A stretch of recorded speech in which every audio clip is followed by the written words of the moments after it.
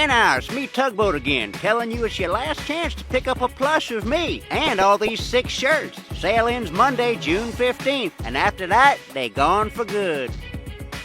Welcome back to the Papa Meat channel. How you doing? Coming and sun down because today I'm sick. I don't feel good. And I feel like I'm just a little... Stop complaining, dude. Just read the fucking script. Today Smile! Today we're going to be talking about gang stalking. Gang stalking is something that's become quite the controversial topic online. Nowadays, there's an increasing fear of mass government surveillance. While this is a legitimate fear, there are some people who believe they're already being carefully watched over by malicious forces. And don't get me wrong, gang stalking is not new. It's been around forever, but it's a fascinating subject that I feel has evolved over time too. Which, if you don't know what gang stalking is the act of a coordinated group of people essentially stalking a person or watching their every move for the purpose of harassment. That's why you get people online, videos on Instagram. And back in the day, I first heard about it whenever I heard Rusty Cage's song about it, and he did a video about it. This is a while back. Very catchy. I remember when on YouTube, then from there, you just kind of, because your mind is open to actually seeing those things, or just because you know what the keyword is, then you can start seeing it more. But now I think it's evolved even more with the rise of vertical content, because now it's anybody with a phone can just record something and then post it very quickly on a social media platform. So that's why you have people, who watch their mailman, and he comes by every fucking day. Yeah. You know what I mean? Also gets other people paranoid, because if someone posts it, they're just like... Already paranoid people looking at paranoid people causes chaos. Well, it's like the thing, I think everyone's saying it was crazy, but they're just like, yeah, the birds are Chinese spies. And then you find out, China Which is true. Yeah, China... China does have drones that are bird size, so... People have the right, and I feel like the gumption to be paranoid in today's times. You know what I mean? I want somebody to gang stalk me. I want to be gang stalked. Look right out the window. Oh my God! Most people see gang stalking as a form of wild conspiracy, so it's easy to discount self-anointed victims as nutcases or boil their struggles down to paranoid delusions, right? It doesn't help when it's a 53-year-old woman without any clothes on, screaming and looking frantic, right? It's easy to assume, okay, well, she's on drugs. But what if she's not? Are they actually crazy? What if there's more to the phenomenon than people realize? Today, we're going to talk about real historic gang stalking cases, as well as the average everyday people that claim to be targeted. Can I just take No. 5? No. Take a drink. Read the script. Come on, we have to film 3 more videos today. We're behind schedule already. Right. It's 12 p.m. and we have 6 hours of recording. Okay. If this is the first you've heard of gang stalking, let's get into how it works. What makes the concept of gang stalking so terrifying is not just being spied on, but being spied on by a large coordinated network of people. Because potential gang stalking perpetrators include the police as well as military, and the situation can be much more terrifying than a passing stranger simply staring you down on the street. It's the idea of a collected group of people that are out to get you, right? It's not just not one person, it's an organization. It's something that's larger, right? It's Big Brother watching you. It's an idea that's trying to get you for whatever reason. Or Big Sister. Patricia, big girl, volleyball and softball all-star. They call her Ham Hock in the locker room. When she never says her full name, Patricia, she either says Trish or Pat. TIs, or targeted individuals, live in constant fear of being followed. This means hyperanalyzing every facial expression and movement the people around them make to ensure they're not part of this malicious network of people out to get them. And there are endless reasons why someone may believe they are being gang stalked. One popular narrative is that the powers that be wish to experiment on innocent people with high-tech mind control technology behind their back, which sounds like schizophrenia. But how do we know it's not schizophrenia, Nick? We don't. Well, you could. You could. No, Dick, we have to show these people empathy. One thing you don't have for me while I'm sick. Yes, well, I will not have empathy on you. I don't have empathy on schizophrenics. You're such a kind God, you know that? However, the perpetrators of this act can be just about anyone, from jilted exes to space aliens. That's a big spectrum. Yeah, I was gonna say. Actually, how big of a spectrum is that? An insane ex-girlfriend to an alien that you don't know their own language, whatever, species you've never seen. How big is that gap? That's huge. You think That's so? anything in between. Because There's some people in my past where I've been like, I'd go on the fucking UFO. I mean, I'd be less shocked. I'd be like, get me out of Oh, yeah. Well, see, if that which one's more dangerous? Yeah. The X. The alien, he just wants to watch. here. You think so? Remember that movie Fire in the Sky? It's like a pretty mid movie, but that scene with when he's on the table and stuff, I wonder how real it is like that. Also, they're always putting stuff in you. Why are aliens always wanting to put stuff in you? Well, because they want to test you. Do you think that the alien stuff, when people were like, oh, he probed me, was that just because it was men in the 60s or 50s having gay sex and they didn't want to admit it? Oh, yeah. They went to the doctor because of like a torn asshole. And they're like, I was probed by aliens. Or something, yeah. Why are you walking funny? Should an alien pick me up and put something in me? He looks outside and he just sees like his boyfriend in the bushes. I was going to say maybe his boyfriend's an alien. Just a little. How do we know?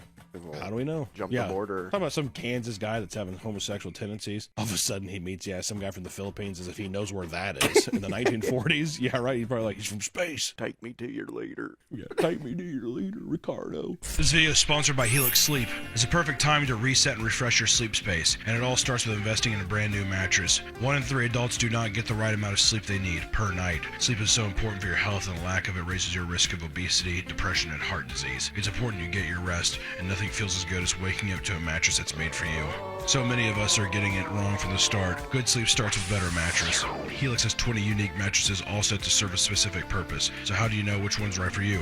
Helped reduce my neck pain when I sleep, which has been a huge upgrade to my sleep. Most pillows are one size fits all. Your body is not. Invest in a pillow that can customize your body over time. Head to helixsleep.com/papameat and start sleeping in your new mattress today. Take advantage of their 4th of July sale exclusive partner offer and get 20% off site-wide. Thank you to Helix Sleep for sponsoring the video. Now back to the video.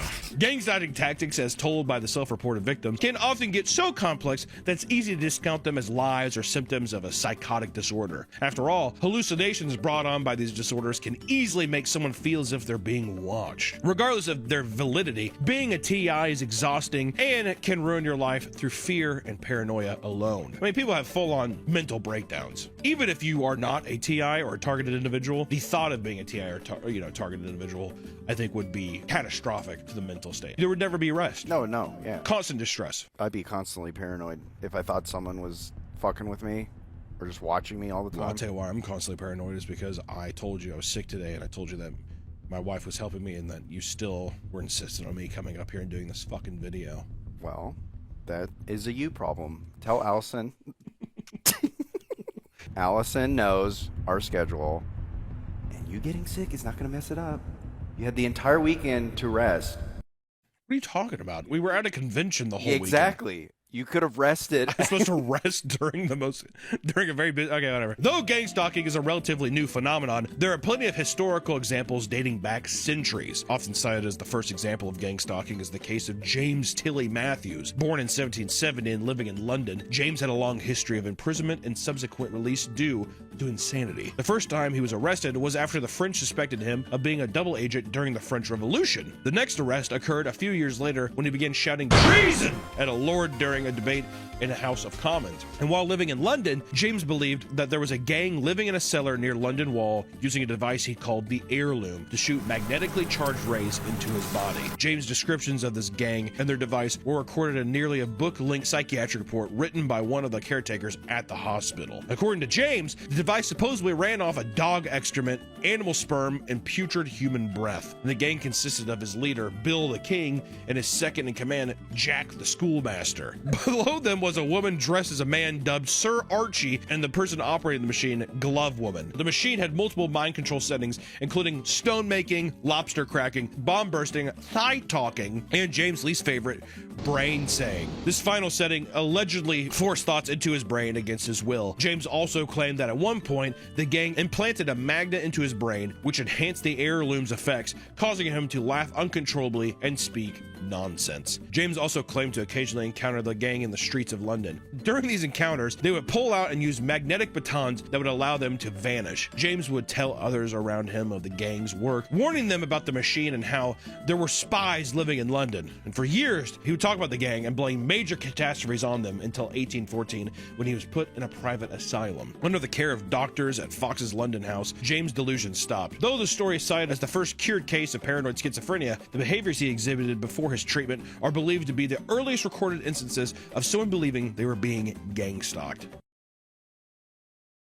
So let me tell you something. If you were able to follow along with that and understand all the shit that just happened, bravo. Which, here's the thing.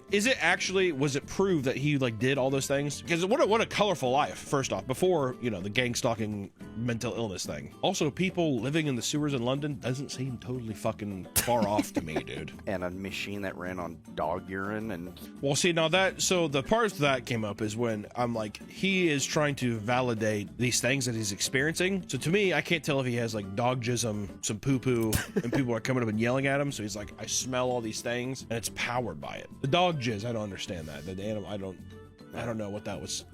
I don't know if that's a practice back then or whatever, but... Maybe he smelled too much dog jizz. It's common in London. How do you know what dog jizz smells like? It's the 1800s. That's what they did. They collected it for fucking honey and oats or whatever. What?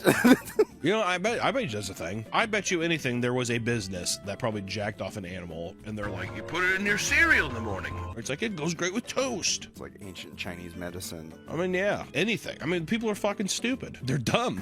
I don't know. I like how it smells. I mean, I don't. That sounds like blasphemy, though. Editor, cut it out. Whatever. It wouldn't be until centuries later that the term gang stalking would officially be coined, and more cases of gang stalking paranoia would be recorded. Ernest Hemingway is one of the most prolific authors of the 20th century, known to billions worldwide. Have you heard of him? Everyone in the comments right now, if you actually know who Ernest Hemingway is, say, I know who Ernest Hemingway is. I know who Ernest Hemingway is. He's in World of Warcraft. He's a big game hunter. See, and that's the problem. I'm talking about gang stalking, which also I want to say Ernest Hemingway's gang stalking was real. And now you're like, I know who Ernest Hemingway is. World of Warcraft, methinks? Follower of Arthas, probably? I don't know if that's true, but... In 1961, he would take his own life. However, his death would be surrounded in mystery as the years before were filled with paranoia. 2 years before Ernest Hemingway's death, Hemingway had deep connections to the communist movements in Spain and Cuba, and he would regularly spend time in both countries and have contact with government officials. Because of this, Ernest believed that he was being stalked and surveilled by the FBI, and when he hung out with friends, he refused to use his own car or even talk while driving, fearing everything was being taped. He would have to have his friends pull over and wait for cars he suspected of tailing them to pass by. And on one occasion, he saw two auditors working late inside a bank and believed they were combing through his finances. Hemingway would get up from his table at a restaurant, believing the waitstaff were agents and some of his interns were federal agents. His paranoia... Sorry, my fucking... Ugh. No, sorry. Come on, keep going. His paranoia would start to eat away at him at the point where he could hardly function, so he was eventually admitted to a psychiatric facility where he would receive shock therapy. While in the hospital, he would turn on his close friends, believing that they were working for the feds as well. Following his death, people believe that he was simply a psychotic, drunk old man. But it turns out that his paranoia was actually justified. Eventually, the FBI would declassify a 122-page document titled Hemingway Part 1, which went into great detail about the agency's monitoring of his every fucking move. It also hinted that Hemingway may have loosely worked with the FBI while they were fighting against both Spanish and Cuban communists, which the fact that it's labeled Part 1 implies that there are more pages that have even yet to be surfaced. So who knows? Who knows how many parts there are, Nick? Just the fact that, yeah, you were working with someone you know what the FBI is capable of, and now you see all the signs, and nobody believes you. You're working with them. We don't know how his relationship with them ended. Is it poorly? To the point now where he's like, they're gonna fucking kill me. Because also, he probably knows the severity of, like, well, they're not just gonna, like, assassinate you. They're gonna make you say, like, oh, he committed suicide or something, right? In the first pages of the document, the FBI admitted that Hemingway was slightly against working with them and referred to their operations as similar to Nazi Germany's Gestapo. It's not a great page one, turn of the page kind of document opener. So no wonder Ernest was fucking like, I need to get the fuck out of here. I like how it's like, he doesn't agree with our methods. All right. All right, I guess we're the bad guys then. For decades, people had theorized that Hemingway's paranoia had been genuine, with one theory stating that the Mayo Clinic, which was affiliated with the hospital that delivered his shock therapy, might have worked with the FBI directly to fry his brain and worsen his mental state. Who knows knows how many people have been affected by gang stalking that have gone unnoticed. The only reason that we know what the FBI did to Ernest was that we had a prominent public figure whose files were eventually publicized. But, I mean, the amount of people that you don't know is fucking insane. A few decades after his passing, another author would struggle with the same paranoia caused by a different government agency. Gloria Naylor was a famous author who saw her great success with her releases in the 80s and 90s. In 1996, she would get into an argument with her neighbor who allegedly had a brother working for the National Security Agency. In the following weeks, Gloria claimed that random cars would continually drive down her street and watch her house. Out in public, people would begin following her everywhere she went. On airplanes, she'd noticed people would mimic her every movement, and she believed her phone had been tapped. In an interview, she stated her belief that the government was using technology capable of decoding her brain and reading her thoughts. She would claim this technology caused her to hear certain racist and anti-Semitic phrases on repeat in her head, despite not outwardly feeling that way. All right. I mean, that's crazy, but at the same time, it is kind of funny that someone's like, I don't know, they're like actually fucking super racist, and they're like, I don't actually feel that way though. Yeah, it's just thoughts in my head. Someone's putting those thoughts in my head. Boy, oh boy, the government's having a field day right now. She fully believed that this was all part of an elaborate surveillance campaign by the NSA. Her final book, 1996, is a fictionalized memoir heavily based on her real-life story. It was received with mixed reviews, with some believing her story, while others remained skeptical. However, there might be some truth to Gloria's story. Before her passing in 2016, there were multiple NSA whistleblowers who exposed the agency for its mass surveillance and data collection program. It was also discovered that in 2008, the U.S. Army received a grant for telepathic technology that could use the brain's electrical activity to transmit messages. I have a feeling that like NSA, FBI, whatever, the things that they're actually using, like actually manipulate people, I think it's like it drives them crazy, but then the effects of that cause people to like, I don't think that like they're like, okay, well we're gonna shoot a ray, it's gonna make you think a certain way. I have a feeling that like it fucks their brain up and then their brain formulates whatever. You know, I don't believe that they're like, oh yeah, we're gonna shoot this and now you have anti-Semitic and racist ideologies. I think that it just probably fucking jumbles your brain or something, and then it like makes you go crazy. It's kind of like if they like, yeah, we're testing something on you, and they just had like a microwave pointed at your brain. Well, yeah, like literally. You, yeah. They think it's doing X, but it's actually causing you to hallucinate. I don't know any of that shit. All I know is like I feel like if you condition somebody enough to their brain, I feel like you can like fuck with their brain chemistry. Gang stalking isn't just limited to government bodies. Companies can perform it as well. In 2019, eBay faced criminal charges that led to $3 million in fines after employees went on an unhinged harassment campaign. Ina and David Steiner were co-founders and writers for E-Commerce Bytes, a newsletter focusing on e-commerce companies. Ina had written a story about a lawsuit where eBay accused Amazon of stealing its business by poaching its sellers. In it, she lightly criticized eBay CEO Devin Winig's business strategies. eBay executives had already taken note of Ina's inflammatory newsletter when she previously mocked Devin's insane income and how little he paid his employees. According to the court documents, after Ina wrote the second story, Devin's communications chief, Steve Weimer, messaged another high executive, James Ball. In his messages, he would state, and I quote, "If you're ever going to take her down, now is the time." Calling her a biased troll who needs to get burned down. This sparked what would be a month-long gang-stalking campaign that escalated with each passing day. eBay had its own intelligence agents within the company led by James Bow. With his new marching orders from Weimer, he began using the team to harass and stalk the couple. And shortly after the memo was put out, people within the team started creating fake Twitter accounts to send death threats to the couple, dox them, and encourage people to sexually assault Ina. What? Encourage? Jesus, what the fuck are you talking about? It's insane. The fact too, they're just like, what, eBay? Not long after the harassment online began, Bow's team started sending physical packages to the Steiner household. These packages included a bloody pig mask, funeral wreaths, a book titled Grief Diaries, Surviving the Loss of a Spouse, and insects including live spiders, fly larvae, and cockroaches. They even began sending pornographic magazines to their neighbor's house with David's name on them. This is all like some Scientology shit. It has like, how do we know that fucking eBay and Scientology are in cahoots, dude? It's too similar. Well, also, it's a newsletter. I mean, like, it must have, I mean, who the fuck actually, who read it? I mean, I guess just the CEO to be like, how dare they? I'm the CEO of eBay. I'm not going to stand for something like this. Go put fly larvae on. Say that people go tweet that you're going to sexually assault her. Yes. Realizing the couple wasn't intimidated, Weimer became also Chads. Realizing the couple wasn't intimidated, they're like, I don't give a fuck. Yeah. What? Weimer became enraged and told Baugh. I want to see ashes. Lower. Do whatever it... Lower. Oh. I want to see. I want to see ashes. I want to see ashes. Do whatever it takes. Do whatever it takes. Do whatever it takes. Do whatever it takes. Whatever it takes. This launched stage 2 of their campaign against the Steiners. Members of Bau's team began surveilling their home and following the couple around. The company also began creating fake Craigslist ads under Steiner's names, claiming they were having swinger parties and estate sales at their homes. DoorDash drivers would endlessly deliver pizzas to their home, and eventually Bau's employees began straight up doxing their street address. The entire time, both Ina and David were petrified by what was going on. They would tell family and friends about it and repeatedly find themselves taking pictures of random cars outside their home, fearing for their safety. The Steiners would get an investigator involved who combed tirelessly through all the information they had and had found some interesting links. First, he found that all the pizza payments were made with a gift card from Silicon Valley near eBay headquarters.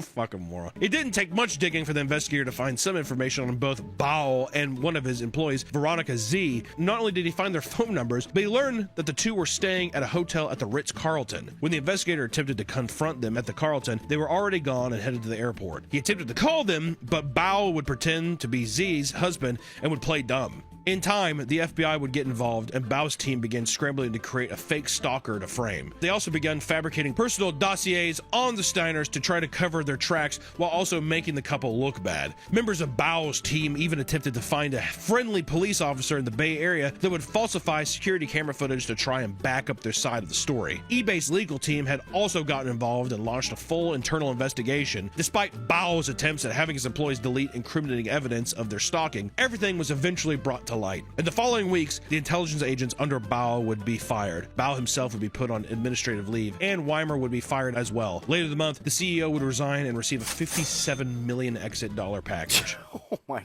$50 million in an exit package. Fuck you. In 2020, the U.S. Department of Justice charged several employees with multiple counts of cyberstalking, conspiracy, and witness tampering. Each charges carried a potential 1 to 5 years in prison, which the CEO, guess what, was never charged with anything. So that's a shocker. In addition to the sentencing, eBay had to pay $3 million and agreed to be monitored by the government for 3 years. The Steiners also filed a civil lawsuit that was recently adjourned for an undisclosed amount, which $3 million bucks, that's not enough. Not when the fucking CEO's getting a $57 million fucking exit package. Come on, dude. Come on, man. Look online today and you'll see that gang stalking is still very prevalent. In fact, feelings of fear and paranoia are only worse now that countless online communities exist that feed into a person's every delusion. Those who are deeply affected by supposed gang stalking are often heavily involved in these online echo chambers, leading to wild posts that get treated as completely reasonable across Facebook, Reddit, and other online forums. Among these posts, nothing can be a simple coincidence. Even a bug found crawling from the wall must be a surveillance bug there to document their conversation and movements. Other creators dedicate their entire careers to exposing their supposed gang stalking, often by just filming their everyday lives and interpreting everyone's movements as suspicious in some way. Similar to how people online will trick internet lolcows into destroying their lives for content, commenters on these videos will confidently assure them what's happening is 100% real in order to keep the content rolling. One of the most insane cases of this is seen in Yoshikazu Iwama.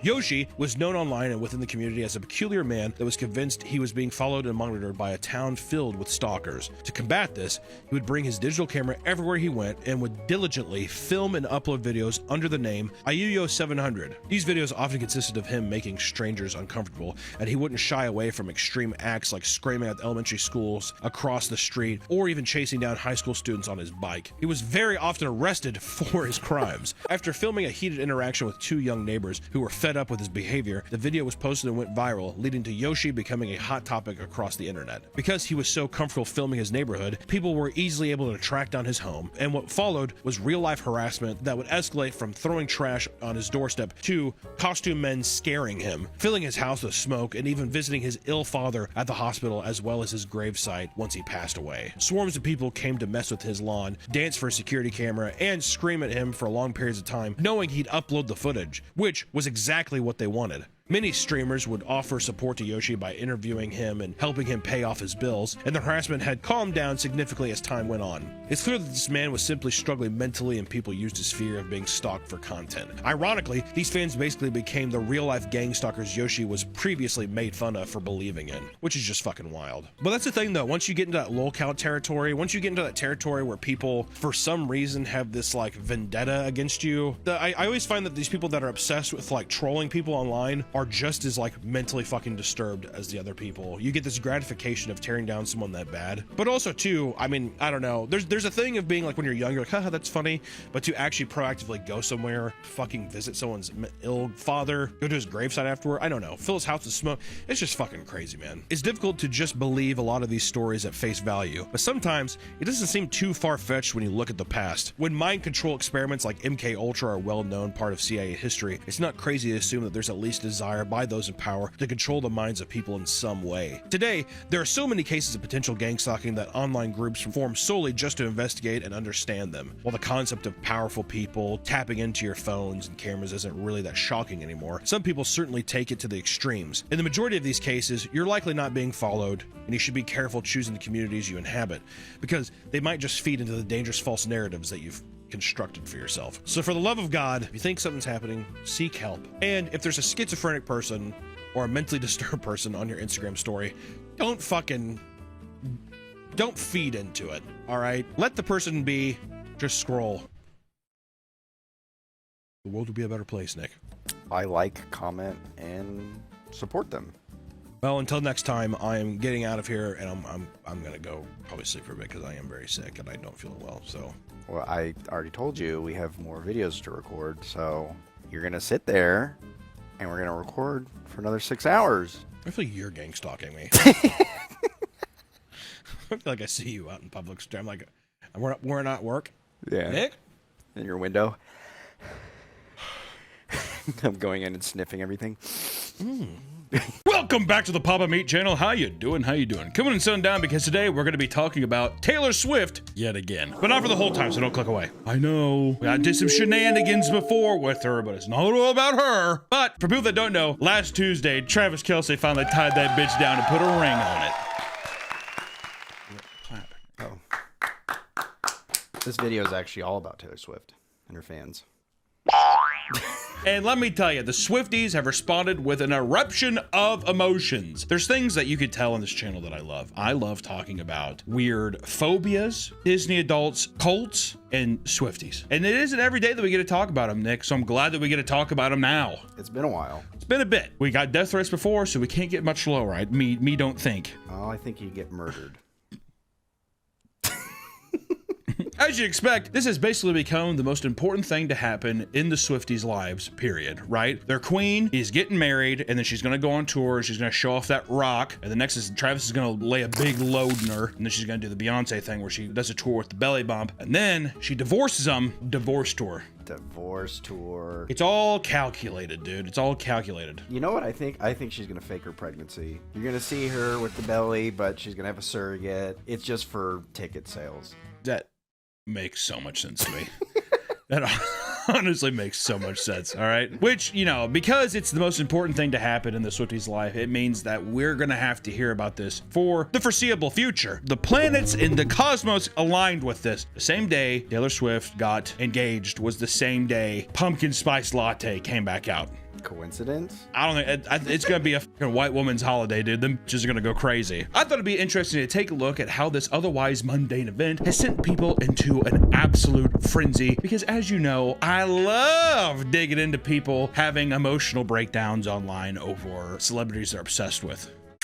Chef's kiss. And it all started on August 26th when Taylor Swift and Travis Kelce posted a photo of their engagement to Instagram, which I just want to say, hey, Travis, he's a KC chief, I'm a KC native. I just gotta say, good on you. He better not have signed a prenup either. Oh, he did. He better not have. I heard the prenup was like 50 pages long. No. He better not have signed a prenup. She's worth $1.6 billion. Can't cut me off half of that. Tay-Tay for dicking you down that good. You think every time he finishes, he does the Gangnam Style? Oh, yeah. Wouldn't that be nice? Is that what he does when he does a touchdown? Well, I don't know what that's like anymore. He does that. Never happens. The Instagram post, I gotta say too, it said your gym coach and your English teacher got married. That's what the Instagram post says. Fucking millennial man is just brutal. I'm glad that's the generation after me. Yeah. I don't have to be tied into that shit. Are millennials the worst? Is that the worst, do you think? Humor-wise, probably. Probably. Do you think Taylor does like Jim Carrey faces to Travis Kelce or something like that? They watch The Grinch and stuff. She's like...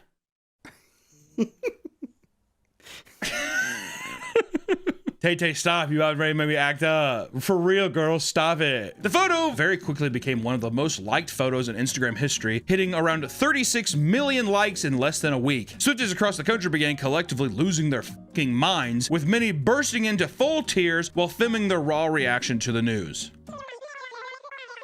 If I ever saw my daughter do this, I'd be like, we're sending you to some kind of psychiatric hospital. It's always the shaking, like the uncontrollable.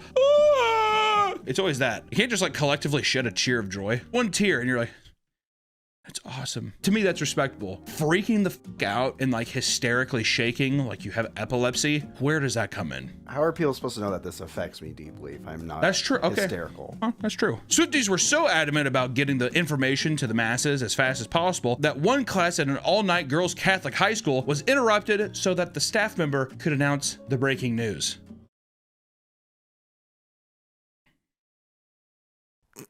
Another passionate Swiftie even took to the rooftops of New York, screaming the announcement at the top of their lungs. How funny it would be if a guy just like falls off the thing. Well, it'd be funnier if she announced it and then jumped off. She's engaged!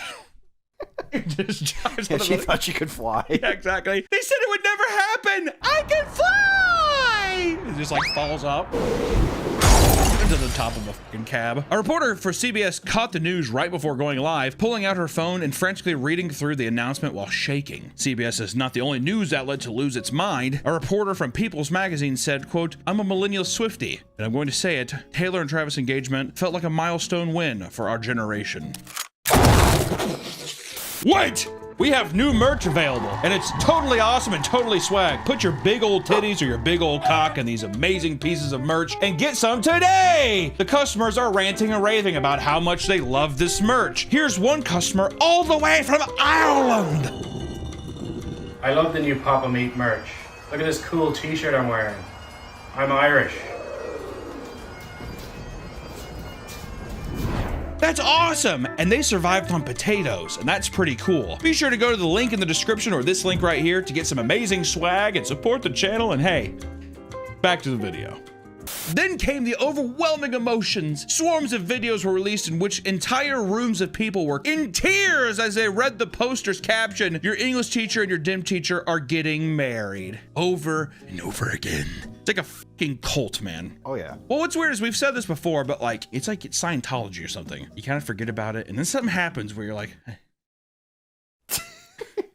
I forgot about you. Well, that's the thing. Now that Taylor is married, her cult followers are all going to find their Travis Kelce. Or want to. You know what? I want to take this time. Should I say something I'm wanting what to talk about? I want to just say rest in peace, Brent Hines from Mastodon. Died in a motorcycle accident in Atlanta. Recently, they just did a march for him in Georgia, Atlanta. And I just want to say, fucks Taylor Swift's stupid fucking wedding. And hey, rest in peace to one of our generation's greatest guitarist. Okay, well, let's get back to Taylor, because that's way more important. Okay! In some viral videos, even nuns were seen in hysterics, with one bawling her eyes out as she claimed she needed to text her father about the news. A nun. Don't worship false idols. What the fuck is that? Another content creator had to pull off the highway on her way to the airport because she was freaking out so much while driving that she thought she was going to fucking crash. That's kind of respectful, at least. If I was driving on the highway and I was like, looked over and she's like, in her driver's window looking at me. Have you seen people crying while driving? Oh yeah. Yeah. It's awesome. I've seen people like smashing their steering wheel. Oh, there's nothing I love more than catching somebody crying in their car. I've done it. I've cried in my car and I've definitely looked at somebody, but I remember it was one time I was over to work and this guy was crying. He was doing that thing where he was like, and he was sniffing, you could see. He looked at me like this. He was like, and we were driving on the highway. He was like matching my speed. And I was like trying to drive up and he's like, He wanted to be seen. He did. I think he wanted me to fucking pull over and talk to him. It freaked me out, dude. One devout fan took to TikTok and exclaimed that Taylor Swift getting engaged has been the best thing to happen to her in 2025. Taylor Swift being engaged is the best thing that's happened to me in 2025. I'm so happy for her. She repeats that she was worried about sounding parasocial over the whole proposal, but then she explained that she called both her best friend and her mother, and they all cried together over the phone. I called my best friend, we cried. My mom and I are crying. Therefore, I'm not parasocial, we're normal. She's actually crying because the dad's dead. He's like, yeah, Taylor's wedding. She's like, no, your dad had a heart attack. And Taylor's getting married, Mom! You would think that these people are actually friends of hers with the way that they're reacting, that they've known her their entire life, which, to be fair, Nick, they kind of have. Oh yeah, they've been. I mean, if you think about it, millennials have been following her since like they were 13. I remember when she fucking did country. Do people remember that she did country music back in the day? I don't fucking know. Does she sing any of the country songs anymore? She wears short skirts, I wear t-shirts. She's cheer captain and I will the pleasures. That song I should have slapped out. Can't you see you belong with me? You belong with me. Is that a country song? I thought it was. Yeah. Oh. It's a country song, man. Guitar twang. You know what my favorite Taylor Swift song is, though? Ooh, look what you made me do. Look what you just made me do. You just made, ooh. What song's that? I've never heard that. I think it's just called Look What You Made Me Do. I don't trust nobody and nobody trusts me. I'll be the fucking demon in your dreams. Or whatever the fuck it is, I don't know. It's a good song, though. I like the one where she's dancing like a monkey. She dances like a monkey in one of her music videos? Yeah, she's like wearing like a blue or white dress, and everyone made fun of her because she can't dance. She's like a giraffe. Very lanky. Yeah, very lanky. I don't expect her. I mean, she has a great voice. Oh, beautiful voice, but rigid, made of glass. Always wears those frilly big suits, whatever. And I'm like, that she's fucking long, like Gumby. Remember Gumby? I love Gumby. Yeah. Reminds me of that. I don't just saying. I don't really know if that really adds anything to the conversation, but one woman explains that she has been listening to Taylor Swift throughout all of her breakups. Shocker! It implies that her finally getting engaged means there's hope for her too. I've been feeling really hopeless about love lately, and the fact that Taylor Swift found someone, like, this is like such a big deal to me for like so many reasons. Yeah, if Taylor the billionaire can find love, so can I. If Taylor the pretty billionaire can find love, so can I. There's hope out there for all of us, ladies. I can see the inside of my brain. I can see the inside of my brain. This is her on the first date. It's like, I have to go. Whatever. Ooh, look what you made me do. Look what you made me do. Look what you just made me. Ooh. I'm gonna listen to that. I'm putting that shit on my playlist again, dude. That song slaps, dude. Other fans are literally holding celebrations with their friends and co-workers over this proposal. Some including a custom cake congratulating the two of them, which they won't eat, but the person will eat. How sad is that? Congratulations, Taylor and Travis. You think she just puts the whole thing in her face at once? Congratulations, Taylor and Travis. Right in her own face. They ate it with me. I bet she's pretending to like smash Taylor's face in, but she's messing her own, yeah. Yeah. Oops, Taylor, you're in it. Taylor, let me go. Taylor. Or in another case, a bakery has begun to sell cookies with the location of their wedding written in the icing. Oh my god, you know what I just thought? Huh. There are going to be so many people who, like, they're going to hint that they want to be proposed at the same spot that Travis and Taylor proposed at. Oh, well, yeah. If that's like a property or something, gold mine. Gold mine. If you thought you could go about your day and ignore this piece of pop culture history, you'd be wrong. On the streets, one line waiting outside for a concert in Mexico erupted into cheers as the news began to spread. One woman decided to force everyone to be a part of the celebration by connecting a speaker system in a New York subway to loudly lip sync Taylor Swift's songs. That would drive me insane. That would be a fucking kick to the sternum. People were clearly not interested, walking right through her as they got off the stop. Yeah, New York too. They're gonna be like, I just saw a guy's foot deteriorate on the subway. You think I'm stopping for this crazy? Yeah, right. People were so invested in Taylor Swift's love life that companies responded to the news by letting their staff go home early because they were convinced people would be too distracted to do anything productive. You didn't let us go home. I was sobbing at my desk. Yeah, Nick was shaking and sobbing and stuff, and I said, "Hey, back to work!" Is what I said like that. I said, Oh, look what you made me do. Put little fucking tassels on my nipples. You just made me. Do you know that song? No. It's a good. You know what? You're fired unless you listen to it. What? You hear me? You're gonna listen to Blank Space and you're gonna listen to Ooh, What You Made Me Do. What's Blank Space? Yeah, buddy. I got a blank space, baby, and I'll write your name. Boys only working about a gingy. I don't know. It's like that though. That's a huge song. I've only heard the one where she's like, I'm an ugly girl, and there's like a hot cheerleader. What are you talking? That's the fucking she wears short skirts, I wear. That's that. Oh, I've heard that song. Yeah, that's not Blank Space. You've heard Blank Space, Nick. You've heard Blank Space. When you hear it, you're gonna be like, oh yeah. Oh yeah. You're fired. You know what? F you. You're fired. At HR Block in Kansas City, an email was sent following the news that read, quote, so here's the deal. If you're so inclined, call it early, go home, celebrate love, speculate about the dress, argue whether the reception will be held in Kansas City or a castle in Europe. As she added, pick things back up tomorrow when the internet calms down. You should have said that. What am I gonna do? I'm gonna kill myself in my office because that kind of love won't find me. Bye-bye! Right? That's what I should have done. You know what? You're fired. You're fired! And the Castle in Europe line references what has now become the widespread belief that Taylor and Travis' wedding will be the closest thing we have to a royal wedding. So we're basically saying that this is a king and queen getting married, which in a way it is. Loyal peons. Dude, if Taylor Swift ran for president, she'd win. I'm joking. You just kind of f***ed up in the presidential race. Not that many people vote. If she fucking runs, you're going to see an uptick. All right. There's going to be a day where Dwayne The Rock Johnson runs against Taylor Swift. I bet you she'd be a fucking benevolent ruler. Oh, she'd be ruthless. The people of the world would fear her. She would like choke someone out in the UN. This is the Force, by the way. She has Force powers. Yeah. Senator, sit down.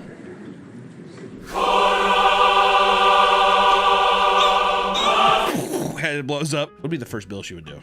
I don't know. Castrate all men. Bring me the gonads. Burn the land.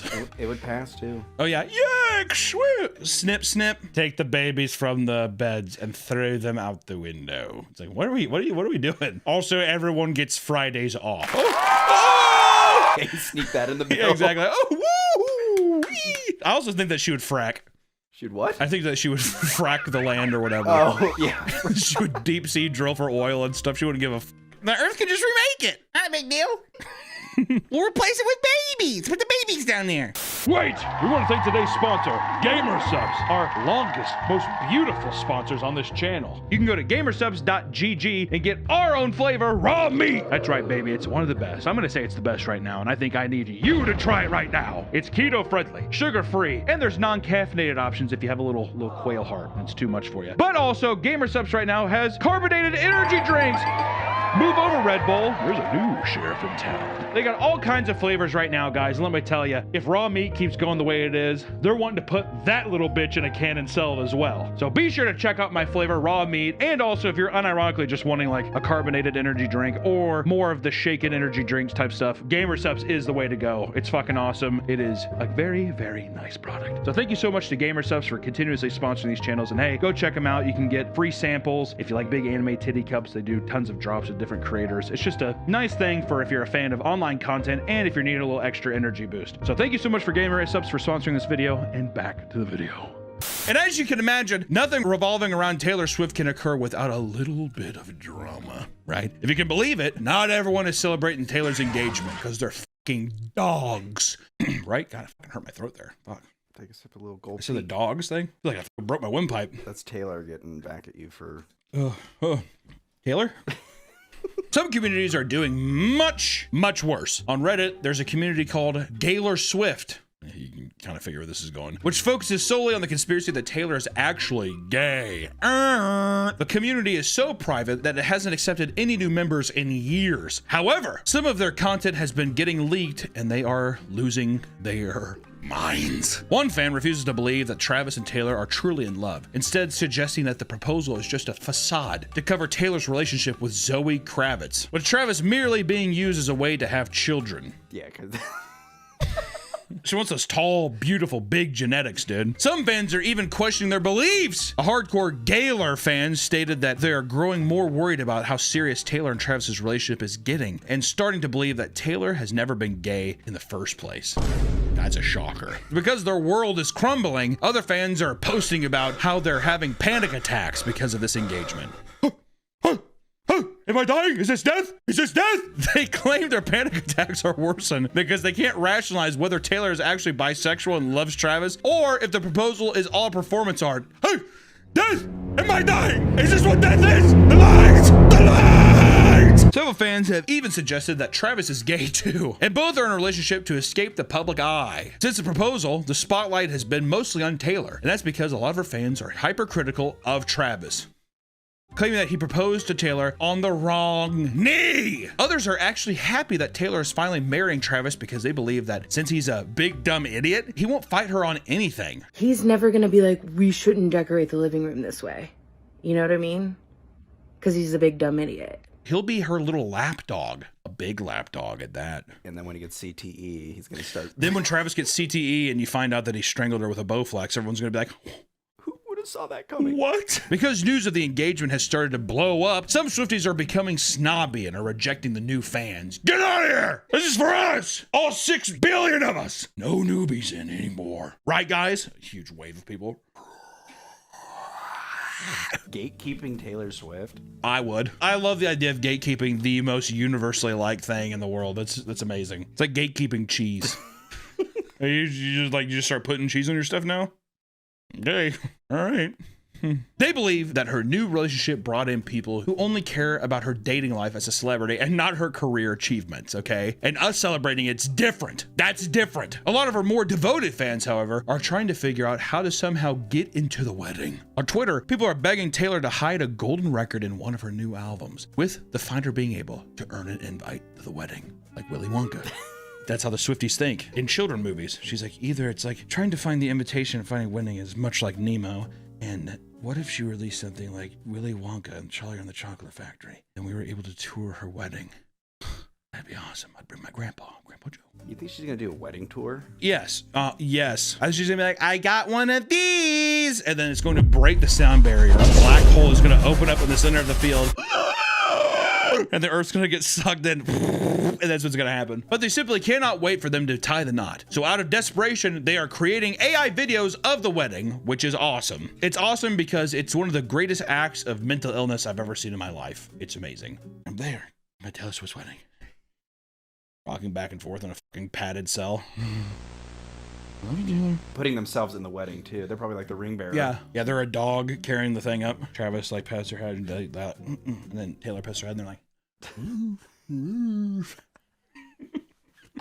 Many of these fake videos include the wedding taking place on the tarmac, so Taylor can walk down the aisle from her private jet, which is fucking awesome. And many fans, surprisingly, aren't taking the news too well. Most normal people will see the nice photos and simply wish them well. Others have begun comparing their seemingly perfect relationship to their own lives, despite the fact that everything they do is heavily monitored and calculated to elicit the best PR response. One woman posts in the low spirits about how she can't cope with the fact that she is lonely and not making nearly the same impact on the world as they are. Brutal. Another disgruntled Swiftie admitted to sending a Snapchat DM to her significant other about how unfair it is that the supposed breakup queen has gotten engaged sooner than the two of them. Oh yeah, that's gonna be. If fellas, if any of you guys are dating a Swiftie right now, run for the fucking hills, buddy. So I guess that we're never doing this. So I guess it's just not gonna happen. The girl who's never wants to date anyone breaks up with everybody, she's engaged. So I guess this isn't happening between us now. I'd kill myself. I would too. Of course, fans love to analyze every single morsel of information about Taylor Swift to satisfy their obsession. Some Swifties have begun scrutinizing every single detail about the engagement photo. Multiple accounts are posting her exact outfit she wore for the proposal, that they even list where to buy it and how much it costs so you can live out your engagement era dreams. Oh, God. Meanwhile, other women are researching the exact carat count and cut to Taylor's ring so they can have the exact same one. I have no identity. I am a shell. I've seen posts saying like, you have no idea how this is going to shake up the diamond business. K Jewelers and Zales are like, What? Oh, they're definitely gonna have like, this is Taylor's ring. Yeah, the it's probably gonna be called the fucking engagement era ring. Some old guys just like, isn't it beautiful? Just it would look great on you. You're right, old man. Just recently on October 3rd, Taylor Swift released her newest album titled The Life of a Showgirl. People noticed early on one of the tracks in the lineup was titled Wood. People immediately noticed that Travis Kelce was tagged on the Instagram engagement post on the tree on the left side of the frame. This has led to various posts on Taylor Swift Reddit about what this could possibly mean. And one post read, then lyrically, what could the song be about? Wood in the sexual manner, like his cock? My husband said, no way. That's more of a Sabrina Carpenter, if anything. There's also the phrase, knock on wood, which is more likely. The superstitious of it is to avoid tempting fate, per Wikipedia. In a true Taylor Swift manner, she'd probably twist the phrase in some way. Who fucking cares? Also, Sabrina Carpenter, she's like a dirty leg in her songs. Her newest album cover, people were fucking frothing, saying, you fucking slut. Why? Because it's like her on her knees getting her hair like twisted by a guy. Oh. So. I thought she made the fucking coffee song. Is it like graphic stuff like... No, I mean, I don't think it's... Megan Thee Stallion? Where they're just basically like, split my ass open, spit on it. Fuck that clit like a Jolly Rancher. And you're like... I need a break. Thinking Sabrina Carpenter is actually just like put a thumb in my ass and can play a Chinese finger trap with my asshole doesn't seem like a Sabrina Carpenter thing. Have you seen her like her tour, like her dancer? She does like just actual stuff where like curtains will come down and then they'll shine a light in the back and then you'll see like two figures like having sex or doing sexual things. Or she did that thing where like two guys were high-fiving and then she bent down. She was getting like a Eiffel Tower. Eiffel Tower, yeah. Taking her to Paris. She's like a dwarf. Yeah. Not really anything, just we're just talking about her, so it made me think she's like the size of a dwarf. Like Toxic Avenger, new Toxic Avenger thing. I was doing that. People say she looks like Hillary Clinton when she was younger. I've had people say that Hillary Clinton in law school, man, could get it. That's what Bill did. Oh my God. Hillary. I want you to sit on my face. All of this news has led to more people becoming absolutely sick of the never-ending news surrounding Taylor Swift and Travis. And sports fans fear that they'll have to hear about every minute in detail about the whole situation, even being updated through the ESPN app about it. It's all right for everyone to be excited about something like this. After all, regardless of the fact that most Swifties will literally never meet this person in the real life, they've still spent most of their lives connecting with her music. That's got to count for something. But for the love of God, get a grip! And can I say one final thing to... No. Okay. Just want to say seriously, congrats to the two guys. That's awesome. Taylor Swift and Travis. Seriously, it's going to be a magical day. It's going to be great. Also, if you've been crying in your room over this thing, take your phone and break it with a hammer. Fucking go for a walk, dude. Go to a dog park. You might meet a handsome young man with a two nice poodles. The only reason, here's a fucking newsflash for women in case they don't know. The only reason a man takes his dog to a dog park is to meet a woman. Yeah. I'll say that right there. There might be guys like, no, dude, he loves it. I love having my guy go out there and play. The fantasy is always, I'm going to go out there, dog's going to meet. Sorry, but, oh, hey, I'm Hunter. You know, that kind of thing. Go to a dog park, adopt an ugly dog and go to a dog park. Also, adopt the ugly dog to make you look more pretty. Huh? That's why I get a huge obese dog. Slims me down. It works for girls and guys, because guys will go up to the dog, like, this is a cute pup, and then they look at you, but you're even prettier. Auga!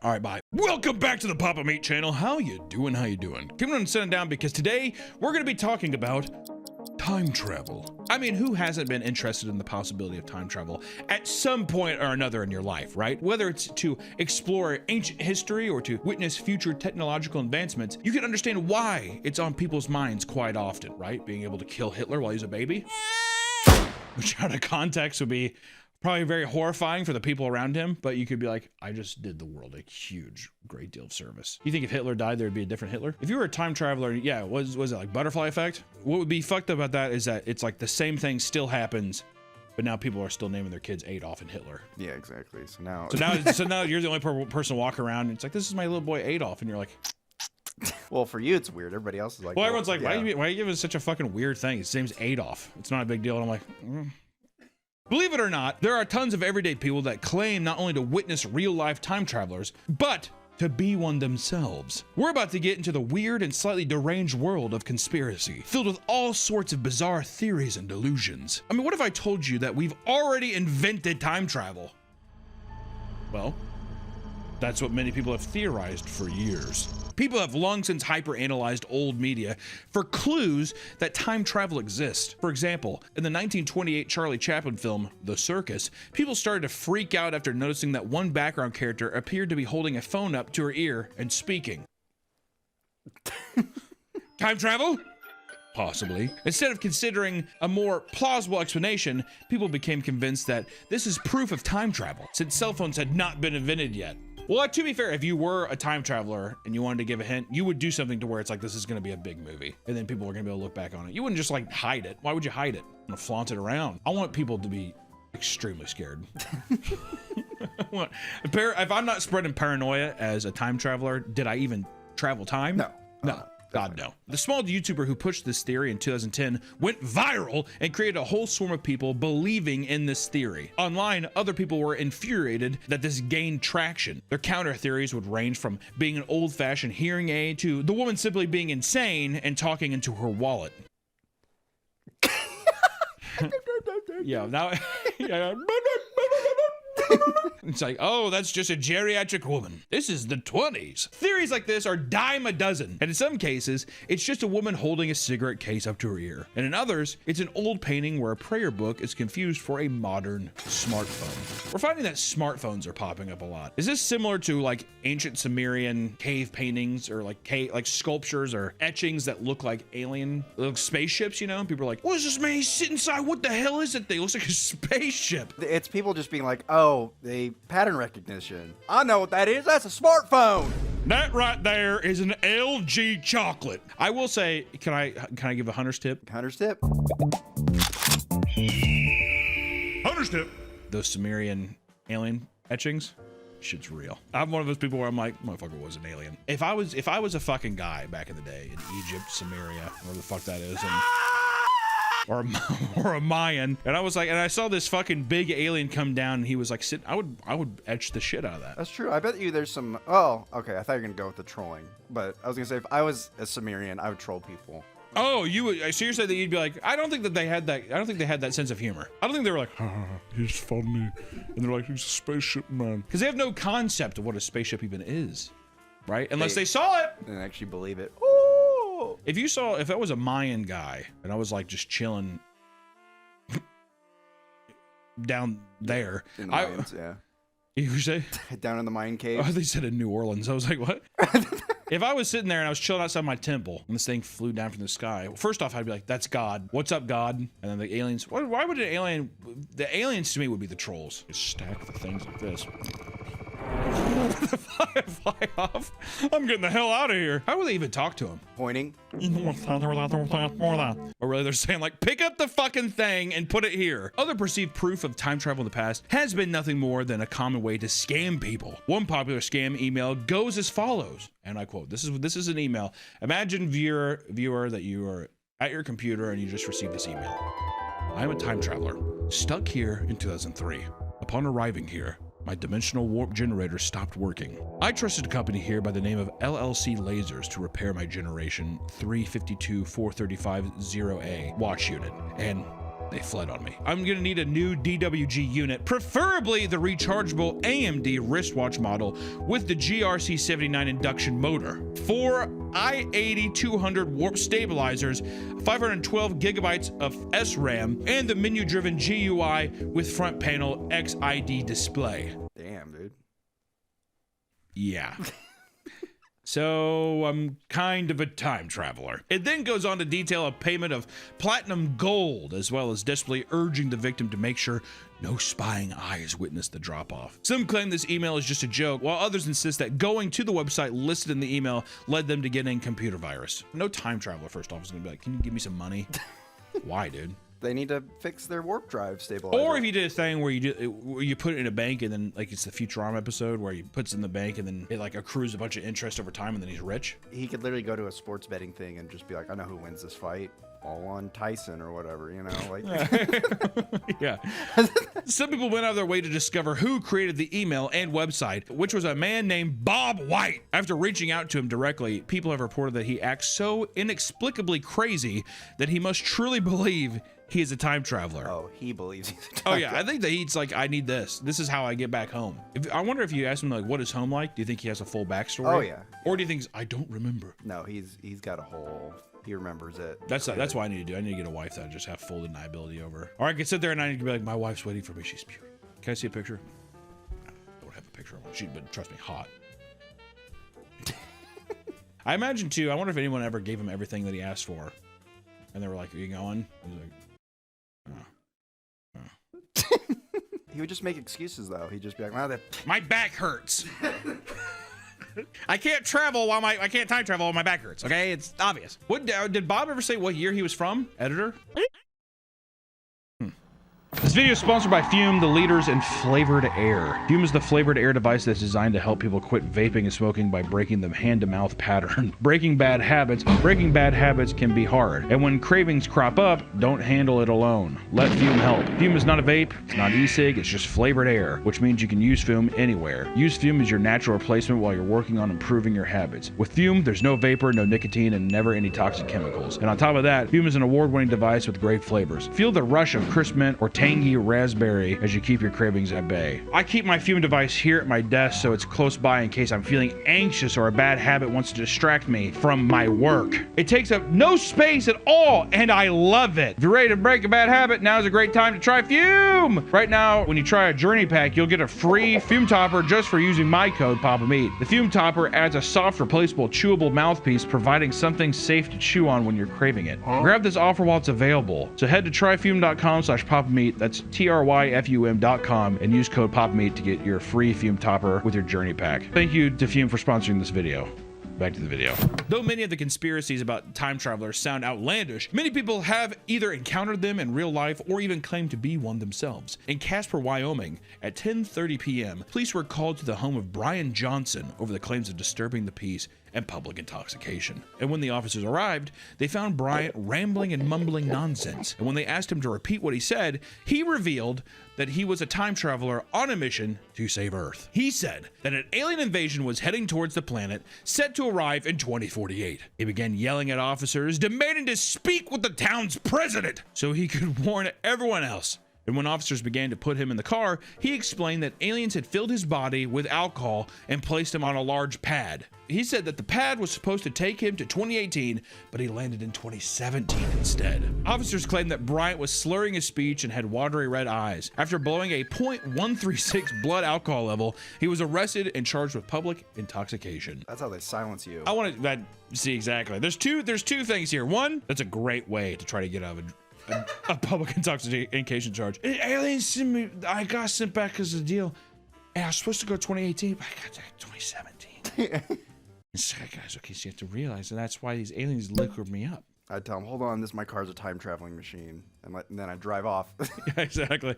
Here, I'll show you how my car's a time traveling machine. Look at that. 24. I just drive off, immediately crash into a pole.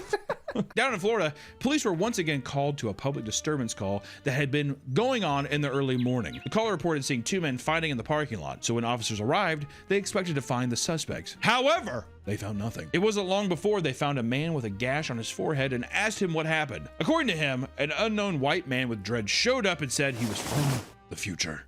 A white boy with dreads, at any case, is frightening. No white man should have dreads. I just want to say that. I want to put that out there. If you see a man with white dreads, you run away from that man. The mysterious man then supposedly began to throw rocks at the guy, and a fight broke out. Before the officer arrived, the time traveler allegedly escaped by returning to the future. After further investigation, officers discovered the whole story was faked, and the man did not want to admit to getting into the fight. Officers then had the man and his girlfriend driven home by a friend. I love the idea of the excuse being time travel. You could do anything. Do you think that the idea of like your brain going to a spot where it's like I have to give them something so outlandish that they won't look into it? Is that the idea? Oh, maybe. If you do something too plausible, be like, well, I was going to my friend's house. Well, where's your friend live? Oh shit. But if you tell them something like, yeah, I'm from the future, I mean, how are you supposed to, you can't pry. How would you know? How would you pry? They call you crazy. Even though time travelers come from the future, they are as addicted to TikTok as we are, since numerous time travelers have made their own TikTok accounts and post their prophecies non-stop. An account called the Time Traveler 2582 has made numerous outlandish claims. In 2023, they reported that a boat would go missing in Bermuda and reappeared 6 months later, with all people on board claiming that they'd only been gone a day. They also claimed that in December of 2025, a meteor containing antimatter would hit the Earth and people would begin selling the material for millions of dollars. On August 27, 2024, they claimed a portal to an alternate universe would be found in a cave and aliens would crawl out, causing blackouts worldwide. I remember that one happened. He also drew the attention of gamers, claiming that GTA 6 would release on PC and PS5 on October 25th, 2025. The Traveler's most recent video was posted in November of last year and made even more outlandish claims. But people completely ignored them and kept asking about his GTA 6 prediction. Which I will say, it feels like the time travelers and prophets. They give you a day, and I feel like when it comes around, they're like, oh, I misread my calculation. I forgot it's actually this date. Well, the biggest one could just be like, I must have changed the past, and the future's now changed. See, that's the power that the time travelers have over the religious doomsday prophets. It's that, yeah, the guy being like, well, me coming here must have stopped it. I'm a hero. Instagram also has its fair share of time travelers, and at the beginning of 2025, one emerged to warn us of what would come in the year ahead. In one case, Elvis Thompson posted warning people about 5 major world events he witnessed occur in the future. He claimed that on April 6th, tornadoes would nearly level the state of Oklahoma, and a month later, the US would enter into a civil war with Texas, seceding from the Union. And on September 1st, an alien named Champion would arrive and teleport 12,000 humans to his planet for protection. 2 weeks later, a storm would hit the East Coast, leaving it in ruins. Lastly, a massive sea creature called Serene Crown that was 6 times the size of a blue whale would be discovered in the Pacific Ocean. None of these predictions at all happened, and now he just posts about current events and life in Jamaica, which I do like. He's just like, I actually got this sweet bike, Jamaica rules. Also, 6 times the size of a blue whale is big, but it's like Gigantor, Godzilla-sized monster. Instead, it's just a big thing named Crown or whatever. Serene Crown. It's an interesting way to try to get clicks and engagement, all for your lifestyle channel that inevitably is just about Jamaica, which is kind of a sick pivot. And you never bring it up again? Yeah. I feel like you'd have to trickle in some time travel shit. I mean, if I followed along, I at least want something where it's just like, oh, I remember in the future. If anything, you know what I would do if I was a time travel content channel? I would be like, oh man, in the future, there's these chocolate bars. I would tell people about food or something that hasn't been made yet, and people would be like, you should try making it. I'm not a chef. Yeah, you could have, the Dubai chocolate craze, you could have predicted that. What is up with the Dubai chocolate? It looks like shit. It looks like baby shit. Well, people think it's a conspiracy to cover up the Dubai chocolate thing. Like Saudi princes would invite Instagram models over and like shit on them, and they called it Dubai chocolate. So then when that started spreading around the internet, the Saudi prince are like, well, we got to cover this up. So they made a chocolate called Dubai chocolate and paid influencers to try it. So now that overshadows the Dubai chocolate prostitution thing, kind of like the Beyonce bodyguard thing. There's all conspiracies. Like Beyonce made a song called Bodyguard to cover up her story that she slept with a bodyguard.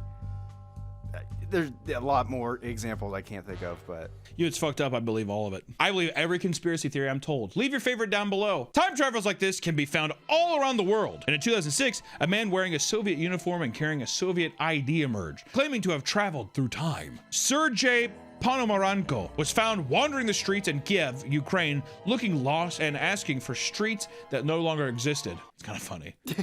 Bowler?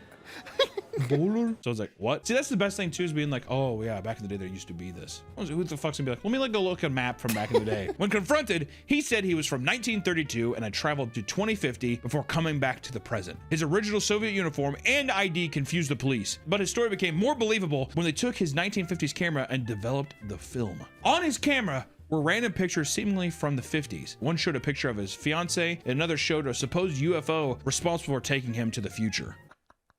Not believing his story, officials combed through records and found the woman in the photo, and she confirmed that her husband had gone missing decades prior. The story of the Ukrainian time traveler seemed legit. That was until YouTuber Joe Scott debunked the entire story. He found out that all the photos on the man's camera were actually from an old Ukrainian television show called Aliens, which featured crazy stories about UFOs and supernatural phenomena. The show even said that the stories were based on witnesses' testimony and that the viewers should do their own research since nothing they showed was conclusive evidence. What a bummer, man. I was kind of getting hyped there for a second. I was gonna say, this sounds like an actual time traveler. I will say, do you think that the person that does the time travel like this, do you think that's to get fame? Yeah. This is long before the age of social experiments. This is, to me, I think this is him trying to get a little guap. You think he was trying to get laid with that girl who lost her husband? Maybe. I think he was trying to get some pussy anywhere he could. Got that time traveler dick, you know what I mean? In 2013, an Iranian scientist claimed to have built his own time machine, but the Iranian government was quick to cover the story before the rest of the world could read about it. Ali Razeki called his machine the Arayak time traveling machine. It couldn't physically move people through time, but instead let the user view 5 to 8 years into the future with 98% accuracy. 2% a little fickle. He claimed he had been working on the device since 2003, that it could fit inside any laptop case and that it would satisfy all of humanity's needs. However, before Ali could share his work with the world, the Iranian government covered up the story, claiming that Ali's device, quote, has not been registered in the Iran State Organization for Registration of Deeds and Properties. No one has heard anything of this device since. Nick, do you think it's real, yes or no? I think it's real. Why would they fucking scrub it if it wasn't real? This seems like something that would happen in China, though. A Chinese boy would be like, I made a time travel machine. And they like bag him over his head and throw him into a fucking, we have to profit on this ourselves or we can't let the world know. In recent news, someone traveled to Yosemite National Park and claimed to have captured pictures of a time portal used by time travelers. After taking a photo of the walking path, someone noticed they captured a floating rainbow orb with light rings emanating from the center. The person who took the photo said the energy in the area felt overwhelmingly intense. While the photographer suspected it might be like a natural light phenomena, others who saw the image insisted that it was some kind of portal. I think I took it as just like a glare. No! Portal, my friend, portal. Other people who saw the past reported experiencing something similar at Glacier National Park, but were conveniently unable to capture on camera. Although some thought it was caused by the time traveler, one comment pointed out it was most likely a rare occurrence called an earthquake light. These lights usually appear near areas of seismic activity and are often multicolored. There's no definite explanation for the cause, but one theory suggests that they result from electrical charges released into the air by the shifting tectonic plates. Here's our, this is where we found that information. I don't know, all right? Who fucking knows? Earthquake light. Did you know that was a thing? I had no idea that was a fucking thing. Earthquake light. The world is moving, and all of a sudden it's just like, light. I want to believe portals and magic. I want to believe everything. I'm tired of not believing in anything, dude. I want to fucking believe in everything. If I was there, I'd try to jump through it. Give me a yeah, I would. That's a good idea. If you're talking about the earthquake just makes light, how do we know that the earthquake isn't just making a fucking portal? What if you jump? Hey, what if the portal's making the earthquake? The time travel. Stop. We have got to be careful with this information. Every time there's an earthquake, it's just a fucking time traveler's portal. That'd be an interesting little story, huh? Just sitting there every time someone comes back, a fucking city gets decimated. Oh yeah, that'd be really good. A huge national disaster. Then you have a thing too where it's like the moral or ethical dilemma of being like, we have to go back and tell them, but by doing so, innocent lives will be lost.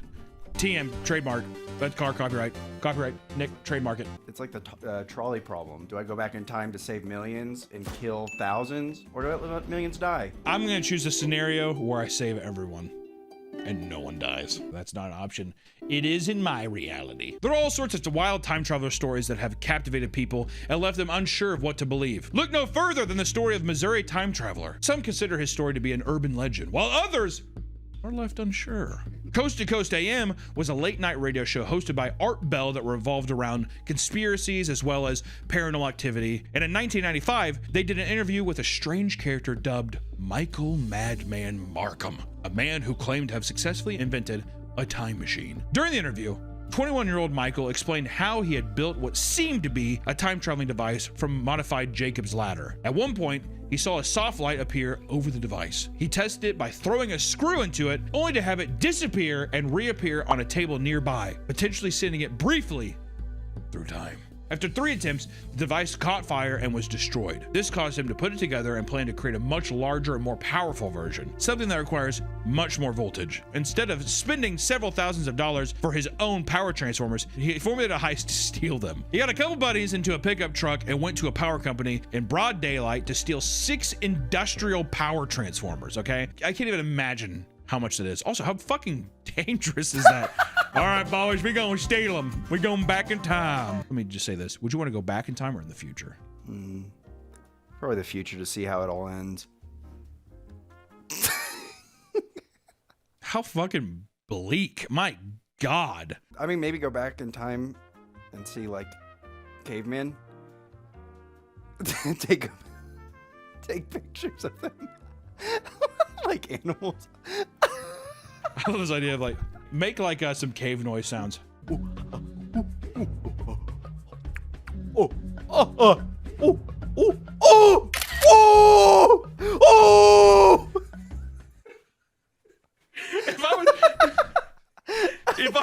If I was a caveman, to be fair, that would scare the shit out of me too.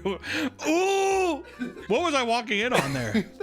Making love to his caveman wife. I knew it was gonna be. You're taking a photo of 2 cavemen fucking. Yeah, back shots. Oh, oh, oh my God. After creating a larger version of this machine, his initial test resulted in him overloading the power grid and causing a power outage throughout the entire town. This isn't what got him caught. According to Michael, at some point, his friend was shooting a BB gun at their neighbor's window, which led him getting in trouble and allegedly ratting Michael out to police for a lighter sentence. All because the guy was like, stop it. No. This led to the police getting a search warrant to inspect his home, and Michael woke up to 8 police officers surrounding him, and he ended up spending some time in jail. One of the arresting officers even joined the radio interview between the two to get into detail about that night. There were power transformers placed all throughout his house, with one hooked up directly to an electric fuse box. Further investigations of the home revealed all sorts of dismantled electronics, as well as containers and coffee cans filled with oil. From here, he was arrested and put on 5 years of probation. After the arrest, the police chief publicly claimed that, quote, he's not nuts, and that he was clearly intelligent, but just lacked common sense. After the whole ordeal, he decided to move away from his home, feeling that the neighborhood wanted his head on a pike for supposedly damaging many of their electronic devices during his experiments. He then set out to redo the experiment legally, this time saving up for gear he needed to make a much more complex version. During a second interview in 1996, he detailed his new and improved building plan, funding in part by donors who were fascinated by his story. Then, after that interview, he disappeared completely. It was not until 2015, almost 20 years later, where he was finally tracked down and interviewed for the 3rd time by Art Bell. This is where Michael's story starts to become very, very suspicious. He claims he was sending cats through the device and seeing them disappear for 1 to 2 minutes at a time before reappearing. And after 200 tests, only 1 time did an object go missing. Luckily, it was just a fruit. He admits that in 1998, he cranked everything to the max and climbed through it himself, which felt like being hit with a flashbang. He claims to have woken up 800 miles away in an Ohio field and 2 years into the future with total amnesia. He got his bearings over time, but was forced to stay at a homeless shelter and work temporary jobs until he could pay to travel back home. Conveniently, when he returned, everything from his warehouse was gone, including all of his documentations for his time machine. Michael claims he will once again rebuild and experiment with his time machine. Though there are not many updates on his story, to most, he is simply a Missouri urban legend. Sounds like an extremely intelligent man who is just like, I don't know, maybe, not. I hate to say the word going insane, but does it not seem like that super intelligent guy we talked about that, like, he was like doing experiments in his garage with like mercury and he like blew himself up or something? Or the radioactive guy? Oh, the radioactive thing? Yeah, He wanted to get like a fucking radioactive bar for his experiments. It's like that kind of thing. I think he's a smart guy, but he's like very fixated on time travel, so he seems crazy because it's like... What is it with the fixation thing? That's the same thing with the guy who did Temple OS to me. It's like a brilliant coder, but then they get fixated with a thing and like you could tell like, it's like unchecked mental... Well, the Temple OS guy had schizophrenia, so he actually believed, like he's hearing voices and the voices... which he thinks is God, told them like, build this machine and you could talk to me directly. Which it doesn't sound like that's what's happening here. No. But it seems like, not to say that they're similar, but it's just the idea of like hyper intelligent person is obviously doing something, which I don't know if he's lying about I mean, obviously it seems like the tester lies or they're fabricated in some way, but but it's just this idea of like hyperintelligence mixed with like some kind of mental delusion in some way. Time travel, like most things, sounds simply too good to be true. As much as we want to believe, it's hard not to be on guard when you hear stories like this, right? It's the same as prophetic doomsdayers and, you know, like almost like cult-like stuff, or it has that kind of smell or stink to it. There's always a chance that time travel will become a thing at some point, although likely in a far less interesting way than it's portrayed in social media. Regardless, one thing is probably true. It won't be discovered by some random 21-year-old in Missouri who breaks apart CD players and steals industrial batteries. Or it might. Actually, that would probably, I take that back. It might exactly be that person. Also, the person whoever discovers it too, that's another thing. People who are all on board with these conspiracy things and they're so desperately trying to believe and they're calling them these shows, that's not the person who's gonna make it. The person who's gonna make it is gonna be like a Steve Jobs. Oh man, we're gonna make a shit ton of money off this, and they're gonna immediately get into that, or it's gonna be used for like fucking military or some kind of thing. It's gonna be something like that. Stephen Hawking, he did a thing where he hosted a party. He didn't tell anybody, but he hosted a time traveling party. Nobody showed up, and then he put out a piece of paper saying like, I hosted a time travel party. No one showed up.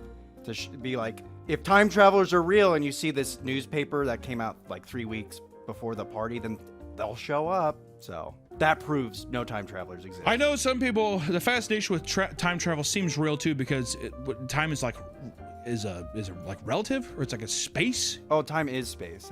Time is space. So it's like technically if you got into that space, you could go back in time theoretically. Watch Interstellar. It'll all make sense. We're also spinning, like hypothetically, if you did have a time machine. Oh, Nick's tip. You'd have to also calculate the position in which the Earth was. You have to calculate the position in which the Earth and the Sun was in the universe where you're going to time travel, because we're spinning. Our Earth is not only spinning around the Sun, but the Sun is spinning in our galaxy, and our galaxy is moving. It's the so maybe we have time traveled. Welcome back to the Papa Meat channel. How you doing? Coming on sundown, because today we're going to be talking about Spirit Airlines crooks, thieves. It's no secret that flying nowadays is more expensive than ever. Well, if you haven't heard about recent news, it might get even more expensive. That's because Spirit Airlines, the king of cheap airfare, recently shut its doors after 34 years of service abruptly. Couldn't have been more abrupt, more unprofessional. Couldn't have fucked people over anymore. It's unbelievable. We were at MagicCon in Las Vegas playing Magic for the convention or whatever, doing yada yada yada, and all of a sudden there was just this like wave of hush over the entire crowd of people being like, hey, my flight just got canceled or my flight got delayed. Not even just because Spirit Airline, these aren't Spirit Airline flyers, they're everyone else being like, hey, by the way, this was a fucking seismic shift in the aviation world, and people trying to get home, it shifted and fucked everything around, which they will course correct, but it's unreal. Just a moment's notice, they're just like, we're done. I mean, imagine working there, you're like, oh, okay, like, what the fuck? Spirit Airlines and its brand are often the subject of harsh ridicule, and today we want to honor its legacy by looking at what made it such a giant piece of shit. From the ridiculous payment structure and chaotic flights to the Wild West environment they call customer service, Spirit is undoubtedly one of the most memorable airlines for many terrible reasons. I just hate the hidden fees. I flew Spirit twice. The first time, I bought a backpack. Silly me. That's a no-no. Gonna get charged for that. But then also, they do things like, you want a snack? Well, of course I will. Every other flight I've been on, they give you what, a bag of pretzels? I wouldn't mind a bag of pretzels, and then you get charged with that at the end. It's just the hidden fees. You're lying to my face. Also, I was on a plane so old that there was welded ashtrays in the chairs. Jesus, that's it was an old plane, and it smelled like it. It just smelled like age. It smelled like a retirement home. Why do old people smell that way and they leave that stench behind? They're dying. They're rotting from the inside. Is that literally what it is? I think so, yeah. Organs rotting? Okay, it's not organs rotting. I think it's just old skin. Like, but don't you? They clean it. Well, it permeates. It's like it sticks to the leather. So grab your boarding passes as we fly through memory lane to pay homage to one of the worst budget airlines to ever exist. And for those who are unaware, allow me to fill you in on what happened to Spirit Airlines. On May 2nd, 2026, Spirit Airlines officially closed its doors and landed all of its planes for the final time. This comes after years of failed mergers with both Frontier Airlines and JetBlue. People speculate that they closed their doors because they were like going to merge. The people that are at the top were going to get a huge payout. Shocker. But a court ruling said that they couldn't do it. So now I think that they were having a hissy fit and they probably said, well, we can have a huge payout if we just fucking end it right now. The final nail in the coffin, according to the company, was the increase in jet fuel prices caused by the recent war in Iran. If you haven't heard about that fucking nightmare. Basically, their business model couldn't work anymore. Yeah. They're like, we cannot afford these cheap flights. I think, too, it was because people booked flights in advance, too, that they would lose money on the jet fuel. Mm-hmm. So they just kind of cut their losses and just, like, refunded everybody, which to me sounds like you're still losing money. The company had filed for bankruptcy twice in the past, but unfortunately, even if filed again, it would not be enough to keep itself afloat. Why do I not buy it? I just don't fucking buy it. I feel like they're saving their asses. They're saving their paychecks. Well, they were able to sell. You could have bought a Spirit airplane for like $500,000. Well, let me grab the checkbook. How much is a regular? Millions. Oh, through the million. Well, like once again, am I getting a fucking welded cigarette ashtray plane? Because I don't want that. Have you seen the Linus Tech Tip video where he justified buying his private jet? He was like, it was practically free.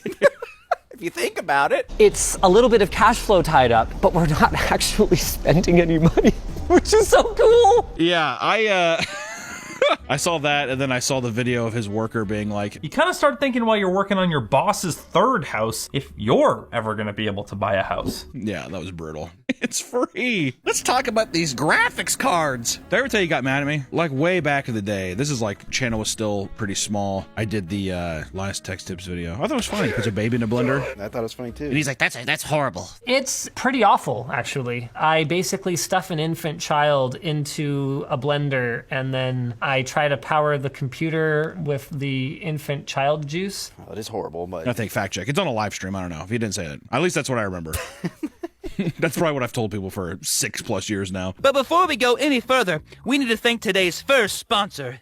This video is sponsored by our partners at Factor. It's time to start eating better. Factor is the meal service that gives you the flexibility to stay active and stay on top of your eating routine. If you're looking to hit your nutrition goals and eat balanced, high-quality meals, look no further than Factor. Factor powers your day set up to sundown with nutritious breakfast, on-the-go lunches, premium dinners, and now daily greens. A once-daily drink full of real veggies and nutrients you might be missing in your diet. With Factor, you choose from over 100 different menu options each week. Plus, Factor has meal options like Calorie Smart, Keto, and Vegan, and meals packed with protein. Regardless of what you choose, in just 2 minutes you can heat, eat, and enjoy. So it's easy to see why 97% of customers say that Factor has helped them live a healthier life. And the best part of Factor is that there's no prep work, no grocery lines, and virtually no cleanup. Head to Factor75.com or click the link in the description and use code PAPAMEATFB50 to get 50% off your first Factor box, plus free breakfast for 1 year. That's code PAPAMEATFB50 at Factor75.com to get 50% off plus free breakfast for 1 year. Offer only valid for new Factor customers with code and qualifying auto-renew subscription purchase. Thank you to Factor for sponsoring the video. Now back to the episode. Due to the sudden closure, thousands of passengers were stranded at their destinations or inside airports. As soon as 3 a.m. hit on May 2nd, people's tickets disappeared, forced them to scramble to buy new ones at different airlines. Thankfully, most people received some form of refund for their unused tickets, which, once again, it's not like people are getting totally but it did just completely... How many people did they have lost their jobs? Tens of thousands of people? Yeah, thousands, yeah. Over 10,000. It's gotta be. For a nationwide airline company? Come on. Almost instantly, all the infrastructure Spirit had at the airport, such as customer service desks, vanished when people needed help. Unclaimed luggage was seen locked in offices with people unsure if there was any staff left to return them to their owners. And while people are having a laugh about Spirit's demise online, it's sad to see the thousands of employees, over 2,000 of which being pilots, mourning the loss of a place that they saw as a home and as just a full-on career. Damn, 2,000 just for pilots? That is crazy. I thought that like usually the airport itself, or if you just were a part of some giant union or something, that was just like, all right, you're going here, you go here, you go here. But I guess it doesn't make sense. I guess you would just be like, I work for this company. Maybe, I don't know. Fact check. Fact check. Fact check. Understood. Understood. Don't become a pilot. Scary up there. Or do become a pilot. Or do become a pilot and be solely and save people's lives. Or let your intrusive thoughts win and just nosedive the plane. No. This is a wholesome show. That's why I could never be a pilot. One false move. One false move. I feel like you gotta like really try. Well, I meant that's a false in quotes. It's Exactly. intentional. Uh-oh. My arm slipped. Yeah.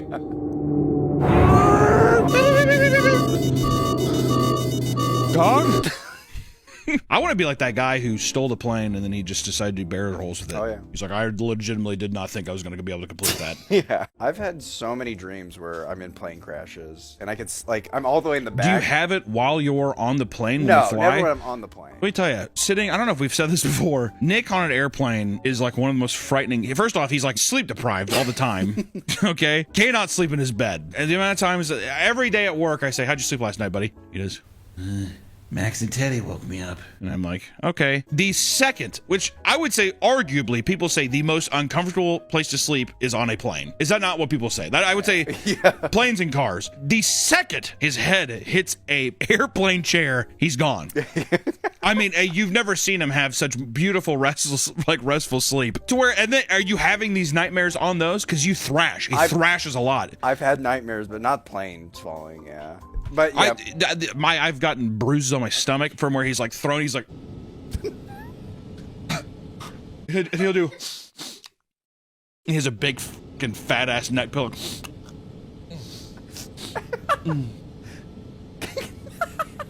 He also can sleep like that. I've seen you buy because we've been sandwiched between me and then like a stranger passenger. Literally sit there, they'll have like their iPad and they'll just be like. Watching like What Women Want, Mel Gibson on the screen. They're like, guys grabbing their wine glasses. Yeah.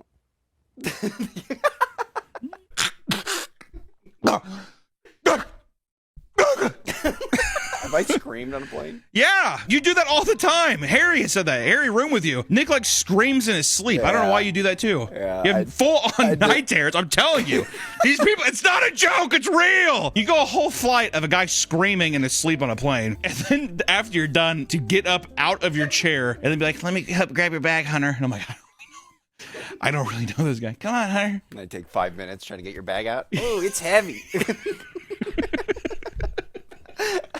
Hey, take your time. Excited to be in Denver. Many former employees gathered outside their airports as well as Spirit headquarters in tears, hugging one another as they prepared to search for jobs at other airlines. And up in the air, pilots and flight attendants were holding back tears as they looked back fondly on their careers with Spirit, thanking the guests on their final flights, which is fucking so sad. I was going to say, do you think they had a guy do a risk assessment of like, if we break the news with our planes? Oh, dude, like, maybe. Do you think anyone's going to... Dude, fucking maybe. You know, you never know. Yeah, you never know. Yeah. You never, I mean, an emotional, like, I mean, but at the end of the day, do you think that they actually fucking care? I think someone brought it up and the CEO's oh, like, no, I don't care. Someone definitely brought it up and they were like, it's a risk I'm willing to take. Yeah, it's on them, not me. If anything, I'd be nervous. If I was a pilot, I'd go to the fucking headquarters. Yeah. But they ain't left yet. I'm in a 700-mile-per-hour tube that will fucking find you. I'd give everyone parachutes. I'd say jump. They'd all jump. They fly out and I do right. Right into Spirit headquarters, dude. Fan edits have circulated online, mourning the company in their own unique way. The video showed montages of their worst moments, workers treating luggage poorly, passengers brawling, and employees screaming at angry crowds of customers. All over sad music, which I will say the juxtaposition it's whiplash. I feel horrible for the employees and like the touching things of people being like, holy shit, but then the customer experience side, it's just been like, it's been a wave of emotions is what it's been. With all this love and support, it shouldn't come as a surprise that people are now trying to resurrect Spirit Airlines just days after it was laid to rest. Some have started petitions and fundraisers to buy the airline so they can continue to enjoy cheap flights. The most popular of these fundraisers is a website called letsbuyspiritair.com, which has already raised over $337 million of their $1.7 billion goal. That's actually kind of impressive. Yeah, I was going to say, what? Is this a laundering scheme? Do you think it's anything that has to do, well, one, is it any kind of tax write-off for already wealthy people to be like, well, I could get in on the ground floor of this thing? Because if it doesn't go, you get your money back or you can count it as a loss. Yeah, do you get part of the company, I guess, if you throw like 10 bones? I don't know. I wonder if it's like a Kickstarter tier of like, the amount you put in dictates like the output you get, you know? Probably that, yeah. Something weird. $50, you get free flights for life. yes, sign me up. It's not bad. I don't know how that, once again, it's going to be Spirit Airlines 2.0, but, you know. They plan to run the airline with no executive office, instead having people own shares and all vote on the company's needs. Skies to Pies, Papa John's. What the hell is this? I don't know. Is that God? This is an insane graphic. Yeah, it literally looks like God eats pepperoni pizza. With the possibility of Spirit coming back, it might be wise to hold on to your Spirit points. Other companies are now offering exchanges for unused points. Papa John's, for example, is running the Skies to Pies promotion and offering free pizza to those who can prove they are part of the Spirit loyalty program and the Papa Rewards program. You got a double dip there. Yeah. Double dip on tragedy. Could get a free pie. In the sky. Could get a free pie in the sky. Come on, sign it, sign it. If they had any Papa John's in the airports, it's a good promotion. I think, here's 100 step. 100 step. Close all the nasty smelling food places in the airports. So no food or? No. Didn't say no food. Actually, you know what? Fuck it. No food in the airport. How about this? No fast food in the airport. I cannot stand when people bring styrofoam containers of stinky ass food. No food in the airport. No food in the airport. My dad likes to buy 2 sandwiches, eat one before the flight, and then bring one out during the flight. It's probably like a tuna and egg sandwich too. First off, there's some airports where you're like, my God, LaGuardia for some reason has like a very disgusting smell. But going to Atlanta airport and you get immediately hit with Bojangles, they're everywhere in there. Horrible. Also, every time I've ever flown out of Atlanta as well, everyone always has styrofoam containers of food. Noodles. I mean, it's insane. Smells horrible. Reeks the fucking plane up. You get hungry on the flight. Get the pretzels. They have pretzels on the flight. Am I wrong? Maybe I'm wrong. All right, maybe I'm wrong. There should be no reason that a person should be able to bring their own hot dog on a plane. What about buffalo wings? No. Press the hell button. I need napkins. No. Spirit Airlines being successful for a long time doesn't mean that it had a stellar reputation. In fact, besides taking you from point A to point B, there was very little to praise, right? For many, Spirit Airlines is known for constantly canceling flights or delaying them for absurd lengths of time. Sometimes this even had led to complete chaos, like in 2017 in New York, when 9 consecutive cancellations led to 500 people crowding employees in a frenzy. Things got so aggressive that 3 people were arrested for making serious threats against employees and cops. I mean, a bit excessive, but I will say, airports, it's like it's being in purgatory. It's one of the most tense places on earth, I think. Oh, yeah, everybody's on edge. People are trying to relax. Like, people who are sitting quietly, there is a fucking storm inside of them. I'm always angsty in an airport. I just want to leave. I don't want to be in there. I feel like I am actually 100% relaxed. I fucking know you are.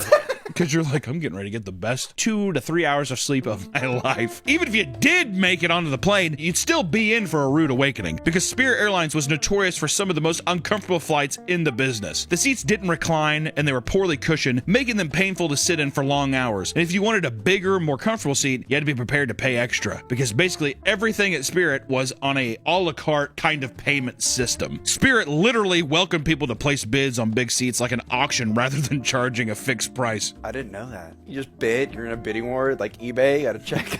How bad do you want it? If my giant fat ass, I have to, please, just take my money. The other seats are uncomfy. The other ones are too uncomfy, it hurts my bottom. Many would then sit down in their seats only to discover that the plane was absolutely filthy. This is because Spirit prioritized flight quantity over quality, and in fact, it had some of the shortest flight turnaround times in airline history. The goal was to dump people in and out of the plane as fast as possible, which meant less time to deep clean the plane before the next flight. Many reviews complain about dirty trays and dry food stuck to them, as well as seeing gum and wrappers thrown all around the cabin. The food was also nothing to write home about, whether it's an overpriced bowl of cup of noodles or packaged muffins that people claim were served to them in prison. You could always expect a very average dining experience, which I don't think people, once again, I don't think that people are wanting. The quality is not the issue, it's just the... Yeah. Want this muffin? Oh, sure. Money.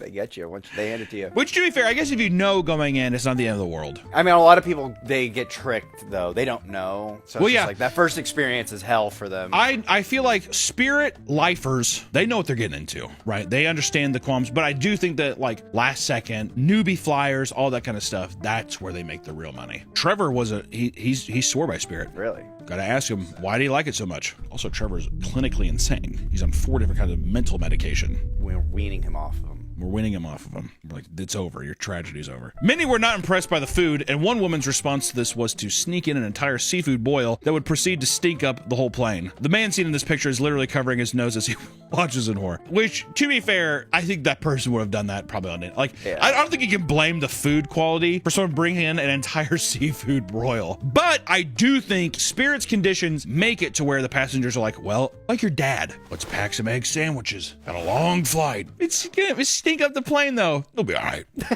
It'll be okay. Exactly. Tuna in line at TSA. Throw the bag away. I think I got 4 more sandwiches. One woman recounts her dining experience as being an absolute nightmare. After paying the big bucks to upgrade to a big seat, she was given a complimentary drink. Oh. Here you go, fatty. Yeah, here you go, tubby. Would you like some snacks? That's how they get. They give you free want drinks. Yeah. Do you want some snacks, piggy? Why, yes, I would. That's me. What do you got? She had no idea that Spirit offered a Ghirardelli hot chocolate, and she excitedly ordered it and sucked it down.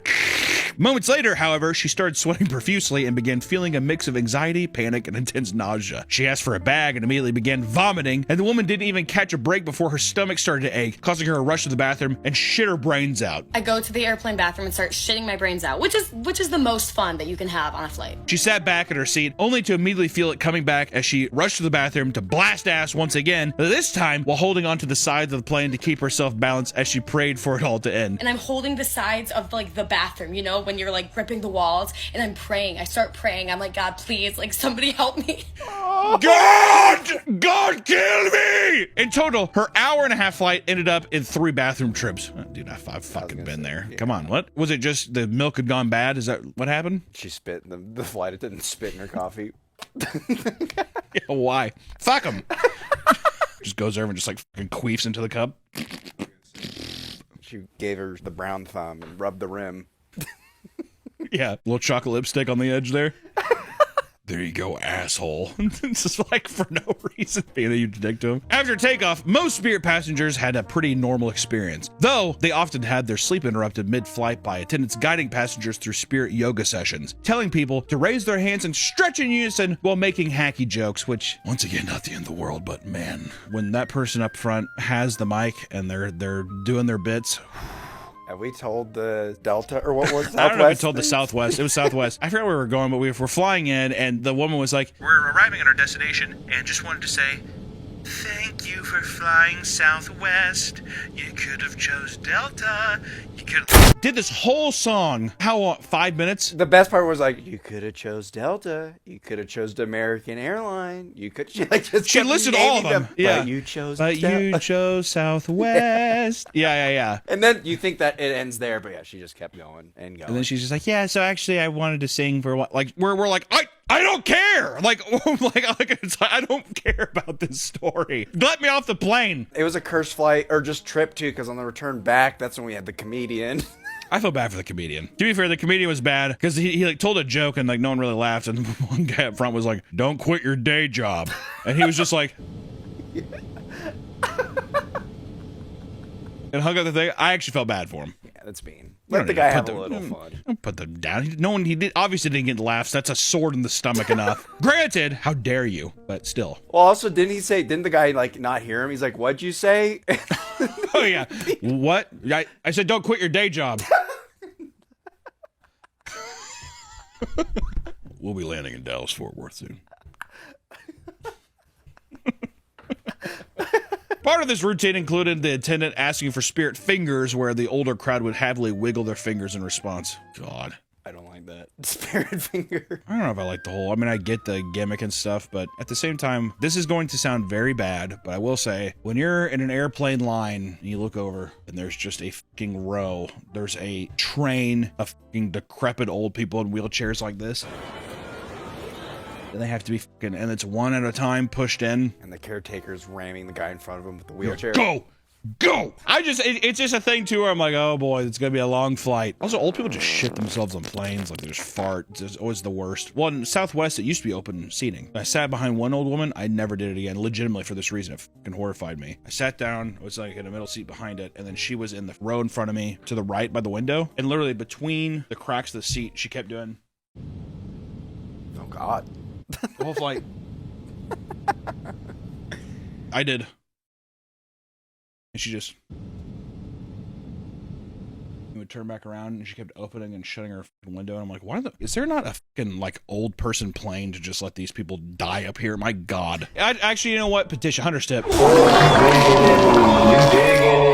Hunter's tip. If you haven't died by the age of 75, jump off a bridge. It's a little too young, but 75? Yeah. That's the average. That's the prime. You're prime old. No. You're prime. All right, fine. I'll give you 77. Okay. 77. I think 85 to 100. What are you talking? That's a full life. What are you talking about? What are you doing at 85, Nick? What are you doing? Bingo. No, you're fucking not. Your brain's gonna be gone. With the amount you sleep right now, your brain is going. You have holes in your brain. Your brain is Swiss cheese right now. At 85, if you're still alive, you're gonna be like in a bed, just like. I get to watch my shows. I'll be dead because I'll have died of a heart attack because I'm fat. But maybe like Harry or somebody will come up and they'll be like, Nick, how you doing? Moths and shit are like flying into your mouth. I miss Daddy. I miss Teddy, God. One man endured spirit yoga on a flight only to immediately hear the pilot tell them that there'd be a 30-minute landing delay as they searched for a proper landing space, capping off the announcement by mentioning they weren't even sure if they had enough fuel to do that. I'd be like, what? This is a nightmare. What flight were we on where the guy like panicked? The pilot did. Are you talking about when the turbulence? Yeah. Oh my God. I think we were going to Los Angeles or something. This guy though gets on the flight. Why the fuck do people do this? The pilot was like, we were sitting there and he comes out and he's like, just let you guys know, it's going to be a really choppy flight. A lot of bad air up there. Sure, you've heard that before. He then gets on the microphone while we're in the air and he's just like, we will not be having the seatbelt light off. You have to have it on the whole time. This is going to be horrible, horrible turbulence. To the point where we're like, oh my God. And he's just like, we've been looking at our options, but we're like to the point where causing pandemonium. One of the smoothest flights we've ever been on. What the fuck? One of the smoothest flights. To the point afterwards where people were in front of me walking and they were like, what the fuck was that? Because you know that the pilot doors open and they're always just like, hey guys, seriously, thanks for coming. Thanks for flying with us. People were walking by me like, why'd you say that? Well, didn't he say something like we weighed our options, like we could either fly through it or over it, and they're like, the simplest way is to fly through it? Yeah. It's just like, why are you letting us know this? Like, Like, I love that. We weighed our options. We could either go through and get beat up, or we could actually just fly over it and be fine. But we're going to go through it. You're like, okay. But it was smooth. It was so smooth. I don't know. And he did not, there was no rhyme or reason. He didn't come back on the mic and be like, ooh, wrong call. Nothing. Oh, well, it was a lot clearer. Nothing. you could hear the panic in his voice too. He was sweating. Yeah, that was like. Like some heavy breaths and shit. I mean, imagine like you're sitting in the back and then you're like on the overhead. This is gonna be a rough flight. It was like that. Oh boy, buckle up. This is your captain speaking. Buckle up. This type of energy was common with Spirit. Not only did they sing happy birthday to people at the start of the flight, they even sang happy divorce songs to recently divorced passengers as well. And not only were flight attendants doing epic stand-up routines on the mic, but some were seen walking up and down the aisles the entire flight to prank passengers with props like fake mustard that they pretend to spill from the overhead bins. Pretty funny. Now, just because most flights were uneventful doesn't mean Spirit Airlines didn't have its fair share of insane and bizarre passengers. Surprisingly, more than one customer had toilet-related tragedy while flying with Spirit. How often does that happen? A lot, though. Oh, all the time. Your nerves. I'm afraid to shit in the toilet on the plane. I don't like how it flushes. It scares me. I'm afraid it's gonna suck me out, but I think it's gonna like rip my ass out. a little suction. Oh, yeah. After being stuck on the tarmac for over 2 hours, a woman got up from her seat and peed on the floor of the airplane. She claimed that the flight attendants denied her access to the bathroom, and admittedly, not much of an issue when you consider it's a standard protocol to keep the bathrooms closed until takeoff. Which also, to be fair though, if it's 2 hours, I'd be like, go ahead. We're not getting back up in the air. If we were on the tarmac getting ready to go, I'd be like, you're gonna be in there and be fucking rolling around the goddamn bathrooms, throwing piss and shit everywhere. But if we're already landed and we're just sitting here, go take a piss. What the fuck are you talking about? Also, if you're boarding too, sometimes they won't let you use the bathroom if you're boarding. I don't understand that either. There's tons of people there. Let me take a shit really quick before we go off. Someone filmed the incident, which allegedly caught a flight attendant shaming her for the smell of her pee and telling her she needed to drink more water. You need to drink water because your pee smells like disgusting. Which, if someone pisses on the floor, it's open game to ridicule. I do like how that's the one thing, though. You were dehydrated. That is fair. You are dehydrated. A similar situation occurred on a different flight. A man was denied access to the bathroom and ended up shitting his pants during takeoff. He remembers a flight attendant loudly knocking and yelling, "Are you okay in there?" as he desperately tried to clean his pants in the restroom during the flight, which, what a bummer, dude. Yeah. I sympathize with them. No one wants to shit their pants, man. Especially on a flight. Could you imagine going back shit pants? You know what I would honestly do? I would probably either make a makeshift diaper out of paper towels, or I would open the door and be like, you need to grab my luggage. And I'd change my pants and I'd just throw away the fucking pants and be like, I'm not, or what am I gonna do? Sorry, I tried cleaning it, but that's why it smells like poopy. To the person that's sitting next to me. I was gonna say, I'm just stuck in the toilet. I'd be like, occupied! Occupied! Yeah, yeah. No, thank you. I don't need any help. Also, there's another bathroom on the plane. Exactly. Go to I would be like, I just shit myself. Yeah, I'd tell the flight attendant, this bathroom is out of service. Well, then come out of it. Yeah. Yeah. Good luck. This, mixed with the smell that was impossible to ignore, led to everyone staring at him in disgust as he sat back down in his seat. He spent the rest of the flight trying not to cry. Oh, that'd be me, dude. No, you would cry. Yeah, oh, okay, yes. I could see you do the thing though, where it's like big watery eyes and like single teardrops dropping down. You just pick this. Actually, no. You know what? You just have to shit in your pants. I'm passed out. Oh. Yeah, I'd wake up from the smell. Oh.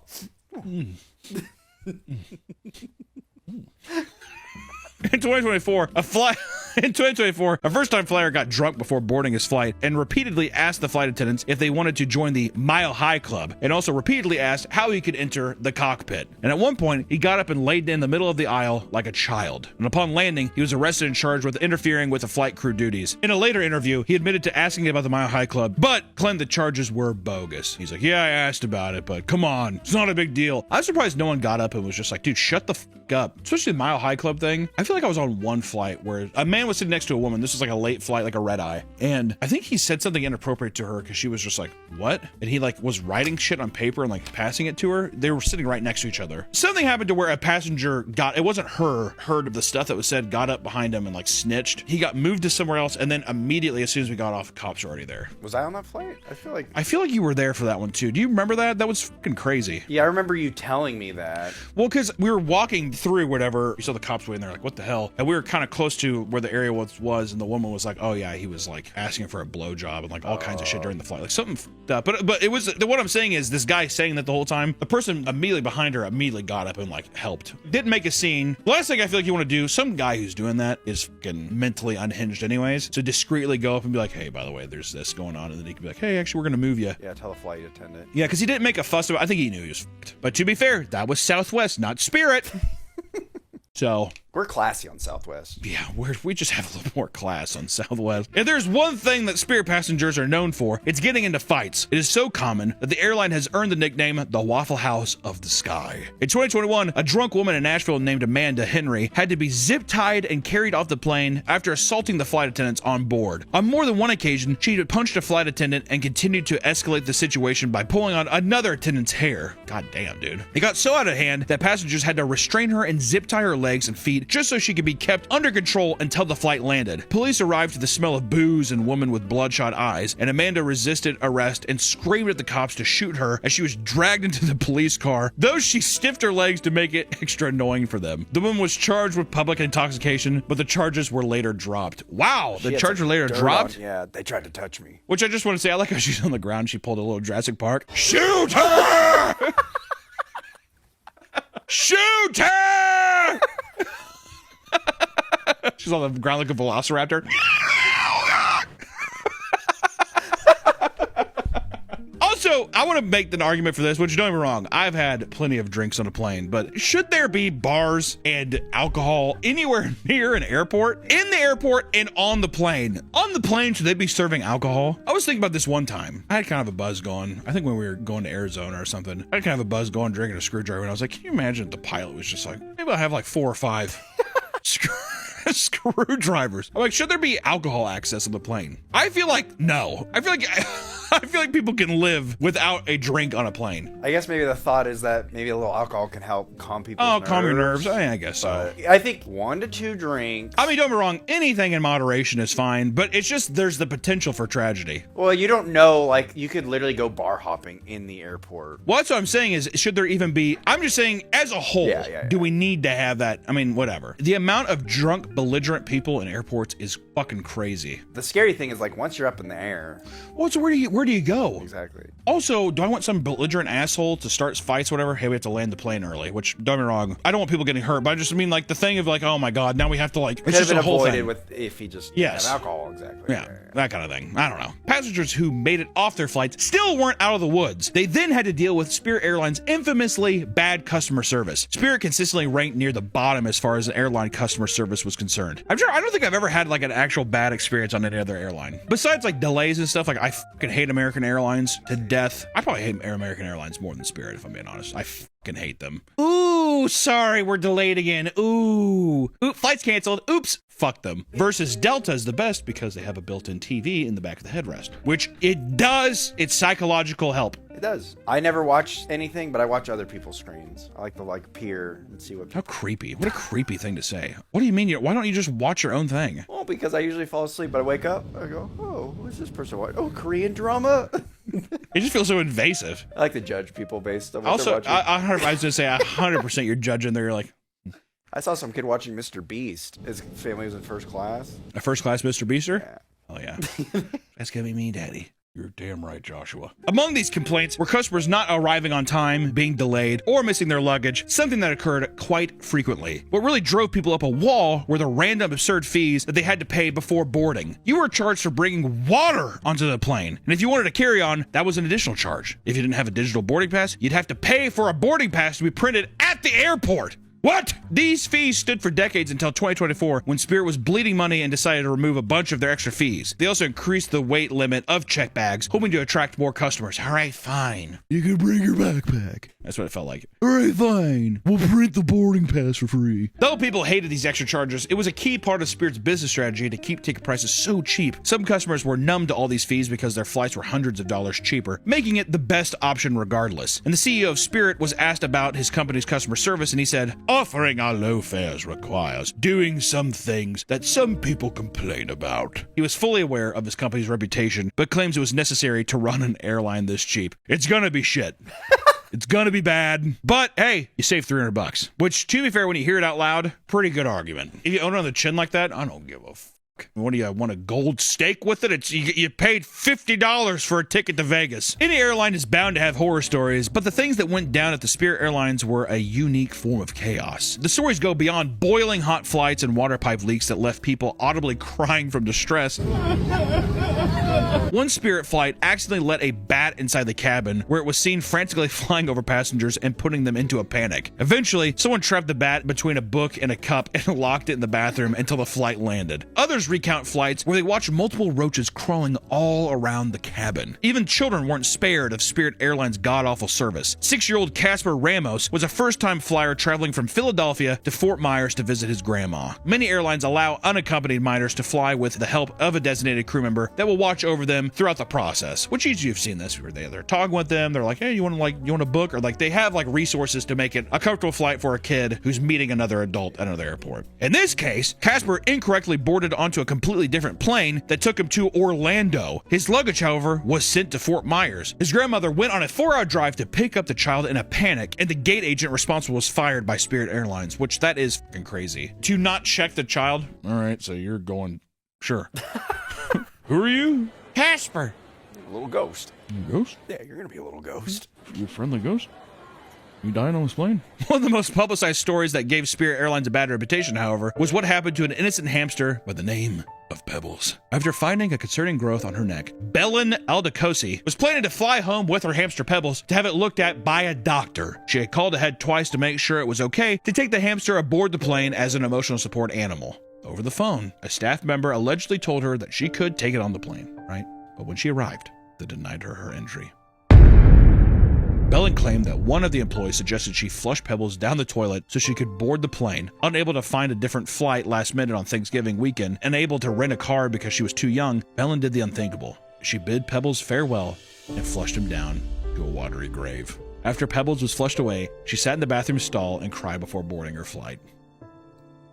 Spirit Airlines issued an apology after headlines blasted the company and stated that at no point did an employee suggest flushing the hamster. Following the event, it was reported that Spirit had never allowed rodents on their planes, and Spirit also claimed that they arranged for Belen to board a flight 9 hours later so she could find accommodations for her hamster. That's horrible. I was gonna say, I don't know. Is it too suspicious of just like they told her they couldn't bring the rotor on, so she's like, put it in the. Are you saying that she had some wrongdoing? Did she smash its head before flushing it, or did you just drown the fucking hamster? Well, that's what I mean. I'm like, I couldn't do it. I would tell him, like, go fuck yourself, and I'd leave. Hey, I'm not gonna be able to eat turkey this year. Bye. Click and go home. Maybe there's a little foul play here. That's what I'm saying. I'm wondering. I don't know. But I could also see somebody in emotional distress be swayed to do something. Someone just being like, I don't know, you should just flush it. It looks like it's dead already. Also, if it's a little child, they're very susceptible. I don't know if it was a little child. I think it was just like, it seemed like it was like an 18-year-old. They said it was too young to rent a car. I see. So I'm guessing that, and also that they got there by themselves. I don't know. Or maybe it was a kid. Yeah, can you imagine telling an 11-year-old you should just flush it? That's probably what you would tell a child. Give back to God. Wants to swim to heaven. Go on, put it in the toilet. Regardless of how terrible Spirit Airlines could be, it's not like every single person experienced these same horror stories. For them, this was simply an affordable way to travel. One that is now sadly gone. While there are still airlines like Frontier or Allegiant that offer similar low-cost flights, it's understandable why some people aren't happy about Spirit's shutdown. Just kind of a shitty situation all around. But we need to pay respects to one of the dirtiest, greasiest airlines out there that I don't think is coming back. I think it's flown away and it's gone. Guys, if you're flying this weekend or if you're flying out today or tomorrow or anytime in the future, be safe, take a shit before you get on the flight, and don't have any drinks. We'll see you on the next one. Bye-bye. And watch a private plane catch on fire while you're eating delicious breakfast. We did watch a plane on the tarmac just caught on fire for probably an hour. I was going to say, the entire time we ate. It was lighting up. It was weird because, yeah, it would be like they put it out and then it would just get immediately engulfed back in flames. No one was harmed. No, we know of. Pretty sure. Today's video is sponsored by Cream Crew, my podcast with my friends. Go download it. Go check it out. For real. Welcome back to the Papa Meat channel. How you doing? How you doing? Come on in and sit on down. Today we're going to be talking about a movie that I love called Event Horizon with my friends, Flash Kids, Tom and Don. Hello. Which one's Tom? Which one's Don? We'll never know. I'm Tom. Bleep that. Cut that out.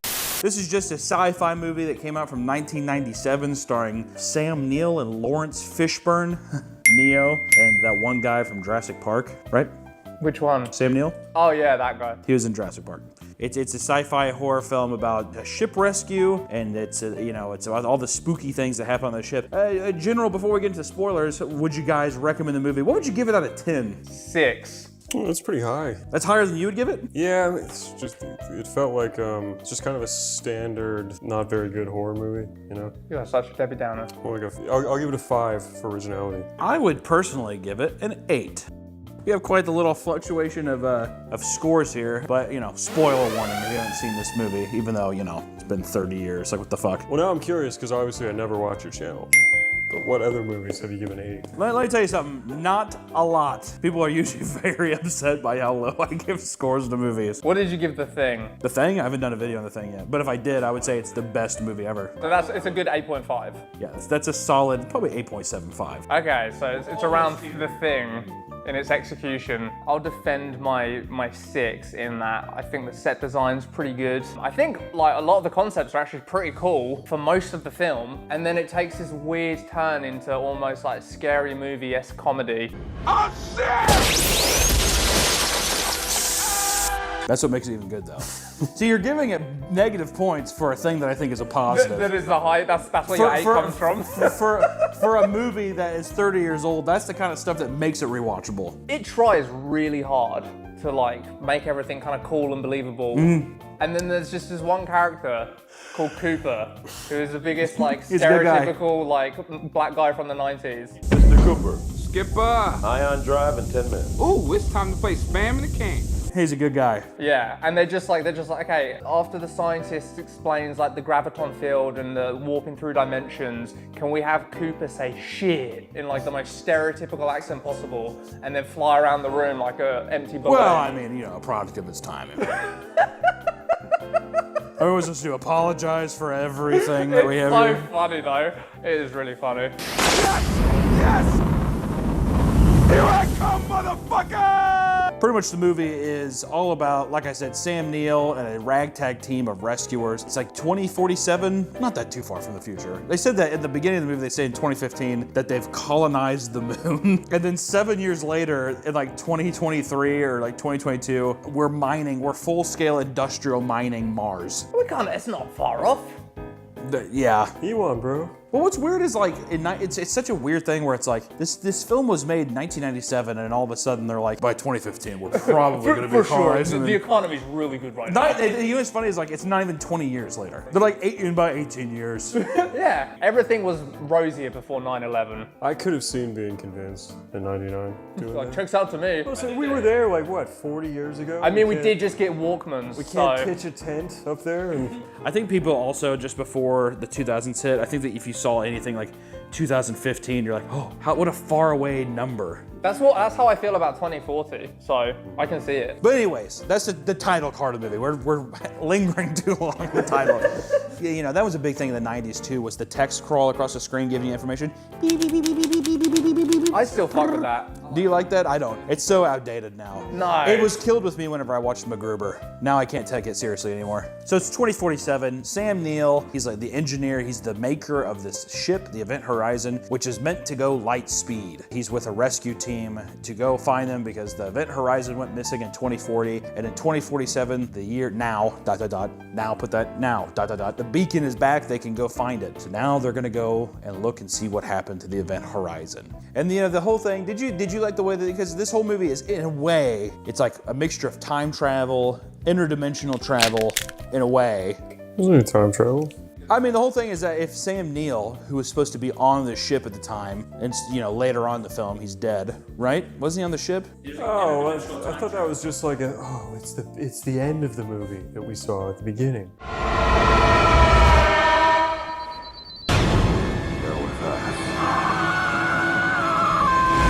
I don't know. But essentially, it's dimension traveling. He uses an example of putting a piece of paper and he pokes one hole at the end of it and the other one at the end, and he folds it. And he's like, that's how it works.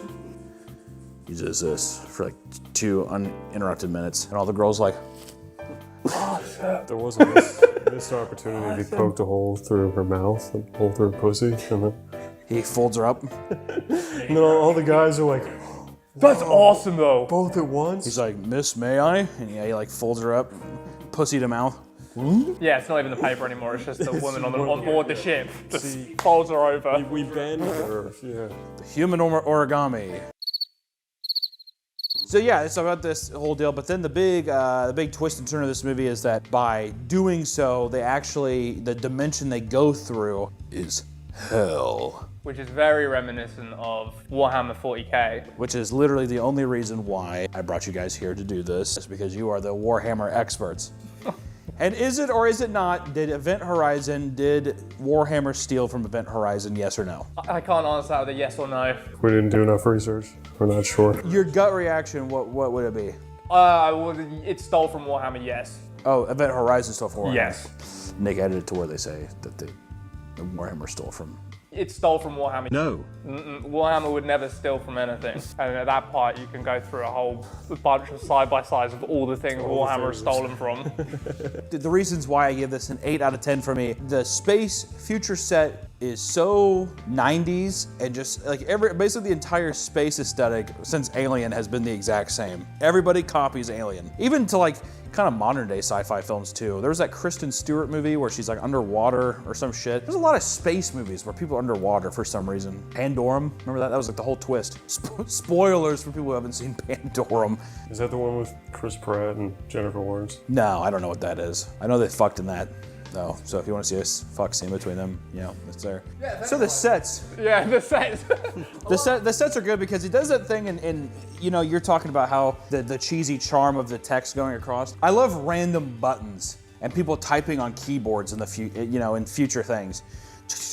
Yeah, no, they're clicking all sorts of like highlighted buttons and shit like that. Lawrence Fishburne's got his little ceiling-mounted cripple chair. Yeah, the cripple chair, which reminded me, I don't know why, whenever I was watching it, it made me like think of Viggo Mortensen. How the fuck do you say his name? Aragorn.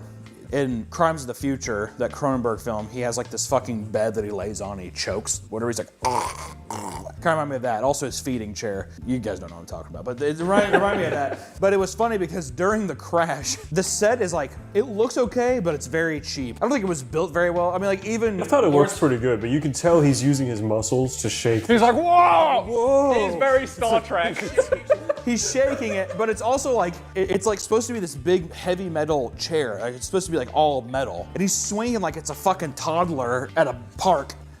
He's like, oh my God. And like people, you know, so his legs are kind of gimpy and he sits there and he like. He does Stephen Hawking sit. It was like the chair was too small. Yeah, he's kind of. He's like, what's the coordinates? And it's like Stephen Hawking like turning around and talking to people. Even though Sam Neill later when he's in his demon form, the chair kind of worked for him there. I liked him in the chair. I liked the set design because it was very, in a Warhammer sense, like unnecessarily gothic. Oh yeah. Like spikes everywhere. In the like main converter room, which like the technology is like a gravity core or whatever the fuck they called it. But the room that it's in and even the device itself looks like a doomsday device. Like it looks like a fucking, like it looks evil in nature. And like, I think it's cool. I thought it was just fucking rad. But I mean like there's a lot of great little set pieces like the kitchen, which is just a blatant ripoff of the Alien kitchen. Even like the weird, Sam Neill has to like go and check the computer or like the server room underneath the hell spike pit thing. It's in that room and he crawls through and it's just like a green corridor of like computer motherboards basically. Well, to give more context too, it's like they go to this ship to see what happened to the old crew, and as soon as they get in there, they basically start hallucinating. And all this crazy shit happens. Yeah, people getting like it's dragged very, through portals, like. It's like very Lovecraftian in nature in a way. It's like descending into madness, which is funny because Sam Neill was in At the Mouth of Madness. Well, what Sam Neill does in this, after literally people see guts everywhere, people are like flying through portals, like crazy shit is happening, and Sam Neill spends the next 40 minutes of the film gaslighting everyone. Love it. That's another reason for a big 8. I love in movies, that's like another reason why The Thing is one of my favorite movies ever, is because it's just, I don't know why, in movies I love when people gaslight people. He's like sitting there and he's like, I don't know, you're probably just hallucinating. She's like, no, I saw a dead body, like it was like, and it's like multiple reports to where it's like, this can't be a coincidence. He's like, man, you're probably delirious. You're probably, she's probably tired. And someone's on the rag. Period.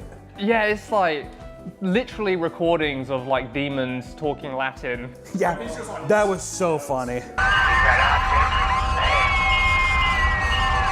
He's just like, I mean, it could be anything. Atmospheric, like, exposure.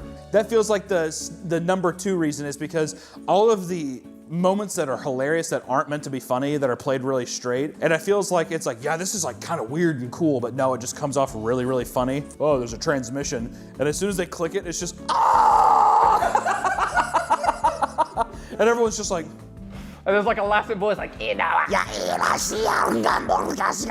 what is that? What the hell is that? You brought up the funny fact too that it's like one guy on the ship's like, oh, it's Latin for save me. And it's like out of all the scientists on Earth. Yeah, Sam Neill's like, this is gibberish. I mean, who could understand this? And the guy's like, I think it's Latin. Oh. You're like, okay, NASA didn't think it was like Latin. Like, no, indecipherable, can't get it. There's a lot of moments like that. Like I also love the moment when the character Justin is going insane and his eyes are exploding in this decompressing chamber. And Lawrence Fishburne is like, Justin! Swimming through space to get him. He tackles him and comes inside. It's just like the whole sequence of that event is just really funny to me. I just don't understand their like choices. Because like I said, for most of the film, they're trying super hard to keep it grounded. And then out of nowhere, the black guy gets shot into fucking space and he uses his little like jet boosters on his, it's not even boosters, it's like decompression air.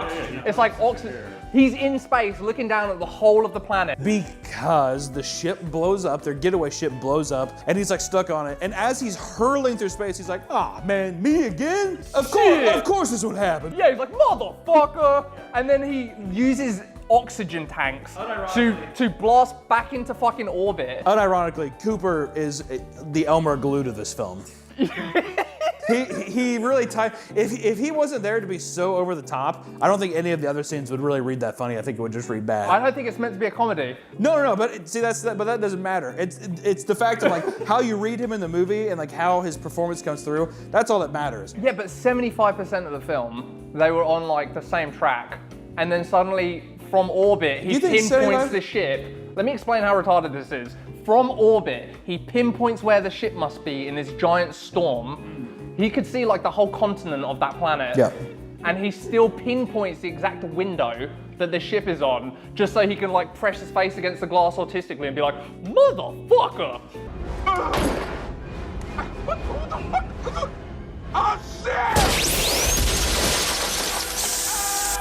Yeah, the comedy is a great aspect, but that's just, and then of course for me, I love the Lovecraftian kind of descent into madness. There's a lot of cool, a lot of fun kills in this movie. The one that always makes me think of is when the mom is hallucinating about her son, and then she's like chasing after him and falls through, it hits the fucking floor, but it's like it's done really graphically and it just looks really good. Again, I just don't know how you have the good taste to do something like that, and then you're like, okay, now for the fight scene, add kung fu punch sound effects. I think one, yeah, no, the sound effects, which one, that adds to my point too for comedy. That adds. Yeah, it's not a comedy film. It doesn't have to be. But it's not meant to be. I think that at the time is also, it's definitely a studio coming in and being like, you need to have a fight sequence here. Because there should not be a fight at the end. I think the fight was okay. It's just that you have when he's hitting him with like a CO2 If Sam tube. Neill is a demigod from hell come back, there's no reason why he should be in a fist fighting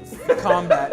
He should just like lift him up with like telekinesis, whatever, you know what I mean, and throw him around or something. But instead they're like, oh, right now, like action movies, we need to have like something that's tonally the same from all these other fucking movies that are out right now. What is weird is that it is, 2 years before The Matrix, and the soundtrack sounds like The Matrix. You know, Matrix came out, I think we looked it up, it was 99. And like, it's just the 90s aesthetic of things. It felt like you see this movie and you're like, oh God, it just feels like the Matrix part, when they're on the ship in the Matrix and all that stuff. I think the soundtrack was the same too though. Like Well, it that's the thing, sounded too, the is, like, same, the- it looked the same.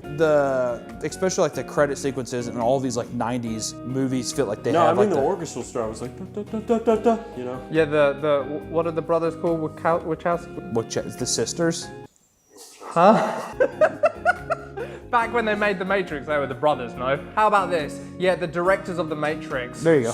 heard about this fucking epic space war. They're like, we gotta make The Matrix. The Wachowski duo. The Wachowski duo. We gotta make this. We gotta make The Matrix. This film's coming out. It's gonna do gangbusters. You'll be pleased to know it did not turn a profit. It did not make its money back. Matrix didn't? Well, no, that clearly did. Oh. Event Horizon.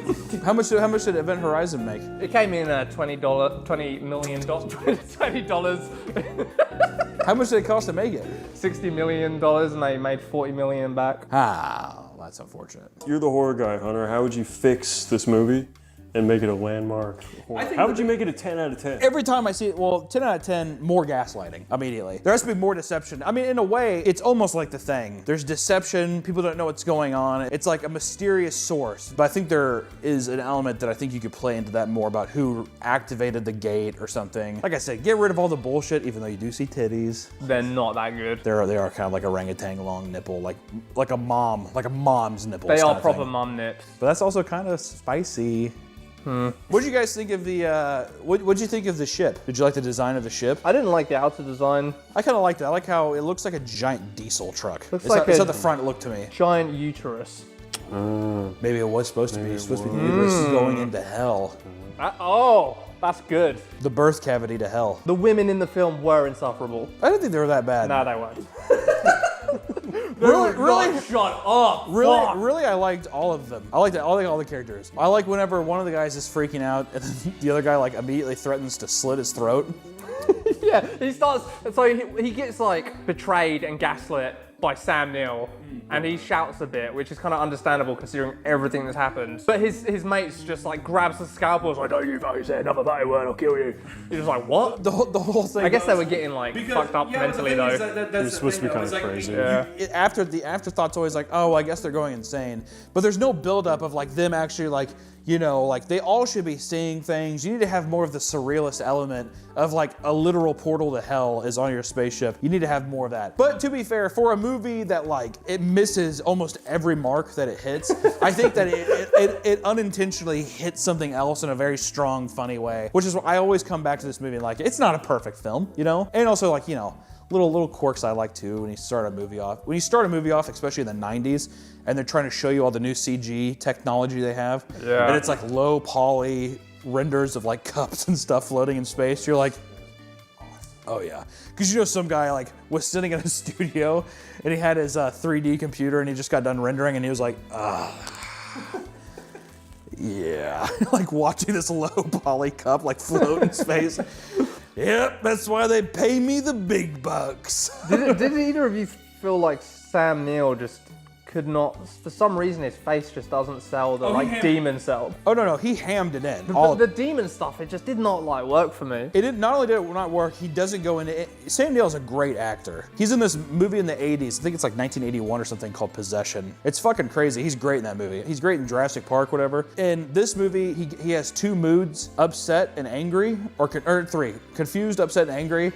Gaslight. But the whole part is, I'd say that's confused in a way. I mean, what? I mean, what? You're probably just hungry. Hey, sweetie, you're being kind of a bitch. Are you an Empyrean? That's literally, yeah.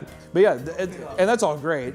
But I think that he was just like, He kind of just hammed it in. The reason I also say that is he has one of the worst scared yells ever recorded on cinema. 100%. Oh!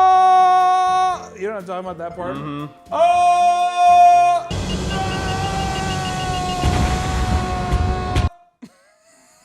Yeah, I guess you know he's definitely capable of They're like, more. Sam, maybe one more take, Sam. I don't think so. I don't think so. I don't. What's that? What's that voice you're doing? Sam Neill. He's British. He's British. In the movie. Oh, okay. So He's British in real life. We're going there, huh? They're like, Sam, you've got to be British in this movie. I really don't want to. We really need the audience to think you're an asshole. I don't want to take I don't want to do another take. Yeah, he was Wesley Snipes in Blade 3. I don't want to. What did Wesley Snipes in Blade 3 sound like?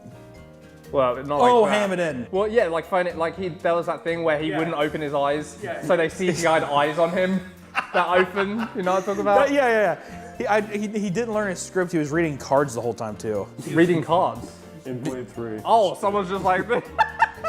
And like, I mean, the cards are like, and he was just like, no. You know what I mean? It's like just really simple shit. I forgot that he refused to open his eyes. That's so funny. That makes the movie that much better. That movie's so. I love Blade 3. Blade 1 and 2 are like, unironically, I think they're great action movies. I love watching Oh, them. and Blade 3's not. 3, no. I love it. No. It's Dracula dildo. It hits in a good spot in different ways than the other movies, but I don't know. Anyways, this isn't a fucking Blade video, so who gives a shit? So let's talk. Let's talk about the Warhammer aspects of this as your experts. That is the saving grace for this film for me, is the Warhammer kind of adjacentness of it. It's like the only part that really fucking tickles my dick, because it is very close to like, well, this is like ties into the lore. Do you ever do you know of any other actual I couldn't think of any other Warhammer like horror films out there, or movies that are directly inspired in like that way. actual Warhammer films. No, not apart actual from, ones, like, inspired He means kind of thing. ones that- Oh, This that one like feels- really this- feel like it. I mean, Alien and what you were saying, Starship. Well, but Alien came first. Alien came before Warhammer was even a thing. Oh, you mean that ripped off? It means the Warhammer? other way around. I mean, I'm not even sure this one ripped off Warhammer. It might have. It might have. It might have. But it is definitely the closest film I've ever seen to like tying into that universe's lore. And that was It's kinda cool. it's such an interesting concept, and I know too at the time it's like $60 million though for like 97. That's a fucking budget. A lot of films didn't go that high, especially back then. I actually thought the sets were pretty good. The sets, like I said, look awesome, but it's one of those things where it's like people get, it's like little shit. When you see like something's happening in a scene and somebody gets slammed up against a wall and then the whole wall kind of moves a little bit and you're like, okay, all right, like that kind of thing. Like Sam Neill crawling around the motherboard thing looks cool, but if you look at his knees on the, you like see the indent of like his. Yeah, the plastic. Yeah, bending. the plastic is like bending in the fucking thing, which it's whatever, but it looks cool. All the lighting, there's a lot of great, like, there's the yellow of that computer room, there's the dark, like, grays and blacks of, like, the black hole gravity machine room, the blue liquid in the tanks, the blue there. There's the one, like, walk pad area that's all yellow. Like, the way that they color-coded everything feels like a Doom game, which I thought was kind of sweet. Like, you kind of have these, like, areas that are all kind of color-coordinated, like, the kitchen's all white, once again, like the fucking Alien thing, but it reminded me a lot, especially the under the server room thing, the motherboard thing. It reminded me a lot of Cube. I don't know if you've seen Cube, but Cube is like very much like that, and they're all like color-coded areas and stuff.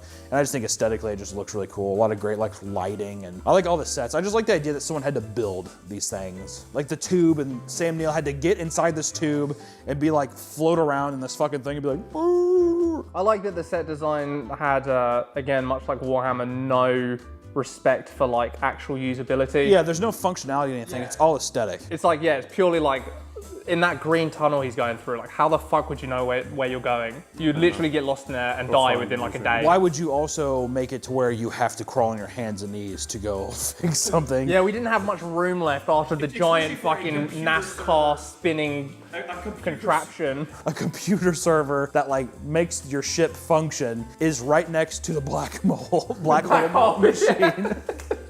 It's like, the functionality of it is stupid. But when he opens up the hatch and you see that green pour out into that dark room, it's fucking sweet. It looks really cool. Also, why didn't they just test this little black hole thing like before trying to use it? Why didn't they open a black hole and like send someone in through the goop or something? A camera? Or a monkey. Or a monkey? I don't know. I think that it's one of those things where I feel like they're like, they kind of explain it, but then they're like, we'll never touch on that again in the film. Because it's like, it might not make sense. It's like the whole thing with like, in the Marvel Endgame and shit, when they talk about like time travel, it's kind of like when people use time travel as like a cheat code to fix weird shit or whatever. You know what I mean? It's like that kind of shit. This is nowhere near as complicated as time travel though. They could have cooked up something. Do you know what I mean? I mean, they kind of did, but it's like, how do you show it? And that was the biggest thing I was gonna say is like, with the budget they had and the limitations of the time, like if this movie was made today, it'd be a CG nightmare, first off. But then also you would at least have some moments of like seeing into the portal. You'd probably see more hell landscape stuff.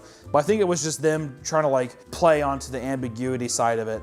I did think it was funny, like when you see the flashes of like, he's like, let me show you how. It just looked like a 2007 Dimmu Borgir music video. It was super funny. That's what I'm saying is they definitely filmed in that room that they're in, the gravity machine, and they just had the actors come in one by one, and they kind of just did shaky cam, and they just like did a circle around them. So people were like, ah, and they're like, we're turning around and stuff. But yeah, it looked a lot like, it reminded me a lot of that Dimmu Borgir one where they're going up the elevator. He's like, whatever, and he's like, they're going up with a giant, oh yeah. I was like, oh my the God, giant this pentagram. This is allowed? Oh my God. There's that chick with massive tits on a chain leash. I was like, oh my God. Oh my God, get her off that. Yeah, is she okay? Why the hell are you chaining her up like that? Yeah, I don't know. I mean, Event Horizon, what a fucking movie. I want to get the Blu-ray of it. I want to hear if there's any like director commentary to get any tidbits of him being like, yeah, I mean, we had to build this set in like 3 hours. You know what I mean? Like, that's the fun shit about these movies too. If you like enjoy these movies, you should always try to find like director commentary if you're ever interested in the actual background stuff, because you can usually find like really funny stories, like people hurting themselves and they have to like redo shit, like all kinds of stuff. It's really interesting. But yeah, no, Event Horizon. I'm sticking to 8 forever. I don't care how bad the movie is. Not a testament to filmmaking. It is a testament to the experience, and I love the experience. Oh yeah, definitely 6 out of 10. If you're a Warhammer fan. I wouldn't even go, 5 out of 10 if you're a Warhammer fan, 4 out of 10 for anybody else. Or 8 out of 10. Yeah. Yeah. So, all right. Oh, also, yeah, if you enjoyed this banter. If this was epic. Hey, if you really had a good time listening to this, we have a podcast called Cream Crew. It's back. It was dead before, but it's back now. You should go click. We're going to leave a link in the comment section, and we'll probably leave a little link at the end tag screen thing. So click that if you want to have a podcast so we can make money for more cartoons. Where's the energy? Come on. Cream Crew. Epic. Check it out. It's fucking awesome. Best podcast ever. Delete all that other trash and download Cream Crew. Click here. Link. Description. Yeah. Maybe we'll start a Patreon and put this up uncut and you can hear all Hunter's thoughts about Cooper. His My thoughts about Cooper. Tom's thoughts about Cooper. What does that mean? Tom, what was that one word? I never heard that word before. The what? The one that started with. Why are you whispering it if you've never heard it before? I just didn't know. Something. Well, I just didn't want to say it wrong. How was that pronounced? Okay, we're done. I see trees, green, red roses too. I see face for me. So I think to myself, you should go check out Cream Crew. Did you like that? I see I did it.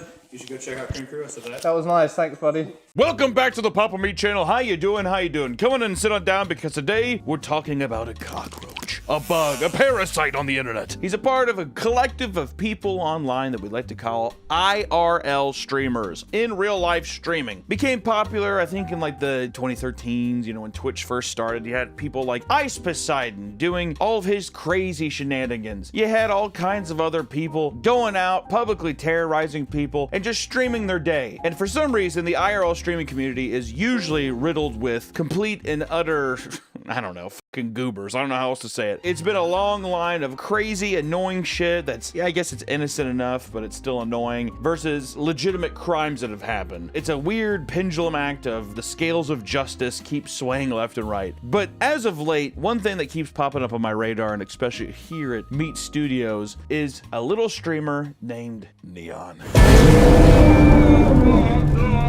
He keeps popping up all over my feeds, and at a certain point I was just like, who is this guy? He's a part of this new wave of IRL streamers where it's extremely small man with entourage. Same with that other guy, Jack Doherty, whatever. I think he just shows his cock online and he gets money. Is that how he makes his money? Is he a Trustafarian? I don't know what that is.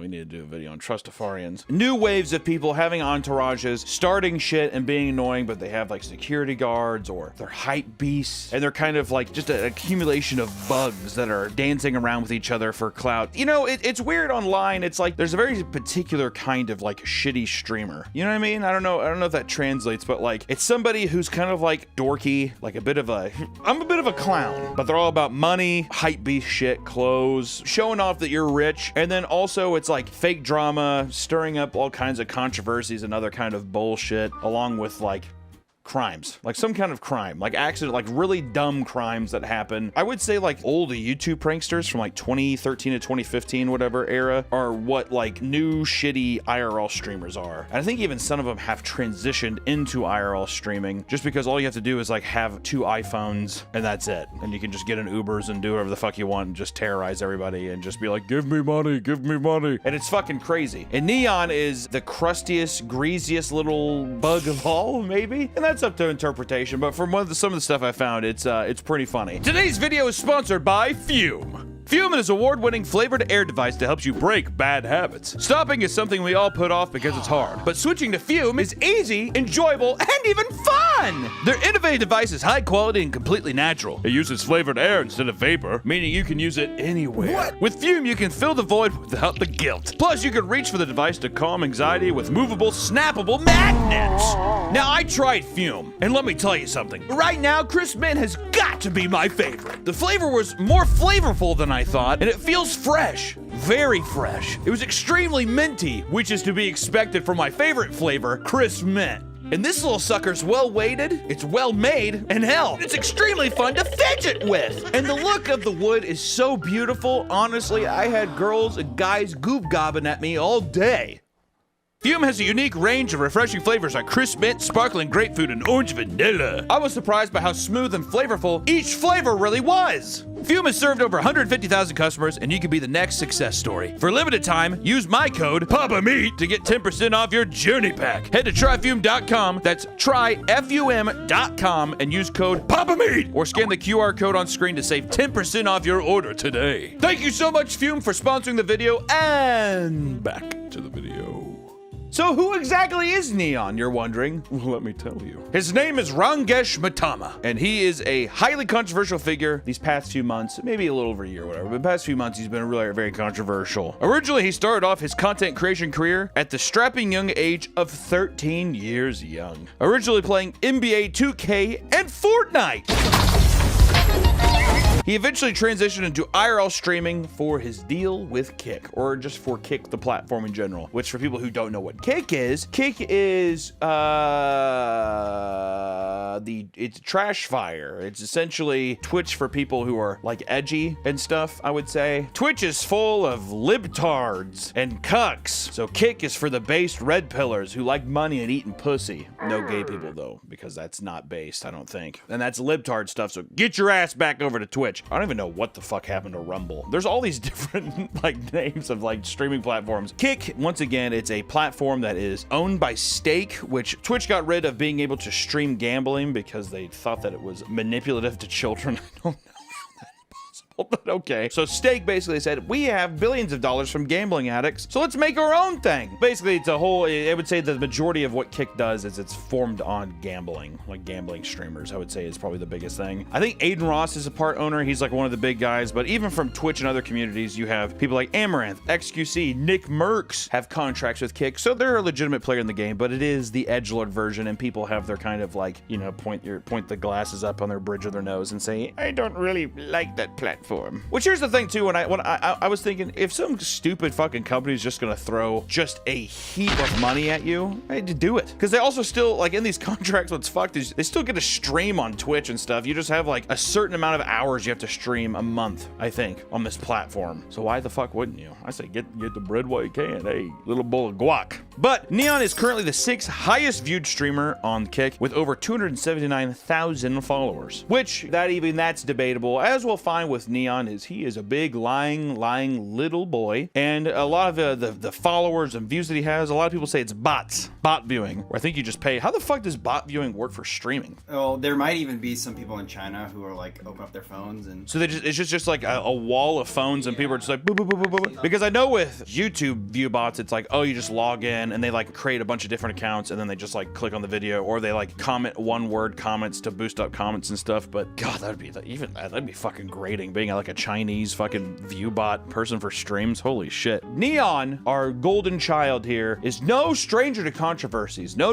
Once a small little boy who was just an eccentric little child. I'm a loudmouth kid. Look at me go. I might say something weird. And then as fame grew, he calcified into a toxic little dork who is a hype beast to no end and has his little entourage of bots and 13-year-old viewers who think that this is extremely pog. Clickbait is a huge part of his strategy for taking over the internet, which, you know, listen, dude, I'm always down for a little clickbait. You gotta entice people to come in. But he started off in a very rambunctious way of in 2019, he uploaded a now deleted video called Neon is Dying, which was a video that was supposedly uploaded by his brother in which he claims that Neon was in a critical condition due to seizures from his brain tumor. Motherfucker, back in the day, he started off saying that basically he had brain cancer. That's a little more than a clickbait, okay? That's a full-on fabricated lie and a complete and awful thing to do. But that same day that the seizure video, the same day that was uploaded, on his second channel, he released some NBA 2K content. So you're kind of like, could you not just wait just a little bit to upload the basketball content? you needed that money to pay for the surgery. You do need the money. You do need to upload the videos to pay for the brain cancer surgery. That's true. That's not, you know, you're right. And after uploading his video letting people know that he's having brain surgeries, or that his brother let people know that he's having brain seizures and brain cancer, he uploaded 2 more videos. One of them titled Neon's Final Words.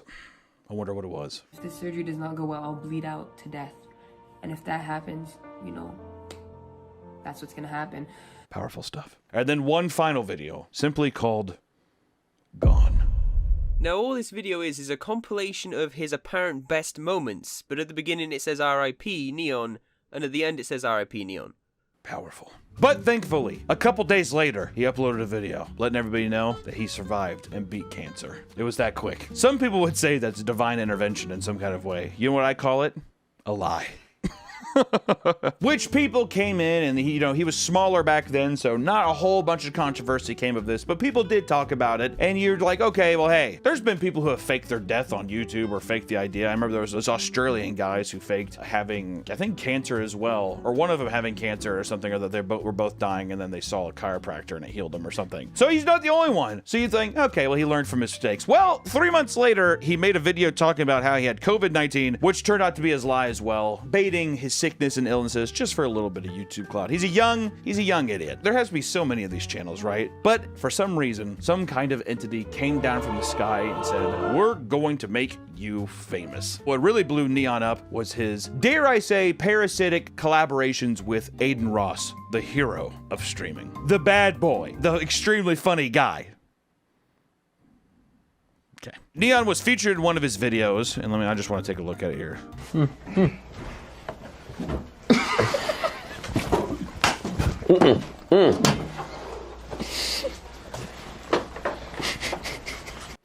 That is funny.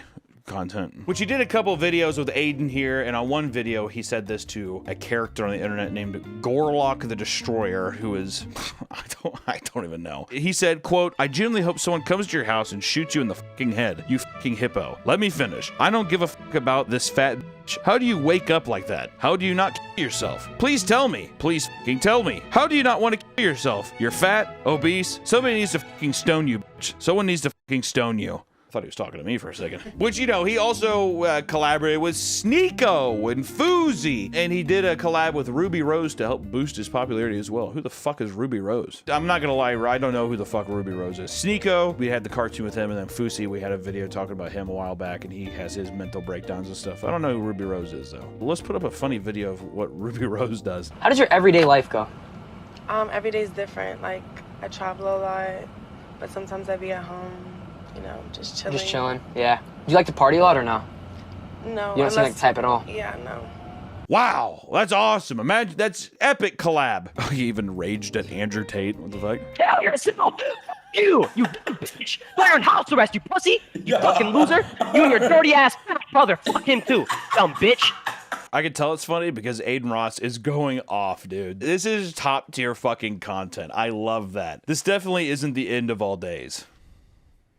Essentially, Neon is a parasite that is hopping around, playing the game right now, right? He's a little mosquito, he's flying around, he's sucking some of the cloud out of here, he's sucking some of the cloud out of here, and he's amassing his own following, but he's just a goofy kid. It's all good. It's fine. But as his popularity began to grow, Neon started to become more arrogant and clout chasey, even though he was already pretty clout chasey to begin with, but his arrogance was rising. Money will do that to a young little sprite. Neon, don't go down that path. It's hard to come back from. He began to become more erratic, and his outbursts became more violent and toxic, and Aiden eventually distanced himself from Neon. Oh my god.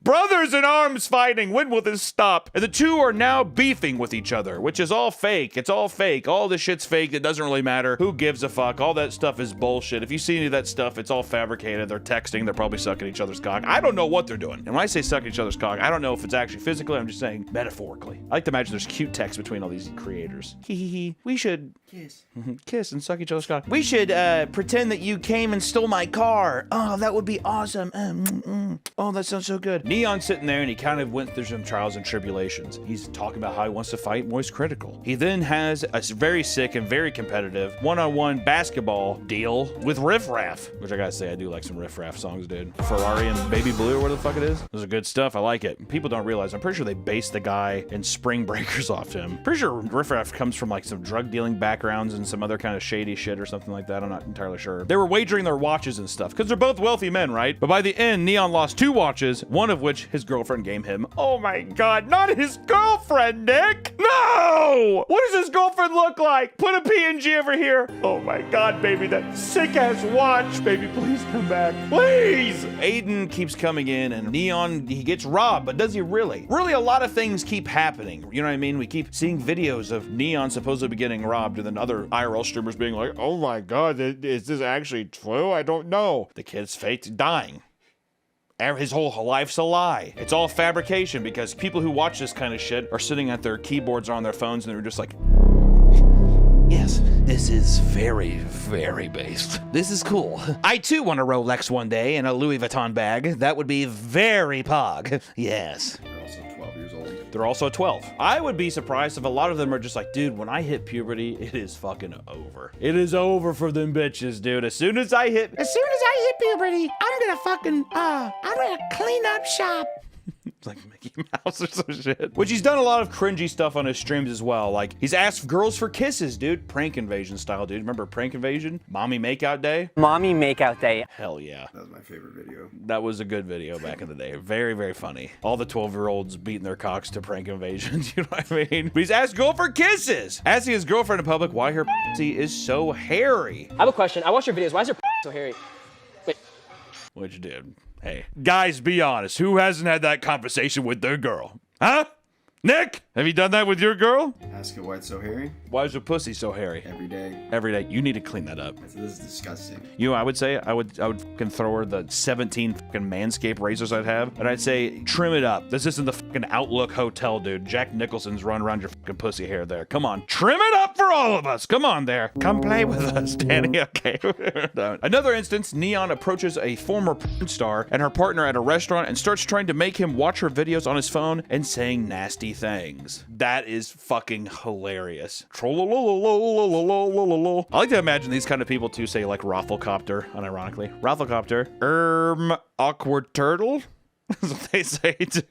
But you know, he's just a little creepy little cringy stuff that little boys would think is funny. Ask women how many people they've had sex with, which granted, I will give him credit, is the funniest thing on earth, and that is really funny. He's almost gotten in a fight with the Island Boys. Remember them? Island Boy. You know what I'm talking about? He was denied entry into a UFC fight. He gets robbed from time to time. Who doesn't, dude? When you're carrying that much fucking guac and bricks in your pocket, it's hard not to get robbed. People, you know, they know where the fuck you're at when you're walking around. And he was also robbed by a guy named Punch Made Dev. I don't know what the fuck what that even string of words means together. Play it here. This dude Dev actually made me fucking glow up on God. Hey, bro, give me that. Nigga, I don't give a fuck about nothing. Which would be very scary. I don't know how real that is. It's hard to know if any of this stuff is actually even real. Besides awkward interactions where he's just walking up to helpless people in public places and asking them stuff like, do you fart a lot? The fuck you say to me, you little shit! Okay, bro, I'm just joking. That stuff I imagine is real, but this kind of stuff feels fabricated. They're walking around in an empty alley parking lot, and then he gets robbed there. That feels a little, you know what I mean? Yeah. Okay. Which we come into the stuff here where we start talking about Neon's bands. This is where when I was scrolling like a fucking, I was laying on my couch like a beached whale looking at Twitter, and then I start seeing some of these things. Neon band. And I'm like, oh, my little autistic YouTuber brain kind of kicks on, and I'm just like, what? What does that mean? And then we get into Neon's first band, which during a live stream on March 14th of 2024, Neon had a 10-year-old guest on his stream. Why does he have a 10-year-old guest on his stream? Maybe he's a nice guy, Nick. Well, we're getting ready to find out that that's not really the case, so I don't really know why he had the 10-year-old on a stream, but the child said he would beat the shit out of Neon and his fat girlfriend, too. Very 10-year-old energy. Extreme 10-year-old energy. This peeved Neon, dude. We're talking about a man who stands by his bitch, as they say. That's when Neon began to have a meltdown and scream at the child, saying that he was going to sexually assault the child and then dox him live to his stream for his viewers and bots to ransack, which this resulted in an immediate ban from Kick. Kick said, you know what, this is too much, honestly, Neon, for even us. How dare you? This is totally uncalled for, and his account was back a couple days later. Kick is a cool place. Did you know on Kick, you can threaten to actually assault the child and dox him and threaten to kill him on stream, and you only get 2 days off? You get 2 days paid vacation. It was a joke. Not a bad deal. It's a joke, dude. We're fucking joking around. People are so soft. Unbelievable. It's just COD talk. Dude, exactly. Dude, you would never last in a COD lobby. It's so funny, dude. Your mama finna beat the fuck out you. She on the way with the belt now, bitch ass. Your mom said she finna beat the white off your bitch ass. Kids nowadays would never last in a COD lobby. Be honest, dude. But because of this ban, Neon argued to be one of the worst apologies on earth. I don't know if it's as bad as Colleen Ballinger because you play a literal pop song, but I think people were comparing it to be one of the worst apologies ever. It's pretty funny. In my career, I've made a lot of mistakes and I've made a lot of, bad decisions. That was not something that comes out of a person like me's mouth ever. You can see he's really trying to force out some tears. He's really doing the wet works and stuff. And then even later on, he sat there and he was talking with one of his homies, and he said that he was upset about it. Did you even see his tears? I want to start off by saying I do not... Why am I smiling? I want to start off by saying, yo, we got hella people in here. God damn, man! The fact that someone let me get to such a bad point in my, what the hell? The fact that someone let me get to such a bad point in my words and shit for... The fact that someone let me get that down bad and say those things is really fucked up, and I want to take full accountability. It was genuine. What do you mean that the thing wasn't bad? I was crying. You cried off stream. I honestly meant that sincerely, bro, and I actually shed a tear when I got banned, bro. I swear to God. I cried off stream. I'm too strong to cry on camera. I can't let my, what would you call Neon fans? My Neos. I can't let my... That's really good. I can't let my Neos see how weak and vulnerable I can be. And genuine. I have to cry off stream, and I did. I guess he's done. And then he gets arrested in Dubai is the next ban. Banned from just freedom?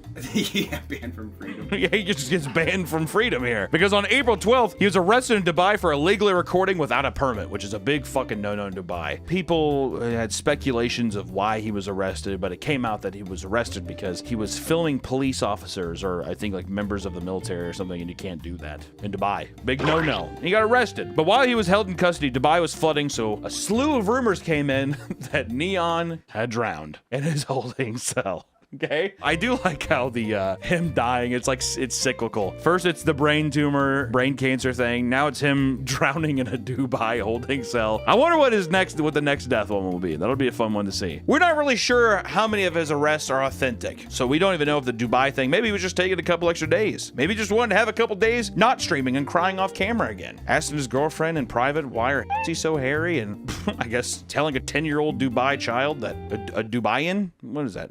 A Dubaian asking a 10-year-old child in Dubai if if he's gonna fucking take a ball peen hammer to the back of his head or something like that. You know, just cute Neon stuff that he does. Coincidentally, weeks before, he was in a YouTube video in Dubai where it was a fake prison experiment thing. And then a couple weeks later, he's just coincidentally arrested for then now filming, having been there for a while. It just doesn't add up, and it's just Neon being, once again, a goofball. Neon returned to live streaming a few days later where he claimed that, quote, "The real situation was that we actually filmed the cops. The idiot filmed the cops. It wasn't his fault. I don't blame him. I take full accountability. It was my fault." AKA, I've heard people say that's what you're supposed to do many times, so that's what I'm saying, even though that person is definitely fired. Which he also went on to brag about being famous in prison for 36 hours. So people in the Dubai prison are really fuck heavy with Neon and what he does. He's like, I know someone. I know one of the people who run those bots accounts. My buddy runs the bot account who does your fucking deal. That's sick. After this incident, he fired his security guard. And he said, quote, "It showed me that genuinely actions have consequences, bro. You can't go around in Dubai, the most safe and respected place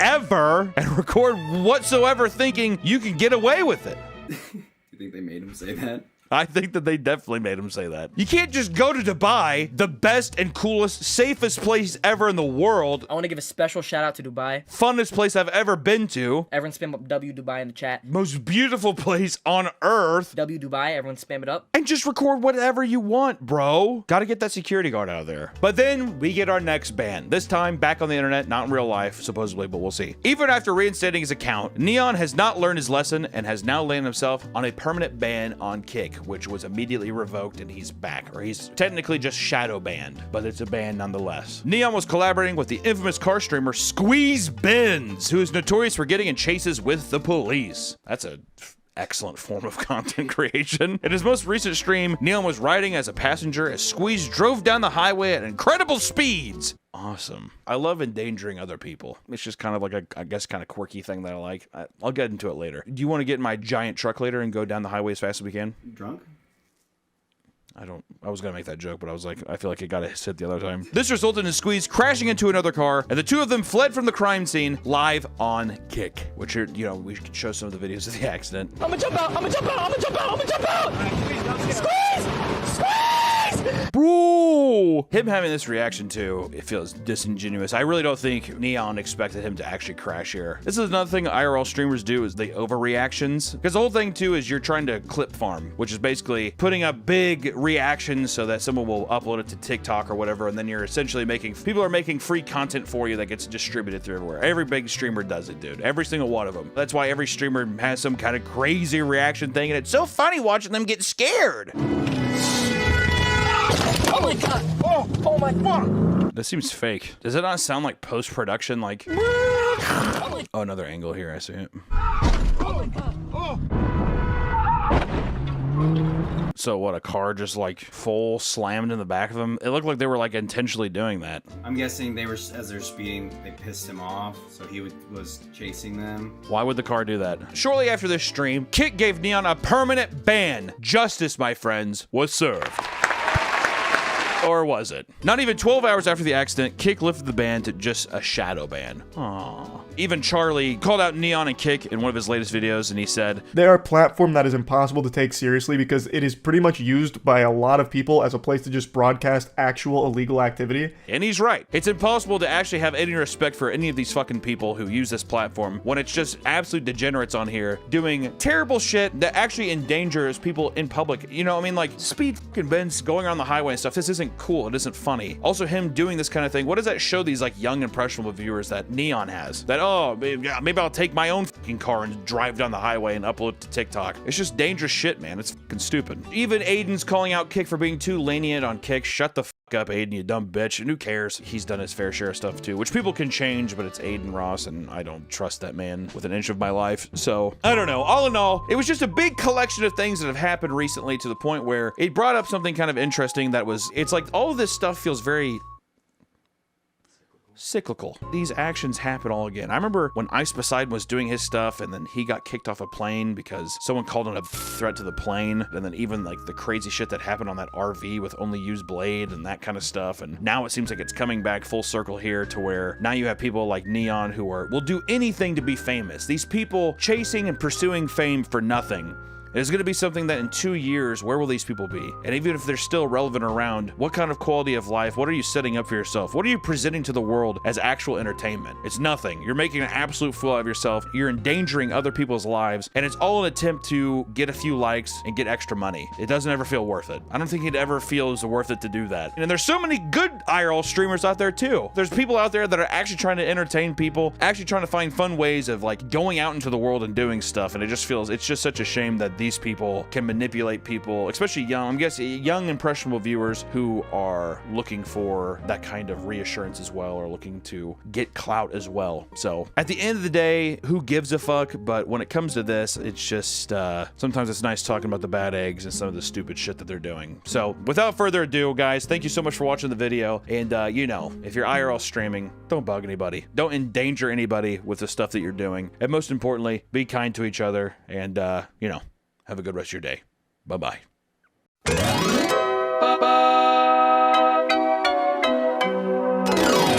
Welcome back to the Papa Meat channel. How you doing? How you doing? Coming and sitting down because today we're going to talk about Walmart. Walmart is like the Wild West of supermarkets because it can sometimes feel like a lawless country, not just for the customers, but for the employees as well. 1 minute you're restocking canned beans, and the next you're in a hostage situation on a Monday morning. This is why Walmart is so fascinating. It seems to bring out the worst in people of all ages. It has a similar reputation to probably Waffle House, but instead of people getting in fights, it's mentally unwell people taking shits on floors, pissing in corners, and just, I don't know, actually just getting in fights as well. That's pretty normal too. So today, I thought we explored the insane stories to come out of Walmart stores across the country. But first, the question at hand is, Hunter, why is Walmart so chaotic? Walmart is known for having a high rate of police calls, with some stores reporting multiple emergency 911 calls being made daily. Not just every once in a while, daily. Multiple. But according to Officer Daryl Ross, an officer in Tulsa, they were called into a Walmart 5,000 times within 5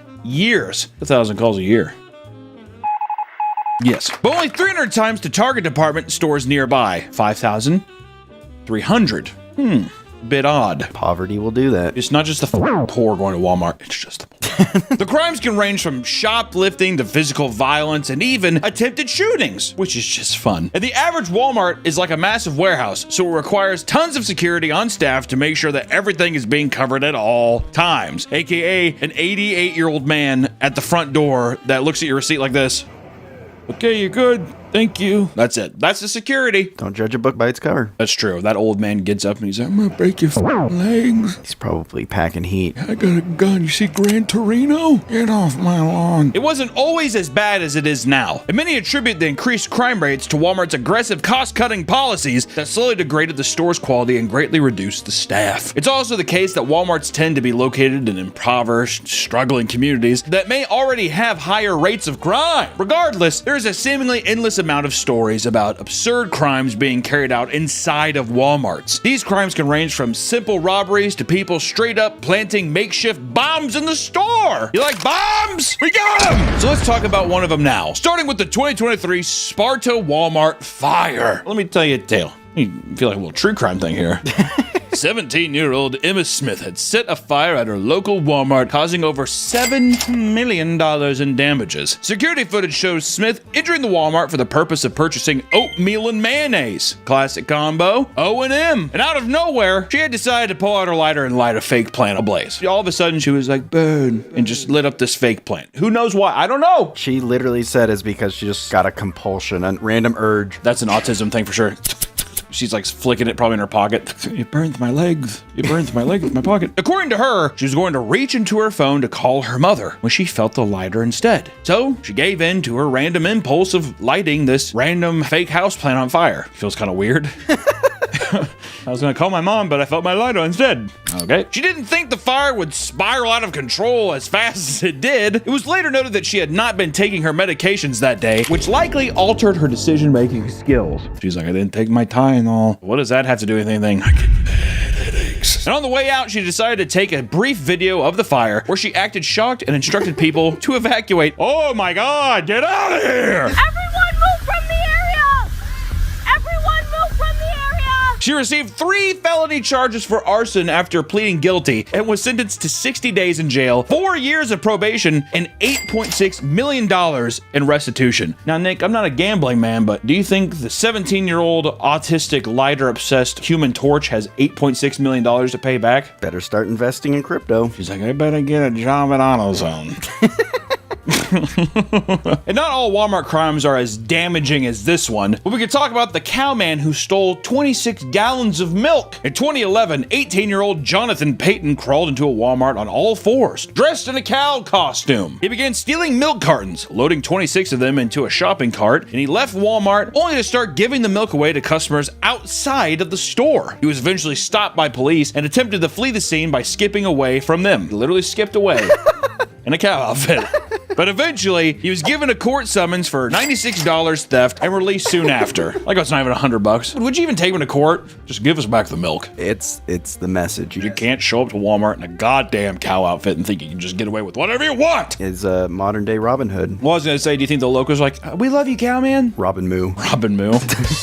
We're on fire today with the imagination here. There's no footage of the crime taking place and no proof that this was for some sort of prank video, making his actions even more strange. You kind of want someone to come out of the woodworks and be like, yeah, it's a high school prank, but no. I think my was just bored on a Tuesday. And you may think Walmart crimes are only being done by customers, but no. Even employees have been caught in some of the most bizarre scenarios, like the Walmart male prostitute. This guy kind of looks like me. This does kind of look like you. Look at him. He kind of looks like a male prostitute. I suck for money.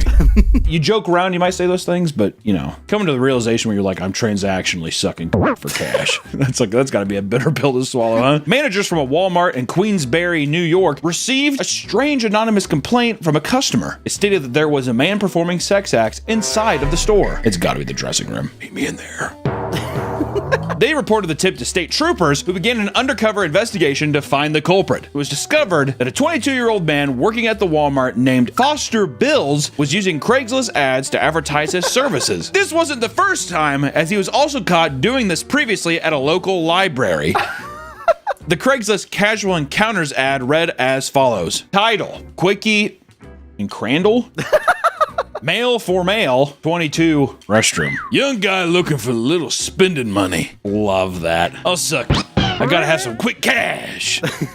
I want to buy myself a new suit. I'm at Crandall Library for a little bit, so hit me up ASAP. I head to the restroom, wait for you pants down, and bend over toilet.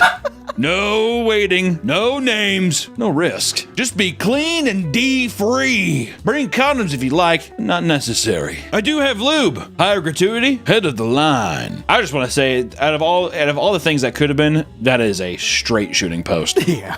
You kind of have to have some respect for it, right? Listen, I'm gonna be bent over a toilet. You just do what you gotta do. They call me the slop trough. That's where all the piggies come to feed. Charlotte's Web.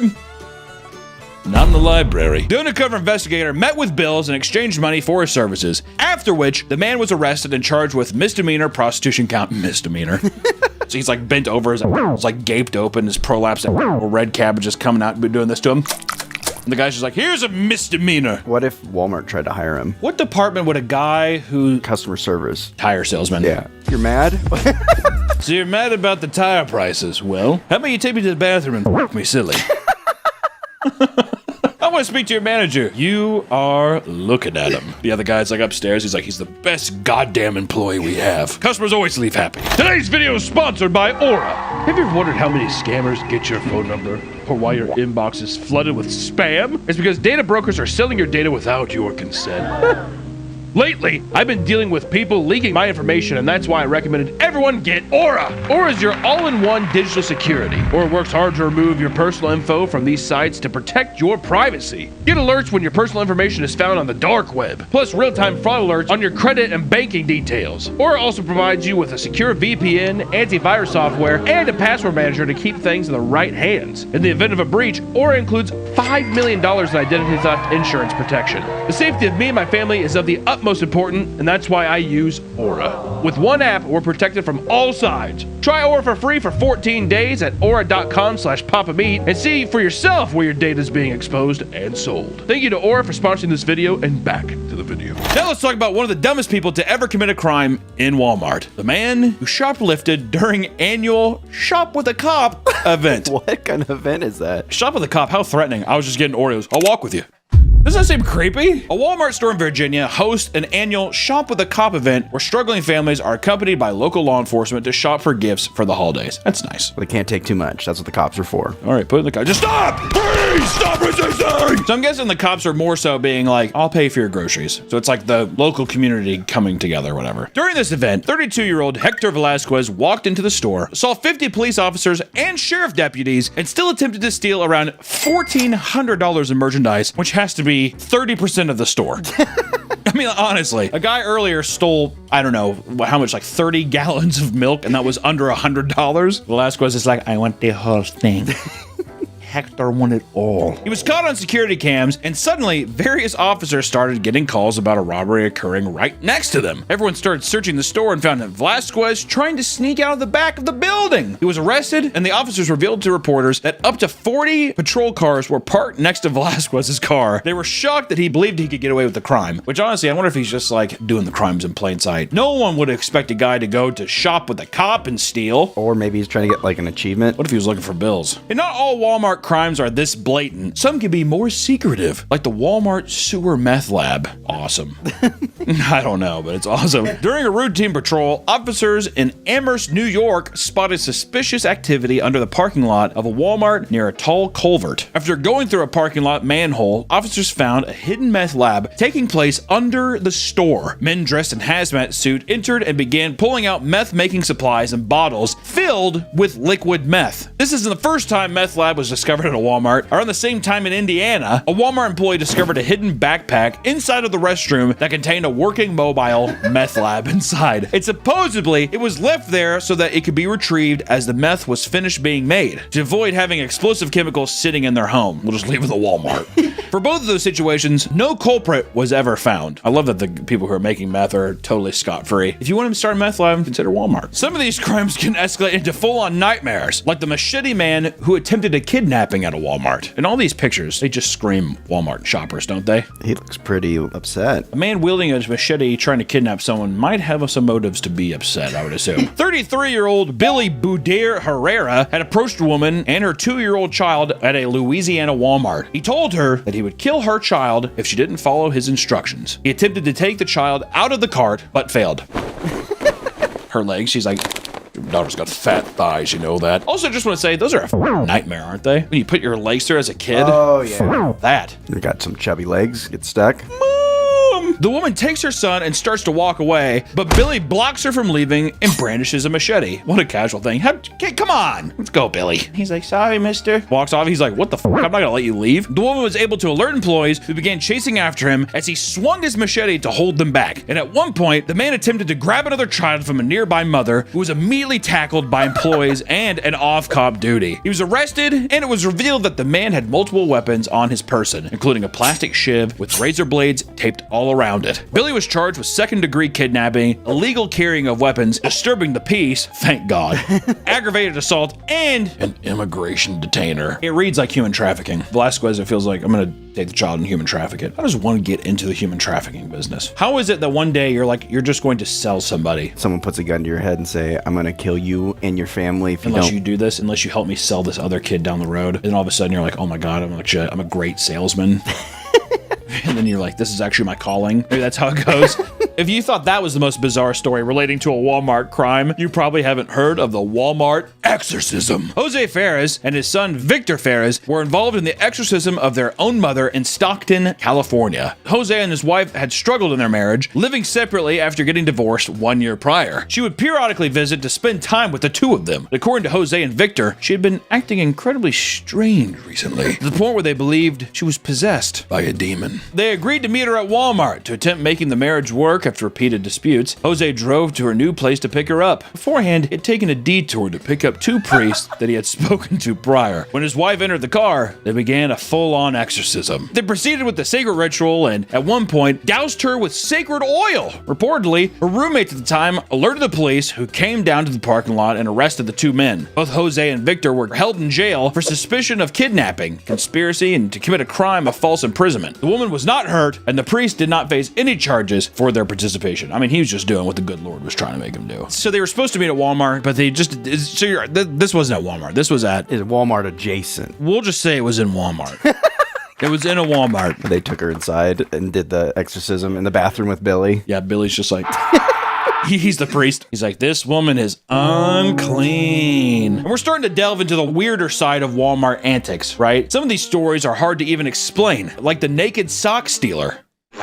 A 32-year-old, 300-pound man named Verdon Lamont Taylor was arrested by police after being found naked at a Walmart in Pennsylvania. Surveillance footage shows the man undressing himself in the parking lot before entering the store. Employees began fleeing the area and calling police, who arrived on the scene soon after. And it appears that the man had stolen a pair of socks and put them on while he was naked. Feet must have gone cold on that tile. Cold tile. Authorities tried to control the situation, but Taylor refused to comply. The man was tased and arrested, during which time he spat directly in an officer's face. He was charged with various things, namely indecent exposure and retail theft. Gotta get them socks in. Do you think he was high or something? Mentally disturbed? I think that a vast majority of Walmart shoppers smoke meth.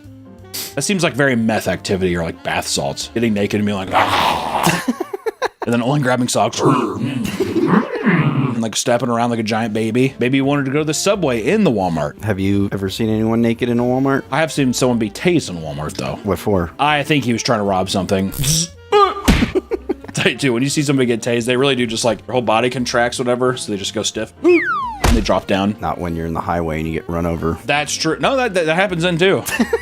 Dude, actually, that video of the guy getting tased in the highway and he just does and falls on the ground and then a car just runs over him. It's a haunting video, by the way. On the topic of socks, let's get weirder and talk about the North Carolina toe sucker. Michael Brown claimed he was a podiatrist student while he was speaking to a woman named Erica Poros at his local Walmart. Reportedly, he had convinced her to try several pairs of shoes, claiming he was studying reflexology and needed it for research. While she did so, Brown started complimenting her feet. Then, according to the police report, quote, at one point, the suspect took the victim's foot, put it into his mouth, and sucked the victim's toes.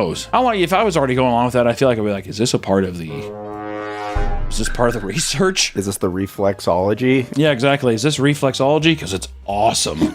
He told her that he would pay for her groceries if she agreed not to tell anyone. She went to the authorities and the man was soon arrested. And apparently, he was already listed as a registered sex offender. Further investigation led to multiple unconfirmed stories coming from multiple women that were very similar. Some women recalled him explaining that he was doing a survey on a test of people of different races and nationalities. And one woman, Rebecca McBride, stated, quote, he went on to tell me that he was studying reflexology and he noticed my feet and how nice they were. He started examining my feet, taking pictures and videos of my feet until he started to sweat and shake, and it was his cue to go. I gotta get out of here. Your feet are amazing. He was held on bond for $50,000. Speaking of feet, we did have a feet-related video that got nuked into the Earth's crust on this channel. And if you want to watch extra bonus content like the feet video or ranking death sticks, be sure to check out the Patreon where you have access to more content. Now, across social media, you can find countless insane stories from employees of Walmart venting about their time working for them. Let's take a look at how bad things can get at the job. My mom was a manager at Walmart. She told me about this woman who was trying to steal a prepaid phone. When she got caught by security, she used the knife she was attempting to open the plastic packaging with to cut the security dude after cutting herself. She then went on to scream at them and say she has AIDS, and now he's going to have it for trying to stop her. Wouldn't that be nice? That's a little scare tactic. You have AIDS now! If someone with AIDS threw their blood on me, I would be livid. I was gonna say, I think it was 6th grade, I spat on a kid one time, and he thought I had hepatitis C. What grade was this where you could even comprehend Hep C? We just learned about it. Oh. Yeah, the teacher's like, don't spit on somebody that might have Hep C. The teacher's face is like just riddled with, she has like sores and shit. I hawked a fat loogie on the kid's face. Wow, that's rude. Oh, I thought he spat on me, so I chased him around. Couldn't grab him, so I just went... He did that little Jurassic Park dinosaur meme. Anyways, another post says, a woman comes in with some panties and said that they didn't fit and she wanted to return them for cash because she had already bought the correct size elsewhere. She had a receipt and plopped a Walmart bag down on the counter. Inside the bag were 6 crusty crotch shit-stained panties that were biohazard from 6 feet away. Needless to say, I did not touch them. I paged the manager on duty and he tells me to just take them back despite being very nasty. Processed the return and she happily left the store with her $8. Which I will say, I think at Walmart you can bring back anything and they'll just be like, okay. It's pretty weird. Life hack, buy whatever you want and just return it later. Another post said, had a woman in her mid-40s decide to barricade herself in her family restroom so she could huff some air duster she stole from the electronics department. We called the police and they had to break the door in to get her. Thank God they did, because she almost OD'd on the air duster. Do you think Bill was there? Anytime that there's a Walmart bathroom, Bill is there. Don't worry. Bill is always there. He's inside of all of us, or we're always inside of him. Walmart has been criticized a lot for the way that they have treated their employees as well, with people often agreeing that they have a horrible corporate culture. Some people who have worked at their locations for years talk about how it is the most depressing job they've ever had, and employees are overworked, unrewarded, and undermined at all times. But one of the most viral and despised aspects of the company culture is the implementation of the infamous Walmart cheer. According to the Walmart training manual, the original founder of Walmart, Sam Walton, started a Walmart cheer in 1975. He was inspired after seeing workers of a tennis ball factory in Korea gather every morning to perform an enthusiastic cheer, which is so funny to think Sam Walton is just over in Korea. He's like, look at that. Look how fun they're having. We're going to do that in the States. Thank you, Mr. Kamigachi. I'll see you next time. Okay. Anyone can be given the surprise role of leading the cheer at any time. You like feeling publicly humiliated? Well, here you go.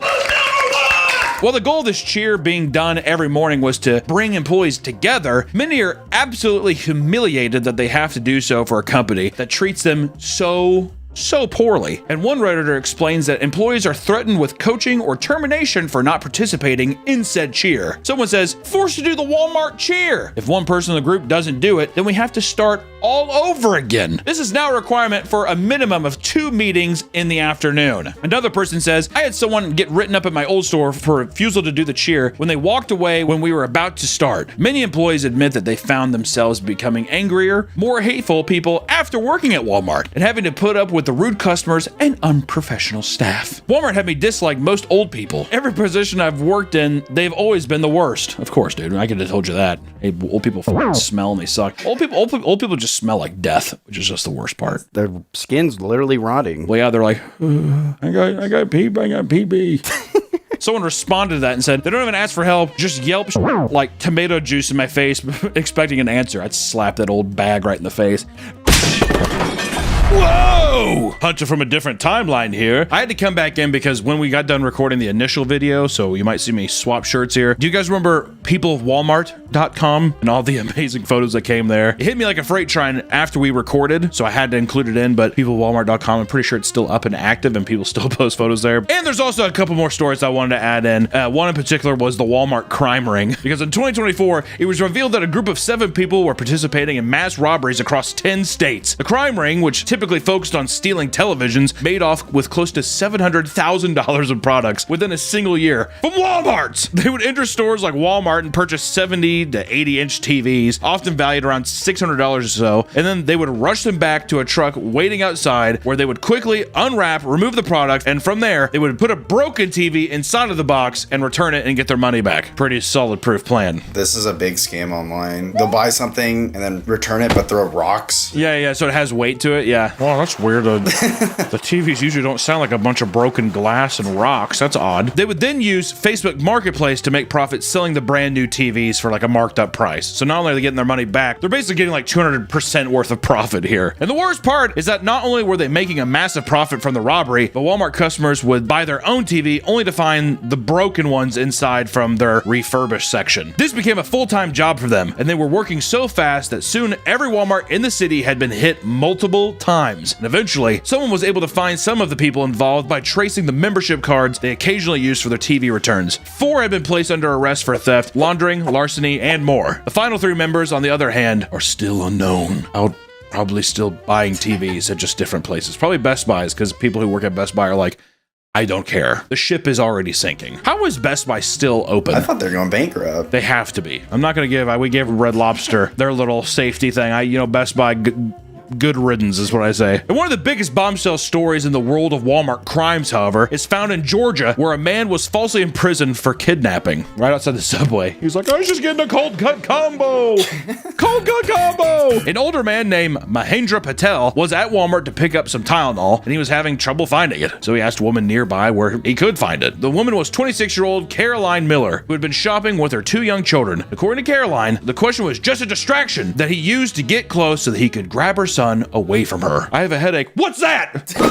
Apparently, this sparked a tug of war for the child. Caroline successfully pulled her son away from her, and Patel was arrested soon after she called the police. Caroline told the story of a brave mother fighting to protect her child, but security cam footage told a completely different story. Patel noticed that the kid who was on her lap in the scooter was like going to fall off, so he was just trying to help him from falling and not cracking a skull on the ground. He quickly lunged forward to balance him and had no intentions of pulling him away from his mother, and there was no sign of tug-of-war claimed by Miller, showing that she greatly exaggerated the story. Patel was put under police custody for days, and they claimed that there was still more to investigate before letting him go, which is so funny where it's like, you saw. Yeah, so pretty much had to like tackle him, and we played like, we leg wrestled for 45 minutes. It's like, no, you're in a cart, and he just tried to help your son from falling and hurting himself. I like how they're just like, we better keep him around for a while. What's crazy is in the footage, there's an eyewitness who notices, and he like looks. He doesn't give a shit. It's Walmart. They interviewed her, and apparently she said she just uses the scooter because the kids like it. That's nice. I'm sure the person crawling around the store with their like incapacitated legs, I'm sure really likes that. I'd imagine if a guy saw like a man actually pulling a child off of like a rascal, they're probably like, I just saw a child get strangled with a garden hose here last week. This is nothing new to me. This is all completely normal. The fact that she rapidly began taking interviews and using social media to share her thoughts seemed suspicious. Probably a person who's like, yeah, I'm a total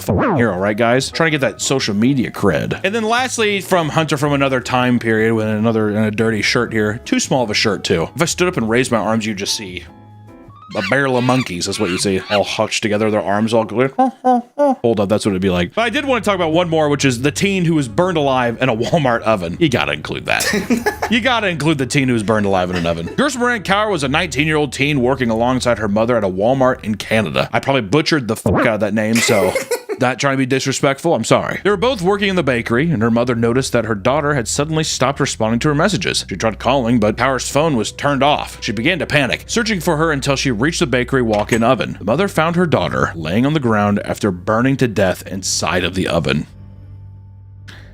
God damn, dude. I like how we're trying to be sympathetic now. Yeah.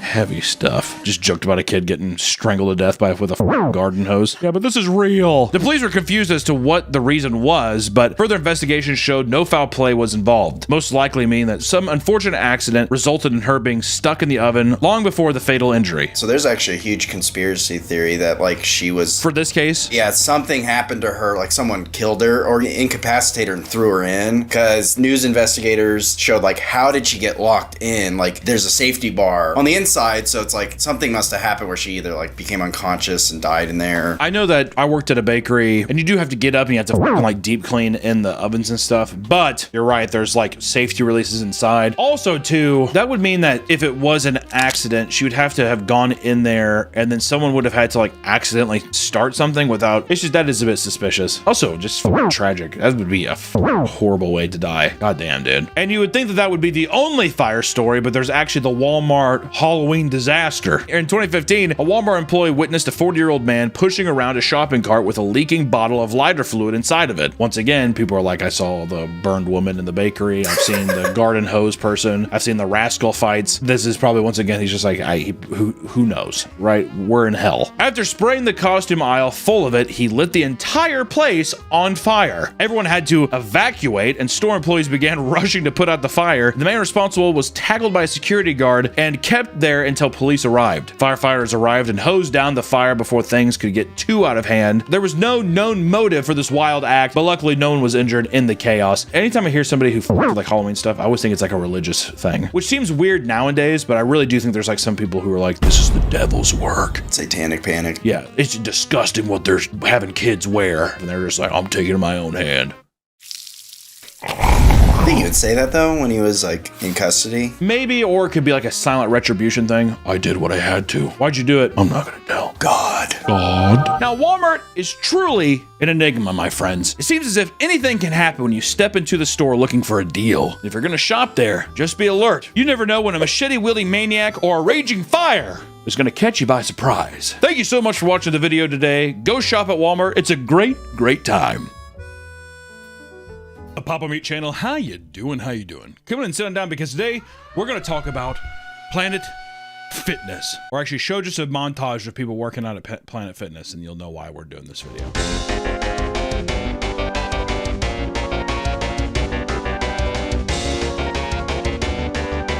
I always thought it was the hunk alarm. Hunk alarm. Pretty sure it's lunk. It is lunk. Because I think hunk would be like too positive. But what a hunk. That's what I thought it was, like big hunk. Ooh, we're wet behind the counter. I got a stiffy behind. Picking out the right gym for you is an important decision. After all, you're likely going to be spending lots of time there every week. I know I do. As much as people may want to go to a fancy gym like Equinox, I've never met anyone who has an Equinox gym membership, by the way. I almost thought it was a Ponzi scheme like Mattress Firm or some shit like that. I was literally like, who was even in Equinox? I've never even heard of Equinox. It's like just a hoity-toity, it's just like a rich person gym. It's like all the old people with like money go there. Like a tons of Mercedes in the parking lot kind of thing. Watch, there's gonna be like one fucking bum. I got Equinox gym. Whatever. It's simply unfeasible to spend hundreds of dollars a month for a gym membership. It's hard to justify. Why don't I just get a McDouble and a Planet Fitness membership? Yeah, Planet Fitness, I mean, they're probably gonna talk about this, but they have pizza day. What? Like every month they have a pizza day. Oh, I didn't know They'll bring in pizza. Seems a bit counterintuitive, right? Maybe it's protein pizza. It's not. It's Pizza Hut. I've been there when the Pizza Hut guy shows up with like 12 pizzas and you're like, what is this? What the hell is this? Luckily, there are tons of budget options. Perfect for people who just want a simple workout and aren't looking for anything fancy. We're not making the video to talk about the best gym for you. No. We're making this video to tell you which gym to avoid at all cost. And that's why we're talking about Planet Fitness. Once again, roll another B-roll thing. Uh-oh. Is that a good reaction? Man, I'm on fire today. Planet Fitness is a popular budget option gym that may seem enticing to some, but that's only because you haven't heard about the absolute chaos that goes on inside this gym. Whether it's strange rules, mysterious bodily waste, or insane gym goers, it seems that Planet Fitness has succeeded in giving itself a horrible reputation. In fact, it has been dubbed by some to be the Walmart of gyms. It's Walmart of gyms because, one, there's so many of them, it's so cheap, but also people forget that in that the people of Walmart, the animals, the mutants that crawl out and go inside of Walmart. The people watching of Walmart is unbelievable. I don't think it was Planet Fitness, but I saw a video of this lady.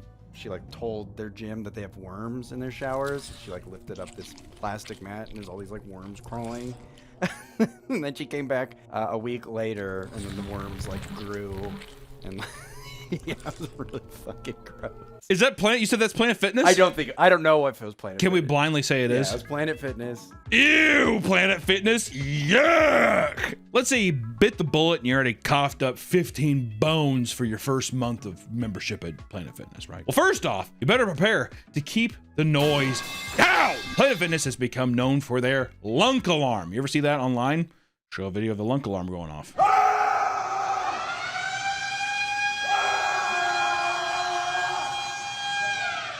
Which was a siren that would go off anytime someone made too much noise during a workout. The whole point of the alarm was to keep the gym quiet and create a welcoming environment where nobody felt intimidated or uncomfortable. AKA, they don't want some fucking big roided out monster being like, and slamming the weight down while the little fatty next to them is trying to like lift weights or they're on the treadmill, because it makes people feel insecure. Makes them feel uncomfortable to work out there because they're like, well, I can't lift. Ego lift, right? If the fatties can't ego lift, are we going to turn a profit? The answer is no. I feel like the lunk alarm, for me, a person on the spectrum, would dissuade me to go, because then my autism would, like, I would freeze when the lunk alarm starts going off. Yeah, stimulus is like a stimulant overload. I'm too stimulated. I'm watching Madagascar on like a fucking, I don't know, like a Kindle Fire on my treadmill being like, yeah, woo! Have to stem it somehow. Get my fidget spinner. Make sure, yeah, go get my pizza real quick and then get the fuck out of that motherfucker. Hoard like a raccoon out of a trash can.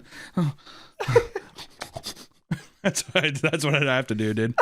Also, too, it became a weird thing online where like big buff YouTubers, like workout personalities, it would be like a challenge. How long until they ring the lunk alarm on me? You know, that kind of thing. Or people would like slam weights down, the alarm go off, and they'd be like, okay, fucking pussies, man. Pussies everywhere, bro. Which also, too, you don't want, it's like the soy alarm at that point. You want to be the fucking soy alarm.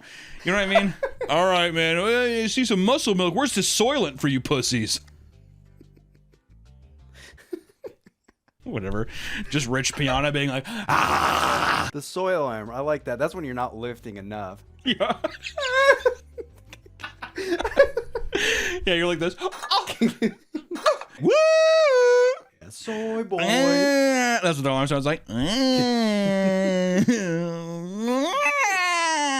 Soy boy. Is it a coincidence, Nick, that Planet Fitness membership is the exact same as World of Warcraft? Whoa, I didn't think about that. That's a choice. Gym memberships can be pretty fucking expensive, man. I know. Yeah, some are like $100 now. Yeah. Well, inflation.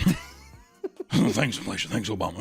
Wait! We want to thank today's sponsor, GamerSubs, our longest, most beautiful sponsors on this channel. You can go to gamersubs.gg and get our own flavor, raw meat. That's right, baby. It's one of the best. I'm going to say it's the best right now, and I think I need you to try it right now. It's keto-friendly, sugar-free, and there's non-caffeinated options if you have a little quail heart and it's too much for you. But also, GamerSubs right now has carbonated energy drinks. Move over, Red Bull. There's a new sheriff in town. They got all kinds of flavors right now, guys. And let me tell you, if raw meat keeps going the way it is, they're wanting to put that little bitch in a can and sell it as well. So be sure to check out my flavor, raw meat. And also, if you're unironically just wanting like a carbonated energy drink or more of the shaken energy drinks type stuff, GamerSubs is the way to go. It's fucking awesome. It is a very, very nice product. So thank you so much to GamerSubs for continuously sponsoring these channels. And hey, go check them out. You can get free samples. If you like big anime titty cups, they do tons of drops of different creators. It's just a nice thing for if you're a fan of online content and if you're needing a little extra energy boost. So thank you so much for GamerSubs for sponsoring this video, and back to the video. For some lifters, slamming weights and grunting is necessary. You gotta do it to get the best pump. If I can't fucking slam the weight down and act like a fucking gorilla, then what am I doing? Right? It's a very primal thing. But Planet Fitness would not budge on this issue for quite some time. They kind of did, but they didn't for a long time. Steve Weatherford is a former NFL punter and Super Bowl champion who frequently travels around the world. During one of his trips, he went to a Planet Fitness to work out and was kicked out because of his excessive breathing and grunting during workouts. Oh my goddamn, motherfucker has to breathe. All right, get out. Excessive breathing, what does that mean?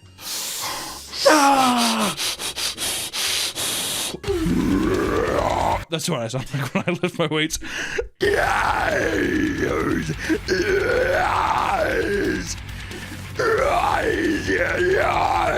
that?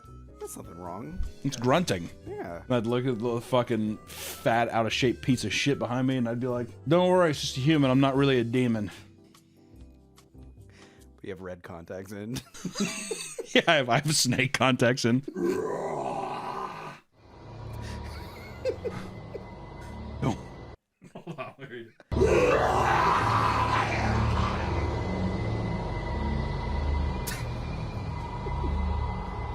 Don't worry, Pipsqueak. I'm just human. I'm human. I got 2 more sets and I'll be off this bench. I hate it when you just get on something and someone's like, "Hey, do you mind if we sub in every Yeah, set?" no. Like, I just got here. Also, this isn't a collaborative effort. I hate whenever like big gym bro guys, because like they're coming up to me because I look like a fucking slug, look like a melting candle, whatever. I mean, like I look like a cheeseburger that's just been left out on the counter. He's like, "Hey, I know," and they coming over and the fucking thing is so cut off that you see like the side of their titty packs and stuff like that. "Yo, man, you mind if we squeeze in? We can join you in on this." This isn't a collaborative effort. All right, I'm not trying. I don't know you. You're 15. You're gonna get divorced when you're older. Right at about 25. Zap. There it goes. All right, so be jacked now. After the incident, he went online and stated that gyms should be places of motivation, where people should push themselves to their limit. Planet Fitness was quick to respond and say, "We believe no one should ever feel gyminated by lunky behavior, and that everyone should feel at ease in our gyms, no matter what his or her workout goals are." I think that anyone should be allowed to go into a gym and work out and try to better themselves. And no one should bigwig each other, you know? Yeah. There shouldn't be a buff guy being like, "Ooh," and shame somebody because they can't lift enough or whatever, right? But that tweet or that response, that person, they should be shot by like a firing squad. Because you have just lumped every out of shape person into being like, "Well, I don't like that because I'm gyminated. All that lunky behavior, I don't like that." Soylent. You don't really hear a lot about Soylent anymore, do you? It was like a big meme, I feel like. Yeah. Whatever happened to Soylent? They still around? Yeah, they're still around. All right. Expensive. It's like $5 a bottle now. You can get even cheaper ones that are like 80 cents. Yeah, your own brews. It's called eating grass. You can control your grunting and screaming at the gym, but some people can't. And Planet Fitness makes no exceptions. Josh planned on working out with his fiance and brother-in-law, but the exercise session was abruptly cut short after management told him he had to leave because he was making too much noise. When he first arrived at the gym, he told the front desk that he had Tourette's syndrome, so his outbursts were out of his control. Already so I mean, I already have to apologize for yourself for simply existing. You know that they were just sitting there, they're talking to him like, "Oh, yeah, okay." And the camera pans down and their hand is underneath the lunk alarm. Just waiting. They really do make their clientele seem like fat, just like skittish deer, don't they? Yeah. Be quiet. That fatty's been on the elliptical for 5 minutes.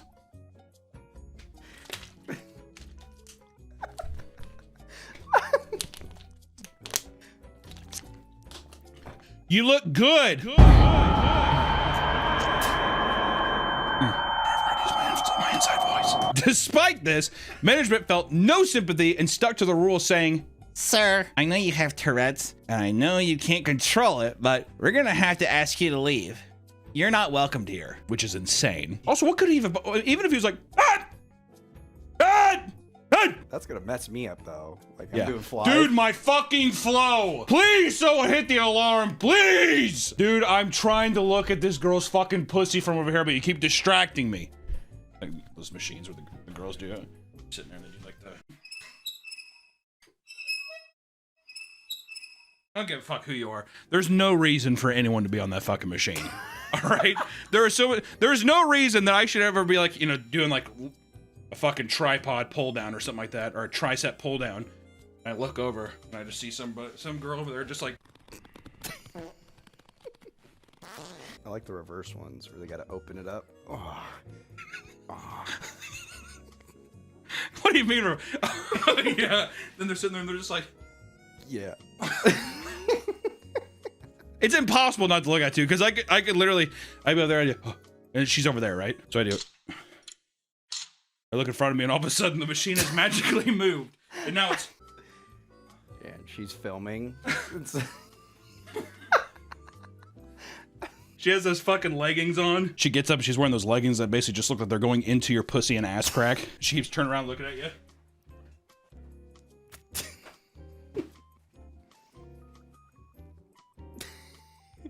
Take a picture, it'll last longer. Have you ever done that? Have you ever gone because there's like people you don't want to interact with? All the time.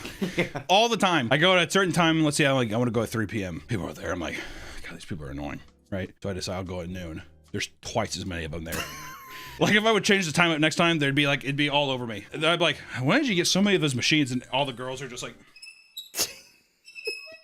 is there not another workout? Woo!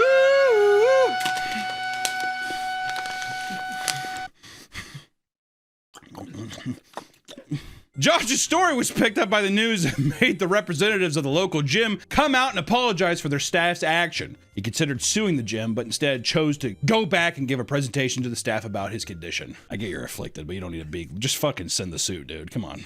What are we doing? Like I sit here during a PowerPoint, I'm like, sue me, bro. New locations don't seem to have the lunk alarm anymore. And some that have been set up at older locations are being taken down. Many were excited about this, especially gym members from Miami that claim it would go off basically non-stop. I'm telling you, there's a lot of that trigger happy on those. I had to cut that too. I don't know. Did you see that there? Okay. Yeah, triggering the lunk alarm. I've been ringing that motherfucker all day. Look like Stephen Hawking and shit, thinking about the universe. Planet Fitness is a great way for me to grow my booty cheeks, yum yum. The theory of everything. If you thought their strict rules on volumes inside the gym were weird, wait until you hear about some of the other ridiculous rules that Planet Fitness has. One man wasn't allowed to enter the gym area after the front desk staff told him that his water bottle was too big. I've seen people walk around, how big was it? It's a whiskey barrel. Yeah, it's like a Gatorade bottle. Yeah, that is. Giant straw in it. It sets it up right like a gerbil cage. The man claimed that he had brought his half-gallon jug to another Planet Fitness location with no problem whatsoever. Regardless, the staff told him that each facility has its own rules, and the general manager didn't allow water bottles of that size to happen. AKA, I think he probably just stank. Oh. The water bottles too, he just has like shit going all down his legs. So what? The one across town didn't have a problem with it, and he just farts and more shit falls up his pants. It's too big, sir. The water bottle's too big. According to one woman, if it can't fit in the cup holder, it cannot be brought inside. The man kept insisting that the rule was silly and that he should just be let in, and the conversation ended when the police were called, pressuring him to leave before they arrived. After seeing the video online, Planet Fitness put out a statement saying that the gym's policy was correct because other water bottles should fit in the cup holders and not block walkways. Ridiculous. Ridiculous. The amount of time I've seen guys with full gallons of water. To be fair, those are lunks. That's true. You ain't seen the big boy or big girl going there with a fucking one. If it was one of those giant trucker cup dispenser plastic cups, would that have been fine, you think? It was because that it was too lunkish, is what I'm saying. If it was a 2 liter of Mountain Dew, would they have been like, right in? Or they'll pair well with your pizza later. Exactly. Pizza and Soylent. Pizza, Soylent top pizza. At another gym, a male staff worker had the habit of closing the gym down 45 minutes before the listed closing time so he could clean up early. At 9:15 p.m., a man walked into his local Planet Fitness to get a quick workout in, but was greeted by an angry staff member who told him he needed to leave. Despite being open for another 45 minutes, his attempt to reason with the man led him to being screamed at, and the staff member started calling him a dickhead and insisted that he's in charge of the gym. I work here! I run this place, you leave! All right, so go to another one. Dickhead, you can go to as many gyms as you want. I wouldn't leave out of merit. I'd be like, I'm gonna get a couple reps in. I'd sit there and I'd do like some deep stretches. Ooh. Gotta get a warm up going. I've had that happen to me. 30 minutes. They said, oh, we close at 10, same time. Okay, I got 30 minutes. But they're like, yeah, but we stop letting people in at 9. I'd be like, no, I'm already in, so bye. And I'd walk over. I'd fucking eat the pizza while I was rolling around like a goddamn seal. In response, the man nonchalantly walks up to the Stairmaster to start his workout, and the employee chases after him and tells him that he's gonna violate him if he does not leave this instant. Which also, I'd be like, you're gonna rape me? Is that not what it sounds like? Get the fuck out, bro, before I violate you. I'm not playing with you, bro. What are you gonna do? What are you gonna pull down my pants and have your way with me, buddy? Or are you on the Stairmaster? I'll be kind of peacocking him a bit. You do what you have to. I'm not gonna leave. That's a mess too. I brew a sweat there. That is one That is one plate you want to stay away from. That is not good eating, is all I gotta say. Which, the guy starts to lose it over the fact that he was being filmed, telling him to put it away so he can throw hands. You want to be so tough, put that phone down and do something real tough, since you want to be a tough guy. All right, put it away! Come on, pussy! Eventually, the man gave in and left the gym, and he has since sued Planet Fitness and won. You get fired for that, right? Yeah, oh yeah. If you lose the if you win the lawsuit, do you think you keep the job? You're lucky this time. So, you've managed to dodge getting chastised by strict staff members, huh? That's great. But before you enjoy your workout, you better prepare yourself for the absolute chaos that lies within. If you want to get a good idea of the kind of people who go to Planet Fitness, look no further than the man who has made it his mission to work out at as many Planet Fitnesses as he can. His job requires him to travel all over the continent, and wherever he stays, he goes to the local Planet Fitness and takes a picture next to the location sign inside. This isn't really very much of a negative. It's just like, that's your personality. Okay, not the worst thing, but at the same time, it's like, I don't know, collect stamps or something, you know, like, let's get a new hobby. So far, he has been to 158 different locations and plans to go to more, obviously. He even has his own website where he uploaded his gallery of photos at every gym. Imagine setting up, which at the same time, this guy actually kind of fucking rules. Never mind, I take it back. That's actually an advertisement to it. He likes it that much that he's like, here's also my gallery. You have to go to my website. There's no way you also stumble upon that website. You have typed it in and you have willingly gone there to look at the gallery. And I gotta say, the gallery is beautiful. Roll some now.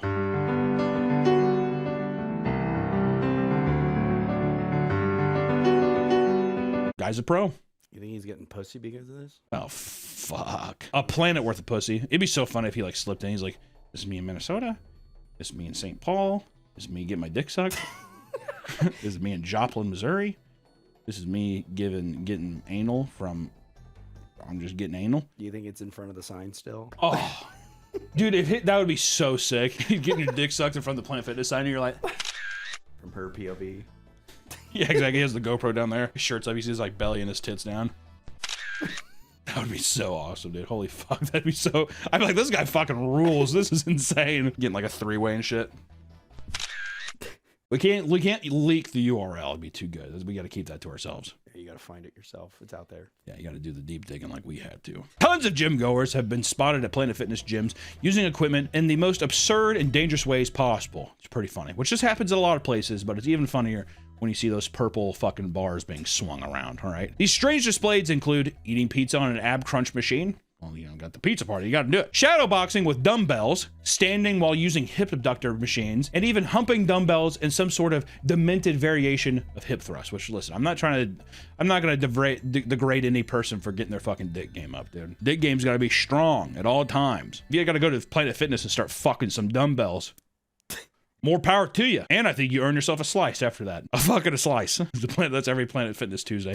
A fucking a slice. Come on in. If the sight of a man using a Smith machine upside down as a makeshift leg press scares you, you may want to catch a breather in the bathroom to make sense of what you just saw. Just make sure there aren't any hidden cameras, because 23-year-old Daniel Zhang was caught having over 50 recordings of people on his phone that were captured at various Wawa and Planet Fitness locations throughout New Jersey. That sounds like the most New Jersey thing I've ever heard. Trying to get some trim at the Wawa and the Planet Fitness. Gotta get a Philly cheesesteak, get my dick sucked, and go hit my delts as hard as I possibly can. It was alleged that his technique was to hide in the bathroom stalls until his victims entered the one adjacent to him, and from there, he would sneak photos and videos from over the top of the divider, like he's in middle school. In one instance, a man realized he was being recorded and started wrestling him over his phone, leading to his eventual arrest. That's awesome. You think that guy was probably still at shit dookie butt? Oh yeah, the guy fighting him? Because my boy Zhang's probably a closeted homosexual. So that probably got him fucking riled up. This is the best thing ever. He's like smiling the whole time.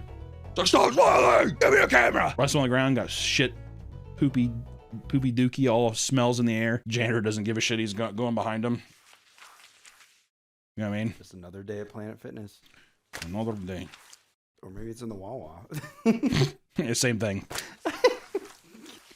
I've been to enough Wawas to realize that there has got to be far more freaky shit at Wawa than Planet Fitness. That's another video we should do. Fucking Wawa. It's not always the gym goers that are doing the filming. In 2023, an employee from North Dakota put hidden cameras in a Planet Fitness tanning booth to film multiple women as they undressed.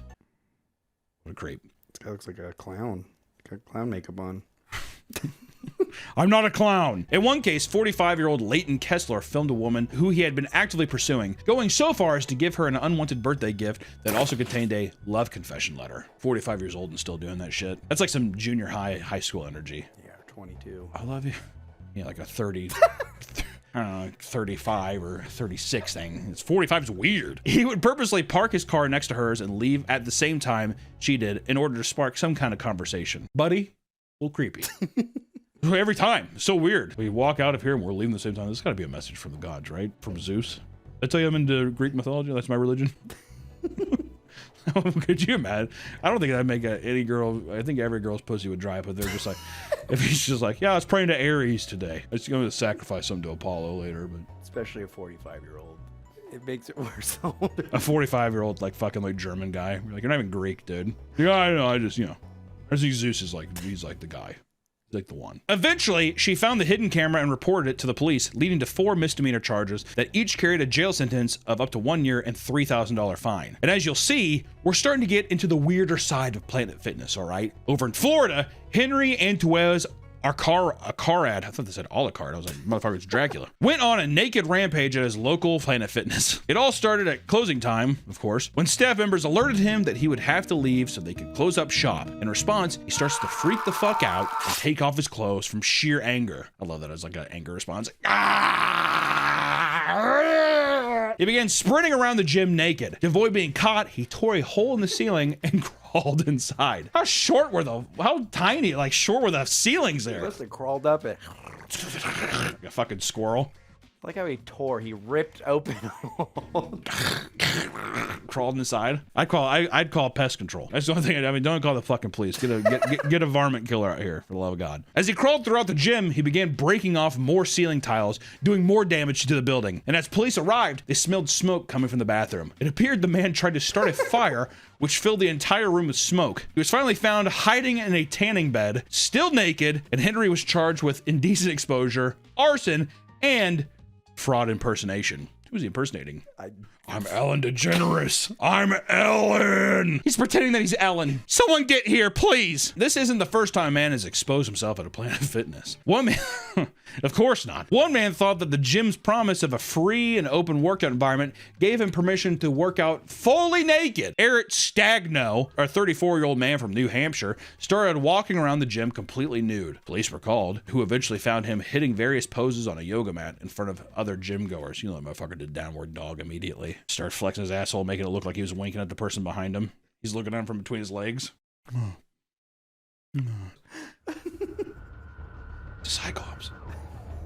He's looking right at me. When questioned, he simply stated that he thought it was a judgment-free zone. What the fuck? And he was soon arrested and charged. There's something about Planet Fitness that seems to make some people incapable of acting like a normal human being. At another Planet Fitness, a sign had to be posted urging people to be on lookout for a person that had been peeing inside the trash cans. Why do that?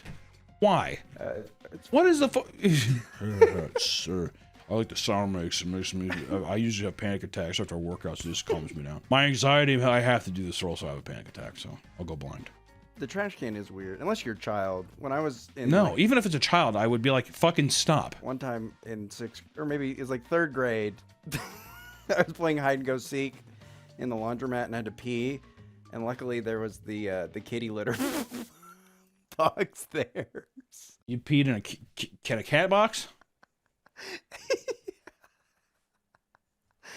And the cat didn't want to pee in there anymore. The cat was offended by how fucking rank your piss was. It don't smell like pussy pee at all. My mom was not happy. Yeah. Hey, so you probably took a human shit as the real story is. No, I have to make stink. I guess I'll go where Mr. Bondsworth goes. Human-sized log in there. Can you imagine walking by that though? Mr. Bondsworth! How many lives did that take you? One other former employee admitted to having a serial trash can pooper at their local Planet Fitness. And another female employee told how a man walked into the men's locker room and smeared shit on the toilets and pipes before puking in the sink and walking out. A different location, a 32-year-old man shit himself in front of his gym crush after only eating Fairlife protein shakes and chicken tacos for weeks. That's a bold decision to be like having your stomach pains, you're sweating and shit. Just wanted to see if you wanted to go on a date. It happened while he was on the treadmill, and according to the man, it was loud and smelled nightmarishly bad. Thank God for that description. He then had to cup the shit in his pants and waddle past his crush to the bathroom, where he called his mom to come pick him up so he could go home and change. The chaos at Planet Fitness isn't always as harmless as this, though. In fact, many gym goers can act so erratic that it puts people in real danger. In Michigan, a confrontation at the front desk, allegedly related to the bowl of Tootsie Rolls placed there for guests, led to a woman going into a violent fit of rage at 1:30 in the morning. After screaming at the staff member, she climbs over the front desk and starts knocking things off the desk. At one point, she steals the bowl of Tootsie Rolls and leaves, only to return to start throwing monitors and swinging the phone around like a nunchuck. She begins screaming at the top of her lungs, claiming she's gonna come back and kill the man! In the end, she gets knocked to the ground by the staff member before being arrested and charged for malicious destruction of property. Being attacked over a Tootsie Roll is just part of the everyday chaos that Planet Fitness employees have to deal with. One employee claimed that while working on their first gym location, they had a gun pointed at their face because the guy couldn't read the sign saying they don't accept cash. I can't read that! Another patron tried to kidnap a girl in the parking lot after failing to grab them from over the counter. What the fuck is happening at these? I can't read the sign! And the person's like, trying to grab the person? And then he You think that's failed. human trafficking? Yeah, human trafficking. Yeah. Or child bride. Listen, guys. Listen, fuck! Listen, guys. Planet Fitness is supposed to be a place where people go to better themselves, right? But it's just another commercial building for human degeneracy to fester and to happen, just like any place. But for some reason, with the purple bars, the fucking obnoxious, like, gear, like their branding, it's a scary place to me. Scary. Also, it's a place where I have to work out. And as you know, for how in shape I am, that's scary enough. They truly are the Walmart of the fitness world, because not only are they literally everywhere, but it harbors some of the weirdest people around, if not on Earth. If you're looking to work out and change your life, I suggest you do your research and find somewhere cleaner and safer. But hey, that's just me. Maybe Planet Fitness is your only option, to which I say good luck and God bless. We will see you all in the next one. Bye-bye. Okay, so I just got a surprise gift, and I thought I would share it with you guys. This is from Bad Dragon, which, if you guys don't know, Bad Dragon, they make dragon dildos and all sorts of other, basically, sexual products. So I'm really I'm stoked. So let's see what's going on here. You want to move it a little bit? You can see this. The dragon dildo wrapping paper is a great touch, which I will be using to gift my grandma later. That'll be fantastic. She'll love that. She'll say, "What's that?" Oh my god. So many of tiny dildos. I can't wait to use these as stocking stuffers for my nieces and nephews later this year. This is gonna be it's gonna be nice. I am 100% give my grandma one of these, and she's not gonna know what it is. It's gonna be awesome. There are so many. How many do you think there are, like, in total, if you had to, like, break them down? Like the dildos or the packages? No, like the tiny dildos. Like, if you had to count them, right? Maybe There's like oh my god, there's so 30. many. Look at that. These are all filled with tiny with tiny dildos. Moist Critical would be very jealous, so I'll have to tag him here. We got some amazing shirt I will be wearing. I'm nervous to even take any of this shit out right now. I'm gonna take this one out, fuck it. I'm about ready to rep this shit. That is gorgeous. My god.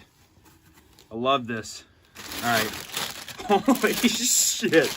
We got a beautiful octopus tentacle here. I almost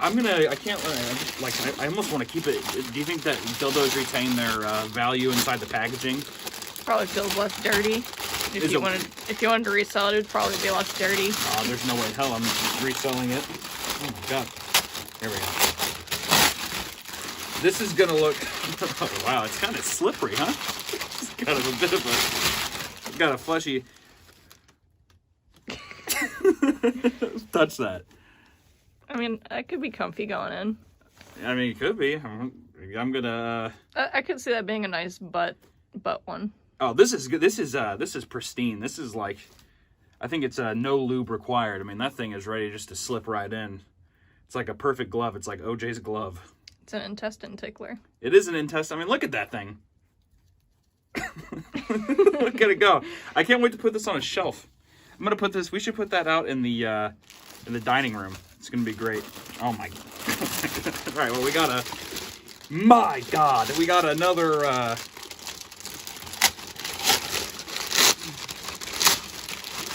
We got another big guy. Can you imagine this? Can you imagine this going inside? You know whose dick I think that is the Godzilla enemy. It could be. What if it's just Godzilla's dick? Hi. But you know how the other one's golden? I'm gonna hold this in my car and I'm gonna put it like this so when someone comes by and be like, oh hey, how's it going? Hello. Look at this thing, man. They're not as stiff as I thought they'd be. Right? They have flexibility to bend and go through. No, I mean it's like good. Whenever you see pictures of them, you think, oh, that's probably like it's just a hard piece of plastic. This thing is soft. Allison, I mean, I don't know about you, but I might be doing some experimentation. Look at that. I like how I hope there's a medium size, because look at this. It's like, oh, I'm going to start myself out. I'm going to explore. And then it's like, that's the next step. That is not a baby step. That's walking a mile. Well, you try the calf and then you want the stallion. Oh, absolutely. Or wait. Yeah. Bull? No, you try. Yeah, well, either way, it's a large deal. We Goes got another from horse to cow. We got another beautiful shirt here. It's like fucking anime villains. Jesus Christ. It's like literally Godzilla. It's like, I got his cock. So that's when someone's like, oh, is that a Godzilla thing? I'm like, no, I just have his dick. It'd be nice. Pretty rad shirts, though, I don't know. I'm pretty stoked on it. Oh, hell yeah. Just some Bad Dragon little cocktail mugs. I like that. I'm drinking out of that after this. Oh, I'm making myself a little Jack and Coke after this is done. I'm going to try to speed this up. I feel like I've been going so. Another one. Got some more shirts as well. Beautiful shirts. Oh, just like some nice Bad Dragon brand shirts as well. Just with the branding on it. There's more. Just when you think that the box is empty, good God, there's just so much. Oh, dude, are these shot glasses? Oh, my. Dude, we're going to have to go buy a bunch of liquor. For real. This is, like, fucked. Like, I feel like I need to be drinking on this shit immediately. This haul! Do you know how... You know how many fucking people are going to be jealous of the amount of value? Like, this is not a cheap box. This is a fucking expensive box. What the fuck is this? A beer mug. Look at that. Good fucking Lord. And we got another beer mug. Because they know that I have a beautiful wife that's going to want to drink Bad Dragon beer with me. And then we are reaching the end of the box, and we just have a shit ton. Instead of Doom, it's Dong. That got me pretty good. You should put that on your car. Yeah, I'm gonna put a Dong one on my car, and people will be like, "Is that Doom?" I'm like, nope, that's a Dong. And we just got a bunch of. You got a keychain of one of their. I believe that's a. It's like a mouth, but I'm pretty sure you fuck it, right? Well, I think there's a bigger one. It's like a. I think that's from what I've seen. That's like a. Is it like a fleshlight mini? I think so, maybe. And there's just a bunch of knickknacks like fucking pins, Bad Dragon pins, more keychains. One for you, one for me. You'll get the blue, I'll get the red. Yeah. That's cute. Look at that little unicorn. I can't wait to put that on my my metal war vest jacket. Have that. Look at that. Can you imagine? Look at that little guy. That one's cute. Yeah, look at him. Look at this. Well, Jesus Christ. I mean, look at this fucking haul. This is Christmas come early, and then even more once again. I can't wait. I'm going to send my grandma one of these, and she'd be like, is Bad Dragon something you're working on? And I'm like, it might be. It might be, and I'm gonna wrap it up in this. And she's like, these look kind of familiar. Are these thumbs? And I'm like, nope, those are something else. I'm 100%. This is fucking amazing. Seriously, Bad Dragon, thank you so much. Guys, if you're in the market for some new sex toys, dude, check them out. I'm gonna see if I can't. Maybe we can partner together, Bad Dragon. Maybe we can partner together and make a Dragon's Tales cartoon, or maybe we can make something. I don't know, something together. A beautiful deal. But thank you so much, Bad Dragon. I appreciate it, and I just thought I would share this little gift haul. So yeah, I don't know. That's it. Oh my God! The time is here. The FNAF movie is out. animatronic characters here. I just got done watching it in theaters. Are you kidding me? I wouldn't pay money for this hot garbage. I watched it on Peacock. I signed up for a nice free trial, immediately canceled my membership afterwards. Ooh. Work the system, baby. And now, I've made a lot of predictions. I've made quite a bit, I wouldn't say quite a bit of FNAF content. I've made a little bit of FNAF content, made a little prediction deal once the trailer was released. Nailed it, nailed everything, nailed it all. Go watch it back. Fucking, hey, Kobe from the 3, you know what I'm saying? Swish. Something did happen that I feel, I didn't think that my mind would go to this place and that I would be confronted with these feelings, but I have to eat my words a bit. Willy's Wonderland and Banana Splits, they make the FNAF movie look like a 3-year-old. A 3-year-old.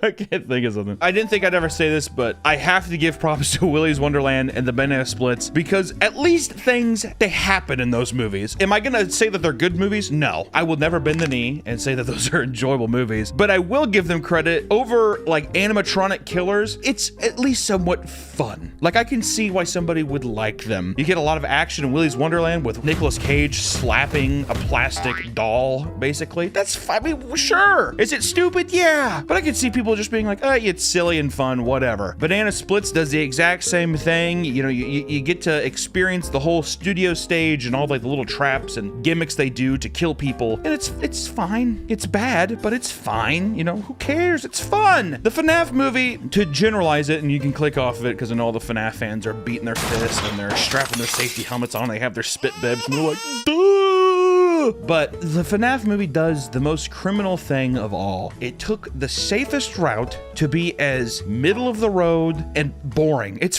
boring. It's so fucking boring. Oh my god. Oh my god. How do how does this movie, how is it boring? How do you let that get to the pipeline where it's just like, perfect. It's like a unsalted potato. That's exactly what we wanted all along. It's like one of those stereotypical plates of like a British dinner where it's like just a plate of brown. That's what the FNAF movie is. It's no taste. It's there. You can eat it if you want, but it's not going to be satisfying. We're going to talk a little bit about it today. I'm not going to, usually in these videos, I like to go through and I like to talk about the beats of the movie and talk about it, but I think it's so new. I won't do tons of spoilers, but I'm still going to put a little spoiler warning and then probably still spoil the movie. I would talk about the movie, but not a lot happens. But for our viewers who are just tuning in now, hi, nice to meet you. I'm Hunter. People hate me when I make these reviews. And what is FNAF? Which FNAF is a survival horror game. There's like 25 of them. Been around forever. You probably saw one of those Markiplier videos that has 100 million views and him screaming or him saying, "Was that the bite of 87?" Which that happens in this movie. And that's FNAF. And you've probably seen people with, you know, Freddy Fazbear, and you've probably heard a sound. You've probably seen memes. It's like one of the biggest internet games ever. I don't know. Why would you click on this video if you don't know what the fuck it is? Fuck you. But let me talk to you about the general story. What happens in the movie? This movie stars Josh Hutcherson.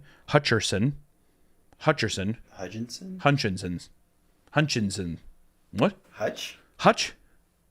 It's Josh Hutcherson, right? It's not Hutchin, is it? Hutcherson. Josh Hutcherson. Let me tell you, dude, that motherfucker, first of all, Josh, good job getting the bag, dude. I know they probably paid you a pretty penny for this little flick. It is Blumhouse, though, so I don't know. They're probably like, are you sure? Do you really need that much, Josh? This is gonna be a big hit. We can get you on the back end in bonus percentages. And then they're like, by the way, we're also releasing it on Peacock. And he was probably like, yeah, fuck. Josh Hutcherson, he tried his best. And it's not his fault. Really, the only actor in this film that wasn't good was the little girl, Abby, which is his sister in the movie. We'll get to that, but Josh Hutcherson, I mean, you could tell that he was working with what he had, and the script was just abysmal. This is a joke, right? I mean, probably somebody controlling them, right? I mean... Okay, good joke. Congratulations, you got me. So Josh, you know, tip of the hat to you, my friend. Oops, let me mute this. But the movie follows Mike and Abby, and Mike is a degenerate who lives with his sister, even though they're like, the age difference is just too much. The year is 2000. We see it in a security cam footage one time, so I think it's like the year 2000. And Mike has custody over his sister because his dad killed himself, and the mom died of a sickness, disturbed down to sickness. You have cancer, Andy. Mike is plagued by dreams of his brother being abducted. His brother's name's Garrett. When he was a kid, he saw him get abducted, so that plagues him. So it's a big dream-themed movie. First of all, There's probably a world where that works, but it muddies the whole thing up bad. But essentially, he needs some work because he beat a man half to death for... Actually, that was really funny. He sees a child walking away, getting kind of dragged away by a dad. I mean, I immediately assumed that it was his dad, but he's a security guard and he goes to check on him. And I'm like, oh, okay, well, he's gonna go be like, hey, sir, is everything okay? No, he just tackles him into a fountain and beats the shit out of him. And then he gets arrested. And now he can't hold a job because he's mentally unstable. Thank God he has custody of an 11-year-old girl. Now, this is a PG-13 movie, so nothing happened. But let me tell you, if that little R showed up, I don't know what would have happened in this movie, okay? All I know is that he goes to a career counselor, which ends up being Matthew Lilliard, whatever. The guy who's Shaggy, he was also in Scream. I like him a lot. He was also in 13 Ghosts. That was a bad horror movie. A really bad horror film. But he was also in Serial Mom. I like Serial Mom. You like Serial Mom? Roger Waters? Roger Waters is Pink Flamingo guy, right? Who am I thinking of? Is Roger Waters that's the bassist for Pink Floyd? John Waters. Roger Waters, I think, is the... I don't know, it doesn't matter. Essentially, he's like, oh, I have a job for you, and it's, you know, you have to stay at Five Nights at Freddy's. And he gives him the job, and from there, he has like weird dream sequences and starts seeing ghost children, yada, yada, yada. It ends up being Freddy Fazbear and all that kind of stuff, and he has to find out who killed his brother or who stole him through dream sequences. It's like that Stephen King movie from 2005 called Dreamcatcher. Terrible. Once again, awful. Feels very similar to that. There's a cop that randomly shows up, ends up being William Afton. If you don't know who that is, neither do I, neither does any of the people who don't know the franchise. Ends up being William Afton's daughter. She ends up helping him defeat the animatronics, but the animatronics are innocent children who are ghost trapped inside the animatronic, and it turns out that the career counselor guy is actually William Afton, even though he said his name was like Steven Agdler or something like that, and then he dies. And then they set up sequel bait. Also, Matt, Pat, and Corey Kenshin are in it. That's the movie. And if you think that I'm selling it short, you're dead wrong, baby, because that's essentially the story. I'm not going to go into it by detail because, my God, the video has to have something. Like, my video has to have more than what the movie had, okay? So I'm just going to say the pros. Costumes and puppets, I'll eat my words. They look great. Jim Henson's company, right? Awesome. They looked great. The problem with them, though, was that they're just not scary. But once again, I think that's just the script and, like, the ways you could have done about it. The people who were hired to do the job killed it. Also, the sets look good. I liked being in the pizzeria. The pizzeria was so much more enjoyable than like Willy's Wonderland. Willy's Wonderland set is... God, just abysmal. Even the animatronics, which no, not trying to put down anybody, because I'm sure whoever worked, it doesn't matter. They didn't look as good. It didn't look as good. What am I supposed to tell you? All right? And Josh Hutcherson. That's the pros. If I had a scroll, I like hit it down. I'm like, yep, that's the three of them. Look at that.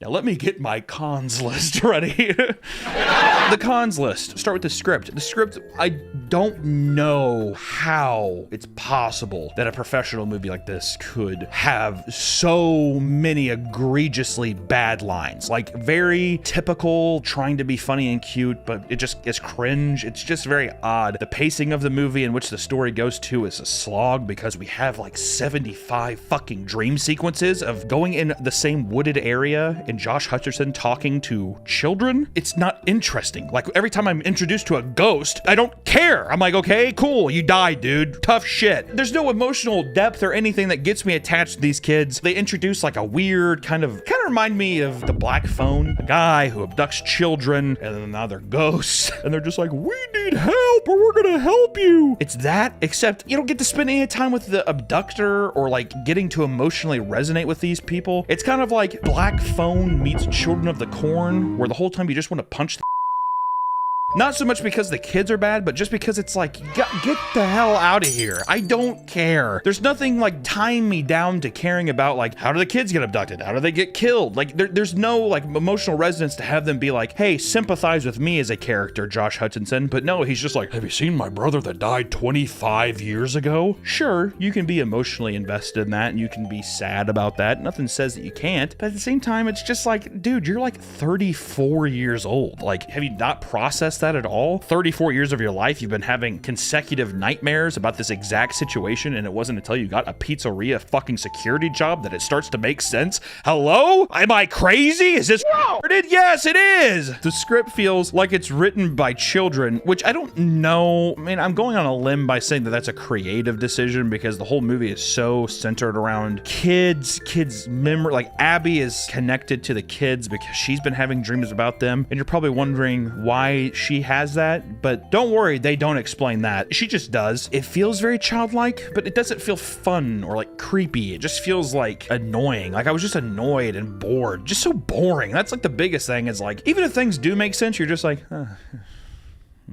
I bet you anything, if I was a betting man, there was way more dream sequences in the first draft of the script. And it's like, he goes back to a dream again. And people were probably like, we should probably do something else besides the dreams. If I was a betting man, I don't know. So they introduce like an aunt who's trying to take custody of Mike's sister. And there's like, she's always with this like fat lawyer who looks like he's scared. I think that the lawyer is supposed to be comedic relief. But if anything, that was the most haunting part of the film, was just being like, you should watch what you do with your diet. Like I looked at that and I was like, that's me in like 5-6 years, I don't know. But she's always there with a lawyer and she's trying to get custody of Abby, which the first time that you see the aunt, I was like, who is this? What the hell is this? And then she's like, well, I'm here with my lawyer to get custody from you, blah, blah, blah. And it isn't until like a few scenes later when you find out that it's the aunt. It's just so random and weird. And then also it's like, he's like, She doesn't even care about Abby. All she wants is the monthly check from the state. But the whole movie is contingent on Mike finding a job. And it's like, if the check is that enticing to get, why is he stressing so bad about a job? Like, can't he afford stuff? Like, isn't that the government aid that he's getting? I guess he has to find a job for his parole. Is that what it is? But that isn't established either. It's just weird. Like, there's no indication of like, okay, well, you have to find a job or else you'll be penalized. You can't support this girl. We're gonna take her away from you because you're financially inept. Those are motives. Instead, it's just like, I gotta find a job, but I can't work nights. And then the lawyer comes in with the dumb aunt bitch lady, and he's like, all right, fine, you twisted my arm. I'll take the night shift. That's the legitimate flow of the movie. Oh, I mean, I could go on so long. Like, this is just, but anyways, other cons, the editing, there's a lot of editing choices, like a lot of weird cuts and like zoom ins on weird times. It throws off the pacing tension in a lot of weird ways. It's just, I don't know. The movie, it's competent enough, but there's a lot of moments where you're like, what? Why would you do that? The YouTube cameos, no Markiplier, dude. Hey, fucking spoils for real. No Markiplier. Wow, how are you gonna do that, dude?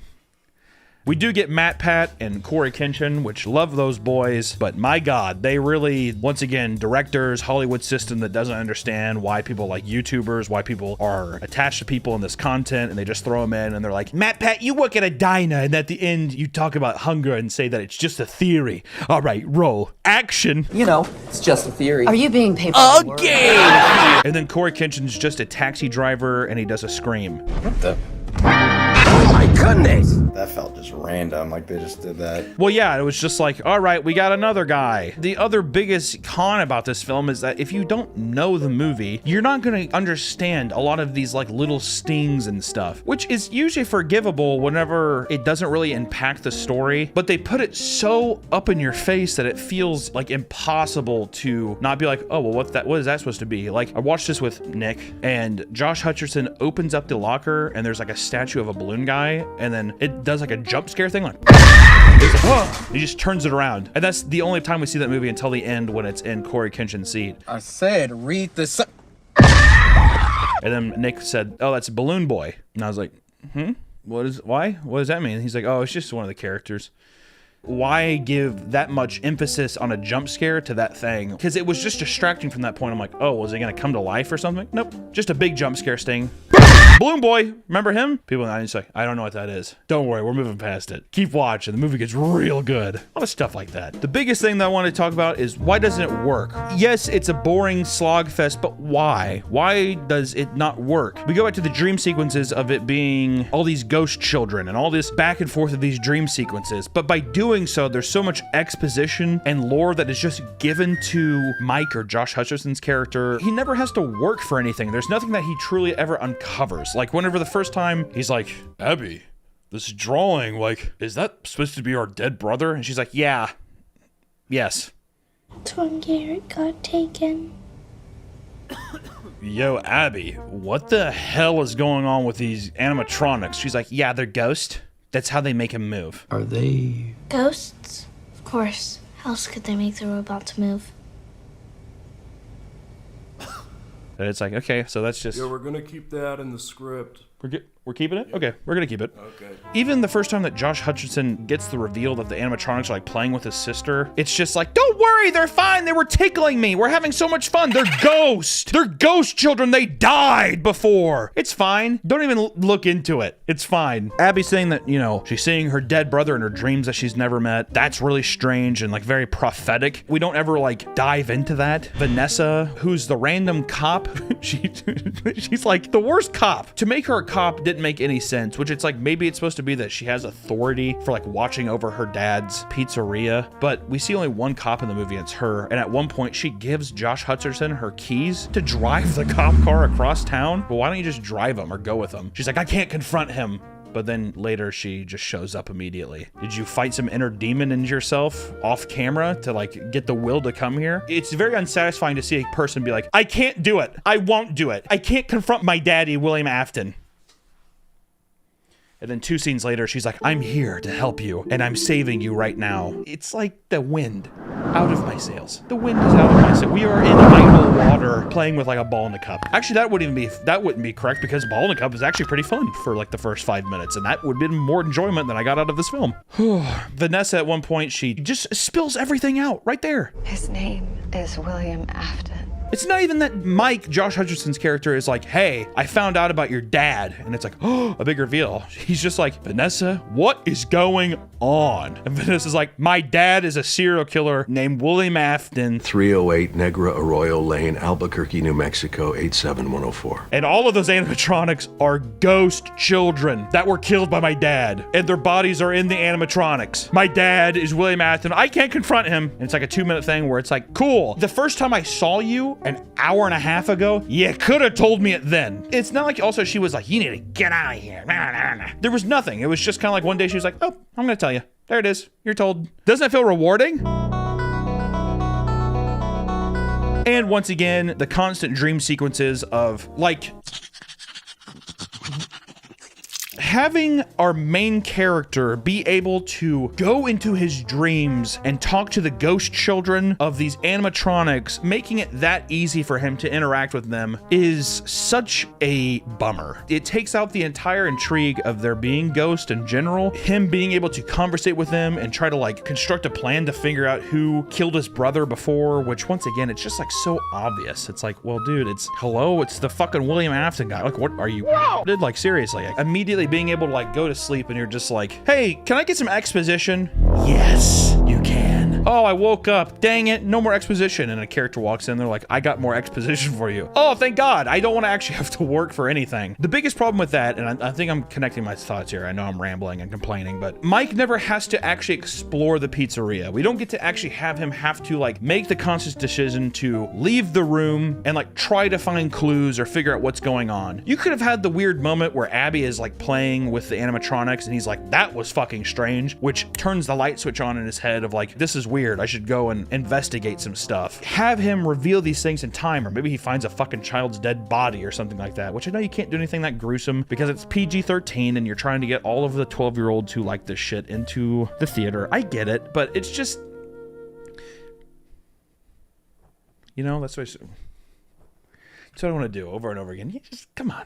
Come on. And the big delineation isn't even the fact that it's like animatronics that don't look scary, because I think that there is something unsettling about something that could look innocent that of course in turn becomes something more evil or violent. But the reason the games work is because these things are sitting idle looking at you and you're having to conserve this power, like resource management, and you're the one who has to click the button and look over at these door frames, or you're the one who they're attacking. It feels very personal. It feels like you are in the pizzeria yourself. Translated into this typical shitty Hollywood horror film, none of that magic translates through. And that's like the biggest thing I want to say with this is that even though I'm not like a fan, I can still appreciate how interesting the lore and world building is of FNAF through all of these games. And it isn't a criticism of FNAF the franchise, it's the criticism that they took this thing and just, I don't even know if I want to go on a limb and say that they did a cash grab. I just don't think that they tried at all to make it an experience that could be similar to the games or experience in the games. It felt like fodder for, well, I guess it is a cash grab. It just feels like fodder for people who have played the games and they're just trying to make money off of that. It doesn't feel like they're actually trying to introduce anybody to the story of FNAF or get new people in there, which as a new art form for people who don't like games or want to approach it in a different way, it could have been a really cool opportunity to do that. But instead, it just feels like pandering. It feels cheap. It feels completely rushed. The only thing that it feels like they actually took time into was knowing that they had to nail the look of Freddy Fazbear and the fucking crew or whatever, because after that Sonic deal, I bet you if anything, they were doing negotiations for the movie, that Sonic shit happened, and they were like, we really gotta nail these looks. What would I have done differently? Who cares what I would have done? But I'm just saying that what would I have done? They tried doing this in the movie where it's different nights, but they didn't put enough emphasis on it like it does in the games. I think you should have just stayed in the pizzeria. Fuck all of the stupid family bullshit, the dead brother, all that kind of stuff even. Or you know what? Fuck it, keep the dead brother. Keep the dead brother in there. I don't give a shit. Get rid of all the other family drama with the aunt. Get rid of the dumbass sister. It's just you trying to figure out who killed your brother because it correlates somehow with this pizzeria. The whole idea is that if you would have not even had to make the movie first person, which I think that would have actually been pretty sweet. You have to carry around a little analog camera. Would have been tight. Just remove all of the fat and make the movie as close to the game as you possibly can, because you can still get a good typical Hollywood story out of something as simple as just checking cameras. But it then at least becomes a movie about like finding and uncovering this horrible secret that this place is plagued with dead children. You are fighting for survival. You're fighting for your life. There's constant pressure to have to keep the electricity on, and like you could have moments where it goes out and it's like a crazy chase sequence. You have to get back to a safe place. I feel like you could have done so much with the tension of these characters and the uncanniness of how bubbly and cartoonish they look, but it just falls flat. Like there was not one moment in the film where it feels like anybody's in any danger. Like holy shit. There's a part where they're breaking into Freddy Fazbear's Pizza. First off, the guy is like, I'll break in and I'll fuck up Josh Hutcherson's Mike. I'll break in and fuck up Mike's business for $2,000. $2,000. And you're like, that seems very low. And then she's like, 1,000. And he's like, deal. Made me think a 12-year-old probably thought that $1,000 is like $1 million, maybe. Like $1,000, we could buy anything with that, right? He shows up with his crew to Freddy Fazbear's, and there's like 5 or 6 people. Imagine splitting $1,000 with 5 or 6 people. You're gonna commit crime and potentially go to prison for $200 payout. To me, that doesn't necessarily seem worth it, but you know, I digress. There's a part in that scene where a guy is running through Freddy's, and you see him on the monitors, and he's just screaming, but it feels like it feels like it's supposed to be funny how he's screaming. And then when you see him die, there's like just some movement of a stiff animatronic, and then he has one bloody handprint on a window, and that's it. You don't ever get to see any of the kills besides the bite. In shadow, you see a girl get cut in half, and then a cupcake bites Josh Hutcherson's leg. Oh, and then Matthew Villiard stabs his daughter, and then his suit breaks.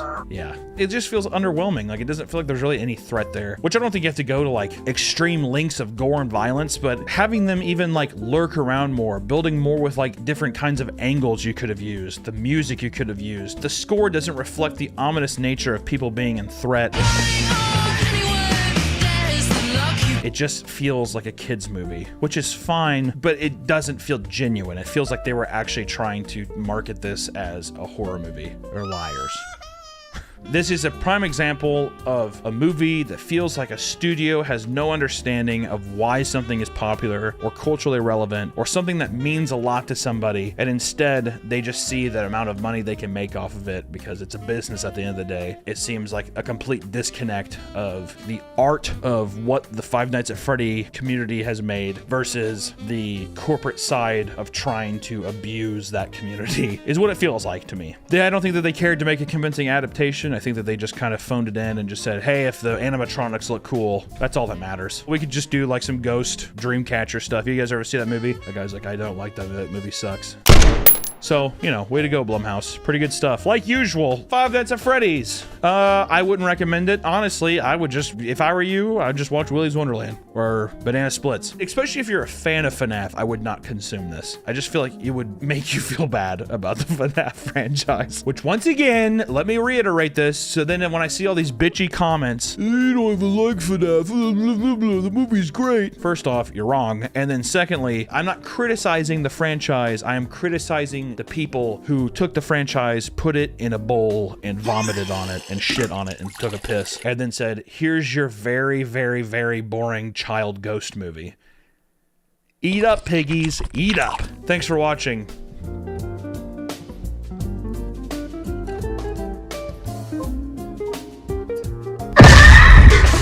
Welcome back to the Papa Meat channel. Come on in and sit down because today we're going to be talking about the food VTuber epidemic. Just go to Hot Topic with a sourdough roll and you'll get a goth bitch. You will. The streaming world has evolved quite a bit in the last decade or so. For most streamers, the goal is to showcase an authentic personality by putting their face on their content. Is that what you think of when you think of streamers? Well, you want to seem like, I'm a normal guy. I'm a normal girl, big boobies. And the chat's like, look at oh humble me. But over time, however, tubing has morphed the streaming landscape drastically. Today, many people use elaborate avatars and play up their own original characters. However, not all VTubers are confined to the brightly saturated characters with fat, swinging, big fucking titties. Anime. No. VTubers are no longer anime girls, Nick. They're much more. In fact, it appears we're now entering a brand new era of VTubing, a bizarre trend where streamers take the form of anthropomorphic foods, mostly just from the burnt peanut. We're seeing this thing right now. With one man's success, it has altered the landscape of media, which is not a new thing. People do it all the time. Mr. Beast. He changed YouTube forever. Mr. Beast has changed the way that people interact with content now. That fucking, what's that one guy? Brent Rivera? Have you seen that motherfucker? Oh my God. It's the exact same thing. The cuts, the cues, the text, everything is identical to that Mr. Beast format, but that's just because people want to follow success. And I think people associate the food VTube thing as like, that's what people want to see. It's funny, it's cute. But people don't realize the personality comes with it. You have to be quick-witted. You have to have charisma, right? People were comparing it to the annoying orange. It's like reverting back. The fact that it's a peanut is like totally irrelevant. No, that's the success. That's the successful key. Okay, I forgot about that. Yeah. We're going to talk about this new trend, but we're also going to talk about how it's led to possibly the worst streamer in modern history. And it's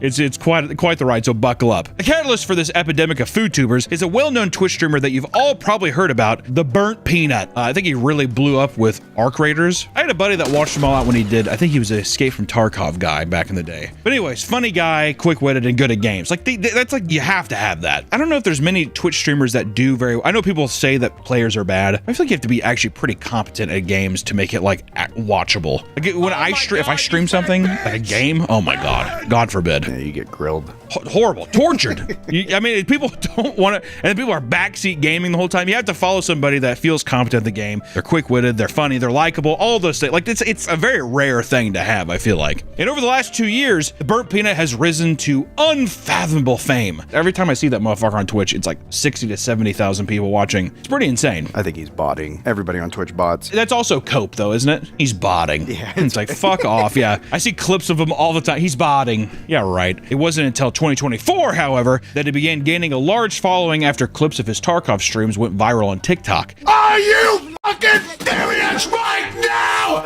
Are you serious? People were initially drawn to upbeat personality, the unique presentation, and the small details like his character's rotations of fun costumes. Which I will say, this does show, and it's a good example, of you just have to put in a little bit of effort to stand out. If you're already called a Burnt Peanut, it makes sense that like, oh yeah, I'm just gonna be a peanut avatar because what the fuck else am I gonna be? But then it's like, oh, what if I just gave him different clothes? And then you just use a stream deck or whatever. And there it is. And people are like, oh my God! But that's just because the whole landscape is so fucking boring and not inspired. That was like a deal back in the day when I first saw Dr. Disrespect streams. You'd see all those transitions and shit, and you're like, the production level on this is crazy. I mean, a lot of people can do that. It's just a matter of, do you have the gumption? Do you have the creative will? If I was watching this, I would want to see this. You know what I mean? I want to see the Burnt Peanut sitting on a beanbag chair with the Xbox controller and Cheetos, you know, because he switches out the background and stuff. So I think that's exciting for... Sorry, I don't know why, but... I had a panic attack while you're talking. But to be fair, though, the large part of the Twitch landscape or streaming landscape is, how do I say this in a nice way? It's like people that aren't the most social, that are just good at games. And, you know, they have a quirky thing where they look at the camera and they'll be like, hog. Yo, that guy just got owned. Turn over and you leave. Hey, Crystal Scepter, thank you so much for the 2 months, man. That's one thing that I found too. The bro culture on Twitch is insane. I didn't expect it. I think it's just mostly Call of Duty and that kind of thing, but it's always like, yo, okay, I'm dropping in. And I'm sitting there, I'm like watching it on like my break at work. I'm like, I wish that was me. This video is sponsored by Fume, the leaders in flavored air. Fume is the flavored air device designed to help people quit vaping and smoking by breaking the hand-to-mouth pattern. Cravings can come in when you least expect them. You have to find a way to fight the urge and not return to your old ways. And breaking bad habits can be hard, so don't handle it alone. Let Fume help. Fume is not a vape, it's not an e-cig, it's just flavored air, which means you can use Fume anywhere. By keeping Fume close by, you can have it as your natural replacement while you're working on improving your habits. With Fume, there's no vapor, no nicotine, and never any toxic chemicals. On top of that, Fume is an award-winning device with great flavors. Feel the rush of the crisp mint or tangy raspberry as you say goodbye to your cravings. I keep my Fume device here at my desk so it's close by in case I'm feeling anxious or bad habit wants to distract me from my work, like cut that, editor, actually. Better to play with Fume at my desk than go back to bad cravings, am I right? If you're ready to break the habit, now's a great time to try Fume. Right now, when you grab a Journey Pack, you'll get a free Fume topper just for using my code PAPAMEAT. The Fume topper adds a soft, replaceable, chewable mouthpiece, providing something safe to chew on when cravings hit. Grab this offer while it's available. Head to tryfume.com/PAPAMEAT. That's TRYFUM.com and use code PAPAMEAT to get your free Fume topper with your Journey Pack. Thank you to Fume for sponsoring the video. Back to the video. When Arc Raiders released in 2025, he became one of the streamers to watch play that game, pushing him into peak stardom. And with this rapid growth came a higher production budget and tons of collaborations with other known streamers. This is not without pushback, however, as people across the internet think both the Burnt Peanut and his fan base are insufferable. People post videos of fans laughing, clapping their hands and feet to what looks like brain rot screaming content, which I want to interject here as well. That shit, you get popular enough, you're gonna get hate. You know what I mean? The motherfucker is a peanut VTuber playing Arc Raiders. If you're like, making fun of that, it's just a thing where it's just, it becomes popular, therefore, so I don't fucking like that anymore, actually. That's fucking stupid. And yeah, is there like some cringe comments? What the fuck? He says goop. Look at me goop. Whatever the fuck it is. Who cares? But that's the thing though, is it becomes an easy target because it's just, he's very well known. So I get to make my little content making fun of things. And there you go. Some adult fans even record themselves in tears on the floor as they react to his streams. I don't think I've ever had that, luckily. I don't think my fan base has ever been that dedicated where some guy's like, oh my god. Other Peanut fans hail him as a god and are extremely parasocial with him. And if you look at any comment section, even related to him, you'll find comments saying that he is the light in a dark world. Or that he needs to be on every TV in America, which he has dedicated fans. What the fuck? You can say that with any rabid fan base. Look at any fan base. The problem is when a fan base becomes rabid, they become insufferable. To people who aren't into that fandom. That's why you get like the Has Been Hotel. People hate those fans, or like Amazing Digital Circus, all that kind of shit. Rick and Morty. It's just, it comes with the territory of being a huge like IP or star. People just, they get rabid. People get rabid, they get excited, they can't help it. Essentially, people treat the Burnt Peanuts audience like the classic millennial cringe, quirky chungus, spouting random like, oh, that's epic, hey, goop, all that kind of stuff, and people associate that's where it comes from, right? This weird behavior also started a trend of people making videos mocking the fan base, portraying them as man babies drooling over themselves and farting as they rock back and forth in pure bliss, which I will say I found a couple of my videos in those and it's funny. Really? Yeah. Usually it's people, it's like their feet on the desk and they're like all curled up like this and like, and they clap their feet and there's like a monitor with like 7 things going, and I've seen my videos on there and I'm like, hell yeah. If one of my viewers is at home drooling in a spit bib right now, dude, praise the Lord. You know what I'm talking about? Hey, he has risen. But for people who think that the Burnt Peanut is the most annoying, like, oh my god, it's the fan base, it's so annoying, you probably should check out the competition of people that are copying him. Because the Burnt Peanut has seen massive success streaming in this style, it has inspired a whole new wave of copycats who try to treat his content as a formula for success. And if you scroll through TikTok or Instagram Reels, you are bound to find clips of people streaming as assorted food items and objects. After all, it's a very easy thing to set up with tons of YouTube tutorials instructing people how to mimic this recipe for success. You just gotta be food! Nick, what food would I be? Cheeseburger. Editor, put me as a cheeseburger now. I'm a cheeseburger. What's my thing? You know how he says goop, gloop, or whatever? What's mine? Cheese. Just say cheese. Oh, I got my delicious cheese. I'm going to get a triple stack burger on my cheese. Actually, I would watch that. That'd be cool if their model changed. You can make like 12 stack cheeseburgers. Whoa, too many patties.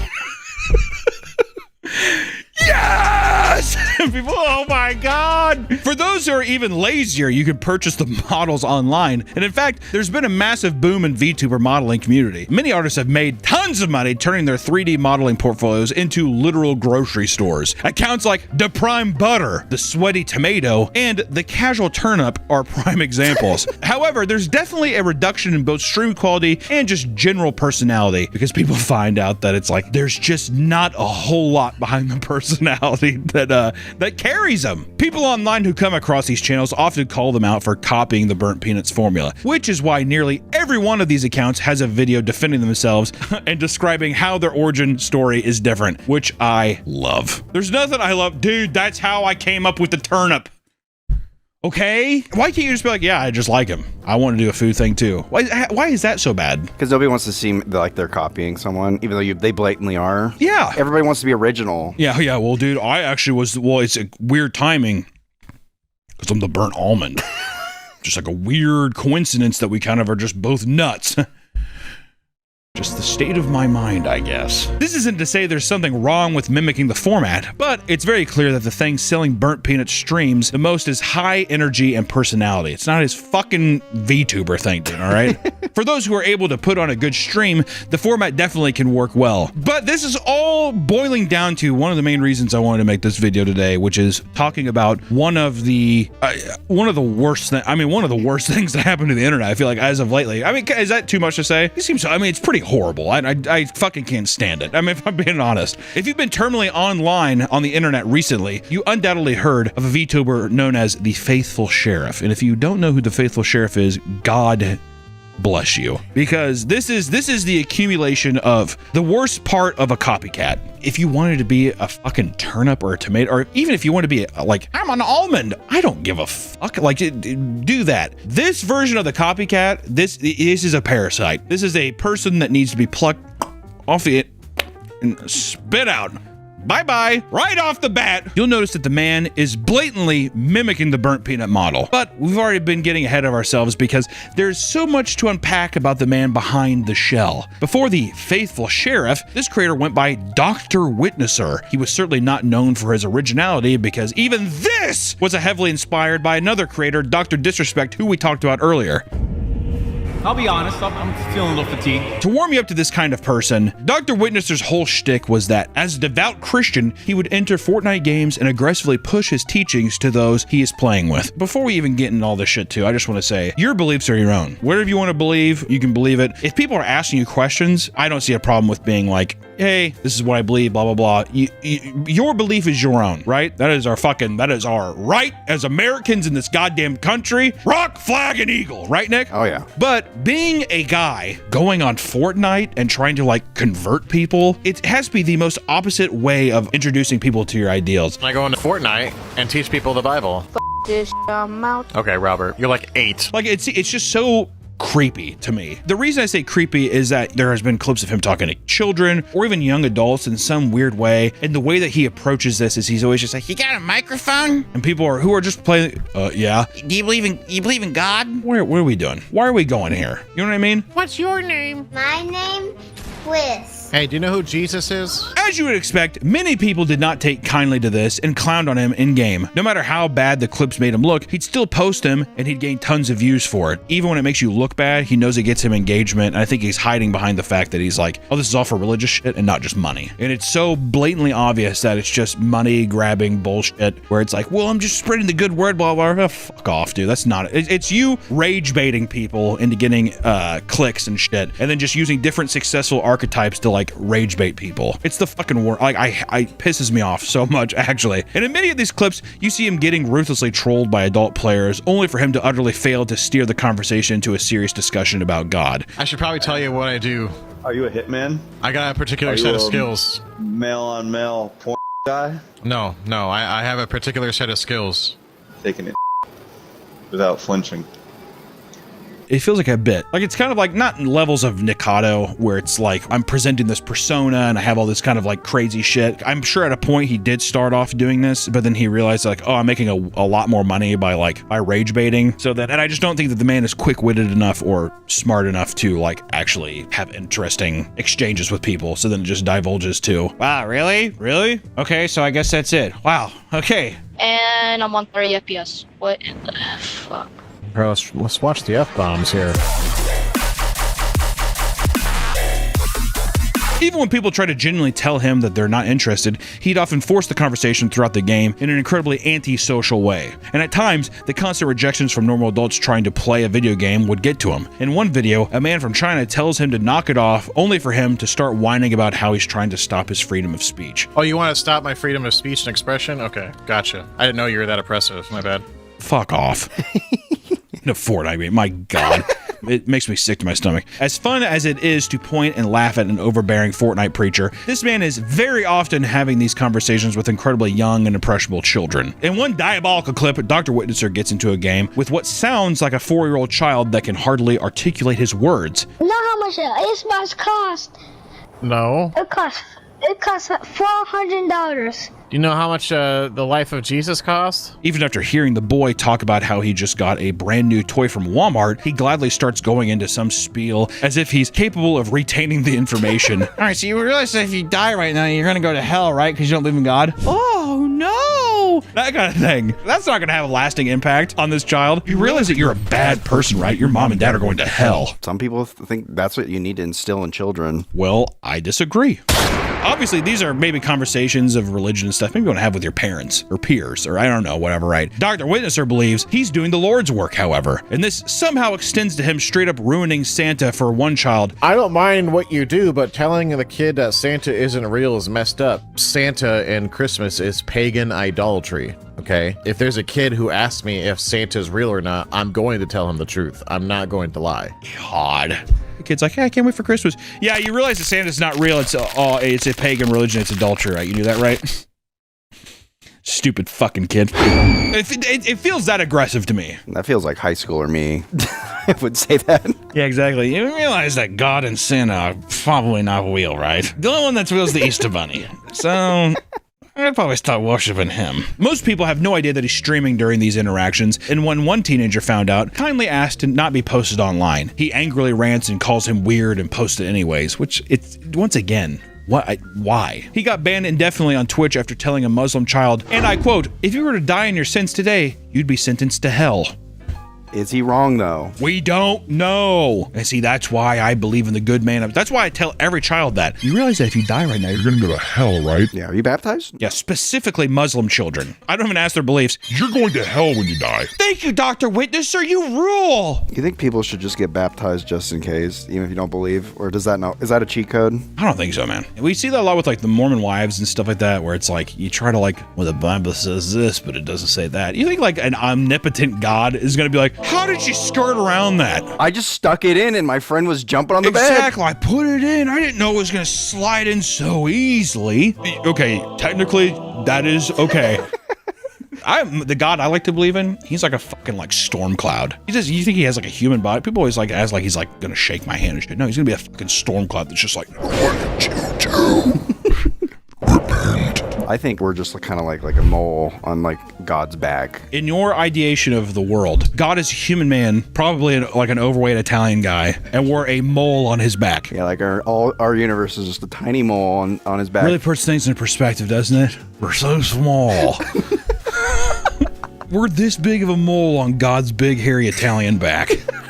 Mamma mia. For a time, he claimed he would sue Twitch over this, but that doesn't seem to have happened. He's transitioned to other platforms, but he didn't make any waves until a particularly ridiculous stunt. On February 7th of this year, of our Lord's year, 2026, he'd randomly tweeted that he'd been in a horrible accident so bad that he'd possibly be disfigured for life. People were genuinely worrying and praying for him, not knowing that this was all complete and utter bullshit, right? But it's okay. Dude, I can white lie, Nick. All right? Muslim boy, you're going to hell. I got in a horrible accident, though.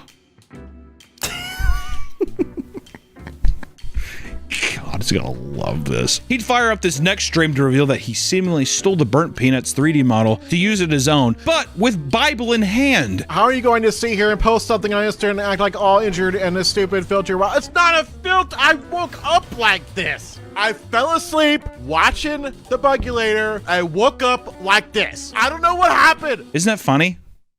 Isn't that a funny joke? It isn't. It definitely isn't rage bait to get you to click on the thing. Sympathy bait. No. Guys, it's a fucking bit. Come on. Oh my God.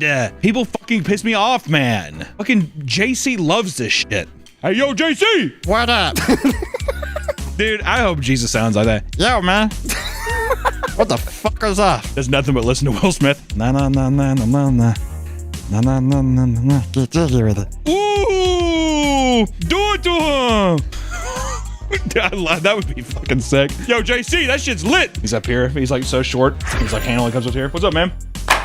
You my man. After starting as a singular joke stream that he claimed would not be a rebrand, he almost immediately changed his mind and leaned all the way into it. He soon updated the model to resemble a cowboy, occasionally accompanied by an accent, and would constantly break the third wall to try and explain the terrible lore of this character and justify why it's okay to basically rip the entire idea to the point where he was even admitting that he plans on stealing his mannerisms as well. People are like, well, you're copying his mannerisms. Yes, that's part of the storyline. That's part of the storyline. I am turned into a peanut, so I'm going to copy some of the Peanuts mannerisms because that's part of what being a Bungulator is in my story. Not only is he taking from the Burnt Peanut, but he repeatedly talks about him and tries to set up some collab so he can milk more views from him. And also, it's a great way where it's also trying to justify the actions. Well, he streamed with me, so it's fine. So he's just trying to confuse people, right? It's like when companies, like, they will make a product that looks exactly like something else, so people will mistakenly buy that thing instead of the actual thing. Because he'd be like, oh, that's the Burnt Peanut. Yeah. He did, however, add a new creative spin to the character that he can be 100% credited for, and it's that the model farts. In fact, he made a Twitch channel point reward that rings out endlessly alongside a green gas cloud from behind him. That's awesome. Yes. Okay, now that is actually fucking sick. That's really funny. Yo, you watch The Faithful Sheriff 2? That shit's tight, man. To The Faithful Sheriff, this farting meme is gold tier, baby, as he lets it rip constantly in the middle of talking to children. It's so freaking funny. You ever see a guy like fart in a video and there's always one comment that's always just like, seriously? What's funnier than farts? It's the universal joke. It's a universal joke. Everybody can laugh at it. As more people grind out content criticizing him and his reputation gets worse and worse, he has only tried harder to justify his routine of constantly talking to children. Not only is he interrogating children on stream about whether or not it's okay to talk to them to make himself feel better, but he's even been reduced to posting AI Google results about Fortnite's game demographic to prove that it's not entirely a kid's game, which obviously it's not entirely a kid's game, but you do openly talk to children a lot. If you hear someone's a child, you should just be like, okay, I'm not going to talk to them for the stream, but it's like, I got to have that content. Yeah, exactly. It's a conscious decision that you're making to be like, I'm going to clip this, or I'm going to even do this on stream because you know that's going to get a reaction. It's going to drive traffic to your channel. Just like in the past, people go out of his way to grind out as much clips as possible to maximize exposure, even when it's completely inappropriate. Like, what am I going to do? Waste the content? Come on. Where's the Muslim kid at? You're going to hell. Isn't that right, JC? Thanks, JC. You're awesome. Sorry, Muslim kid. Why are you crying? Clips like this lead to him being yet again ruthlessly destroyed online. And what's wild is that the response to the endless memes at this expense are now leading into the realm of legal action. My boys, the Super Mega Boys, would post an edited image of the Faithful Sheriff's avatar with a realistic cock and balls, saying that he requested it.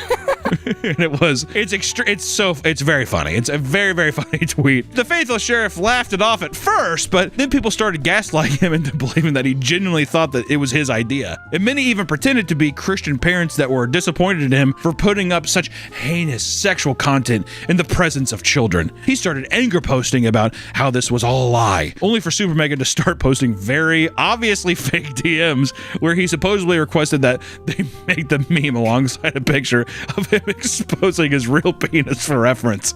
It's so good. He then posted a video where he pleaded for people to believe him, even claimed that he will pursue legal action against them for defaming him. In an attempt to prove it, he shows his own DMs and tells people that the IRL image of him that they used is far too small because he weighs 300 pounds. This is not me. Y'all have seen me. This person probably weighs about 170. I'm 300 pounds. Not proud of it, but that's how much I weigh. That couldn't be me because I'm a big boy, guys. Obviously. Why are you even indulging in this? Fucking moron. Am I crazy? As of now, Super Mega has now received the cease and desist in the mail. And ironically, this meme was just a copy of a similar meme that they posted on the Burnt Peanut a while back. If the faithful sheriff had just laughed it off and took it in stride, it wouldn't have gotten nearly as many eyes on it. The reason that it got so big is that he's like, oh my God, this is not true. He took the bait. Oh my God, hook, line, and fucking stinker, dude. The controversies wouldn't stop there. Around this time, the faithful sheriff decided to open up a community Discord, something that is constantly infiltrated by haters and trolls, which also, here's another thing. Community Discord, free open community Discords. You gotta be careful. It's like a prison yard. Many are claiming that mods are harassing them and banning them based on their gender identity. Others are claiming that the minors are being exposed to inappropriate content. Because the online space is flooded with people gaslighting him to continue the troll, it's difficult to tell what's real and what isn't. Unfortunately, he can't help himself from responding to tons of what are most likely just jokes at his expense. And that's where we're at with the faithful sheriff. It's been popping up. Mostly it was the Super Mega thing. Saw the Super Mega thing, and then you just see you click on one thing, and then your whole algorithm gets exposed to this bullshit. And it's like, it's the worst version of a copycat person. People like the Brent Rivieras and all the people who copy Mr. Beast and stuff, at the end of the day, they're their own entity. Are they taking things from that content? Yes, of course. Are people that are using food icons taking from the Burnt Peanut craze? Sure. You can't help that. That's going to happen. Also, people might just be like, I think it's funny and I like the Burnt Peanut, I'm going to do it. There's nothing wrong with that. But it's doing it in a way where it is so deceitful and it's so ironic coming from a person that's supposed to be a Christian with good values who is doing nothing but being a parasite online and using this like copycat method to financially get ahead. I really don't believe any of the virtues that he has is earnest. I don't think that it's like for a good cause. Maybe his content did start off with him like maybe wanting to do like, I'm trying to just tell people about the good word, but now it's come to the point where it's pathetic brain rot. People that post rage baity shit, after a while it gets so stale to people that they will continuously up that game to keep getting clicks. So who knows what happens now? I don't know. Never in a million years could the people building modern civilizations comprehend such a brain-dead topic like this to exist, and I'm sorry that I had to even indulge it on you, but it was on my mind. If you're someone out there who wants to take inspiration from their favorite creators and use it to make some fun content, by all means, go for it. I mean, that's how people start. You're in love with something and you want to emulate it. You want to like grow as that person. You want to become that person. It's how art gets made. That's how people interact and make things online. It's harmless overall, but there's something to be said about people who do it solely because they're desperate to latch on to whatever can get them views, to get them money, to rage bait people into clicking on something for analytical value. For people like the faithful sheriff, what else is there to say? The man is seeking out anyone, including children, to pressure them, to convert them while they're young and impressionable or in a bad spot in their life. He's not saving anybody. He's doing it all because he knows it pisses you off and you'll click on it.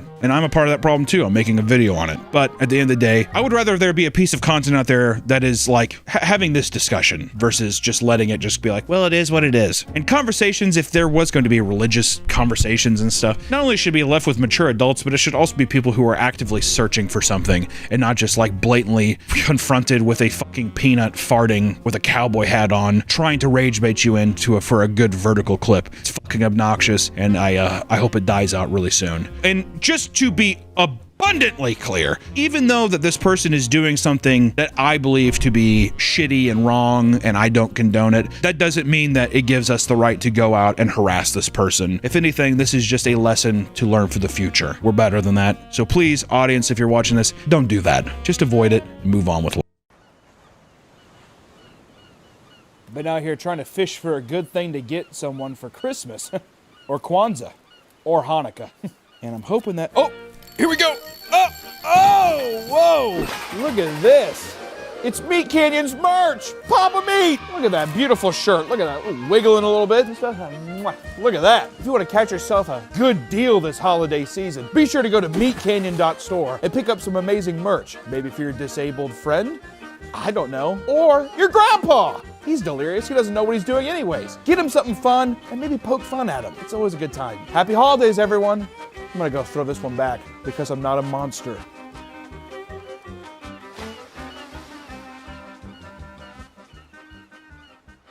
Welcome back to the Papa Meat channel. How you doing? How you doing? Coming in and sitting down because today we're going to be talking about LinkedIn, the worst platform on the internet. Bold claim, but after this video, I think you'll find that it's true. Most people in the working world have a LinkedIn account, not because they want to, but because it's a good way to make professional connections. People use it to keep people updated on their career skills and accomplishments, which is great if you're looking for a job and want to get your name out there, right? Nowadays, any social media platform is bound to have its fair share of cringe content and weird characters. They all do. There's not one site that's better than the other. They're all fucking terrible. But LinkedIn is just...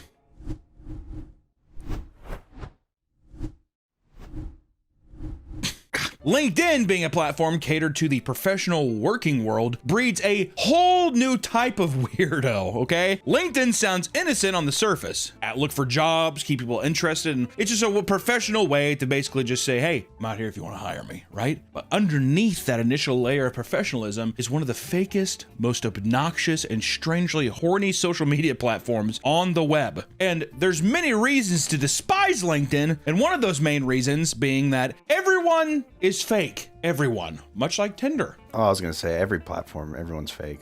Well, everyone is fake on our web, but LinkedIn.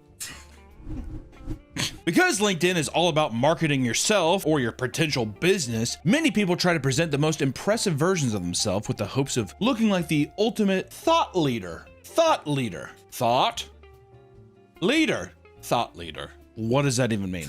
I'm like Einstein. Over time, this has resulted in almost every post coming from LinkedIn feeling like a soulless attempt to peak for people and gain their respect. Once again, every website, every social media platform, sure, but LinkedIn, on Instagram, let's just say, you post pictures where you look the best. You're doing the coolest thing, right? Twitter is like, you always have the snarkiest opinion, or your opinion on a thing is always correct. Reddit, you come out as trans.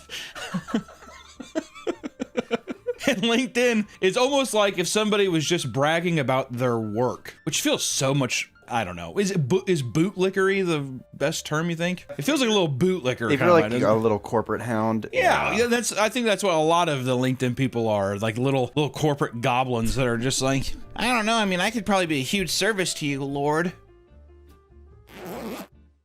Never missed a day of work.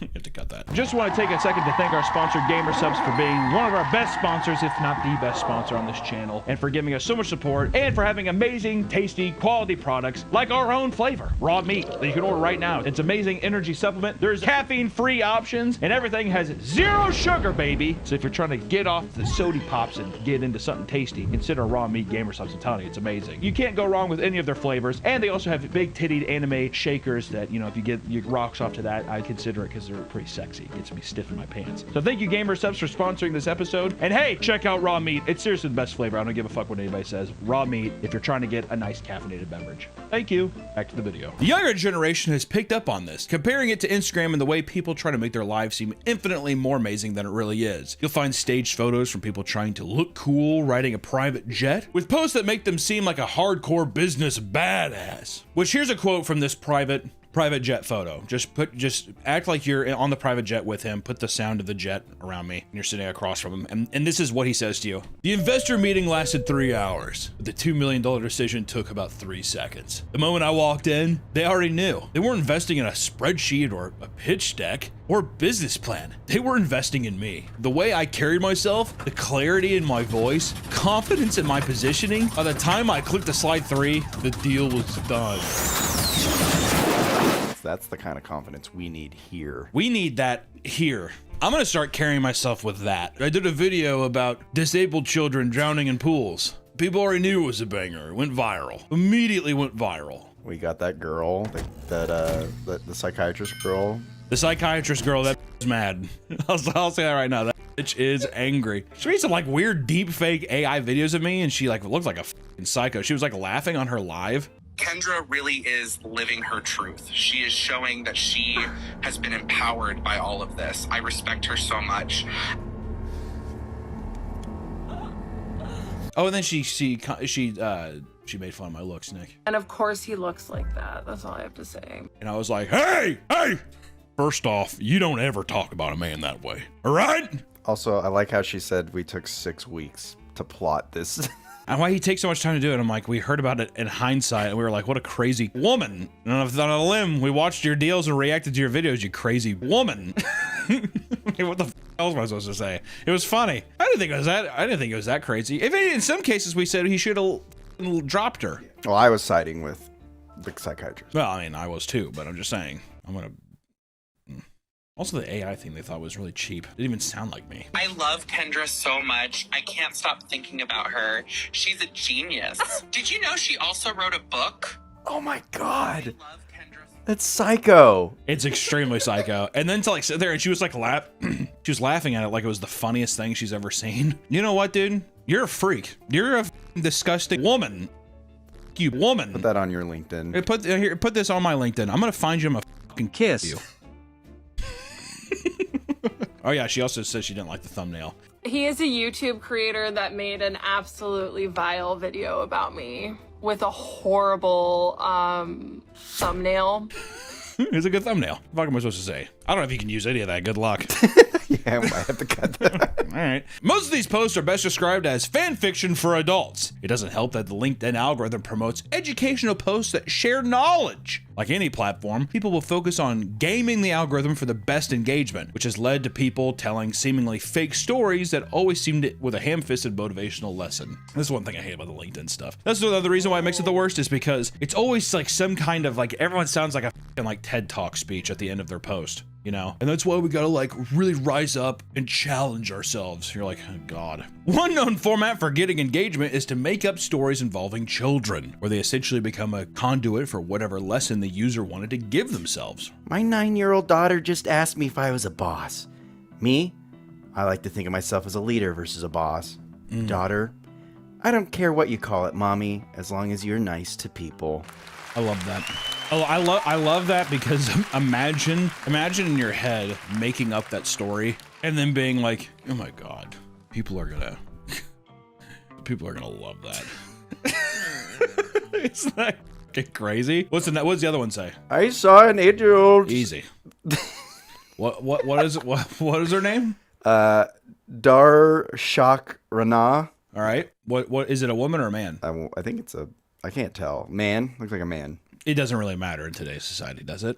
I saw an 8-year-old sell rocks in my neighborhood. Not just rocks. Special rocks with stories, she says. $8 each. Yesterday, she sold me a gray one. It used to be, these are in quotes, it used to be part of a mountain, but decided to see the world. I happily gave her $5 because she taught me we don't buy products, we buy meaning. We buy a piece of ourselves reflected in a story. Okay, so first off, that might have been the worst Indian accent I've ever heard in my life. Not only did you kind of start it there, you started like Indian, that guy from Jaws that has the speech on the boat, Native American, back to Indian a little bit, and then Native American at the end. We buy a piece of ourselves.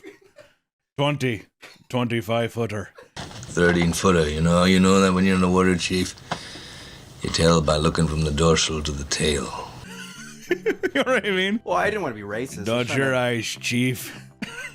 Others will pretend that they're trying to give an inspirational business lesson, but in reality are just humble bragging about their accomplishments, right? They're not really trying to give you any lessons. They're flexing on you a bit. They're flexing on you by just being like, I'm not only good at business, I'm kind of a good person. My LinkedIn profile shows I worked at the Obama White House, Facebook, NBC, and Google. I've also received job offers at companies like Dropbox and Adobe. Here's what isn't shown on my LinkedIn profile. Dozens of interviews that didn't end in job offers, hundreds of unanswered networking messages, imposter syndrome and self-doubt, years of training and experience to get to this point in my career. Effortless success is a myth. First off, it's like, duh.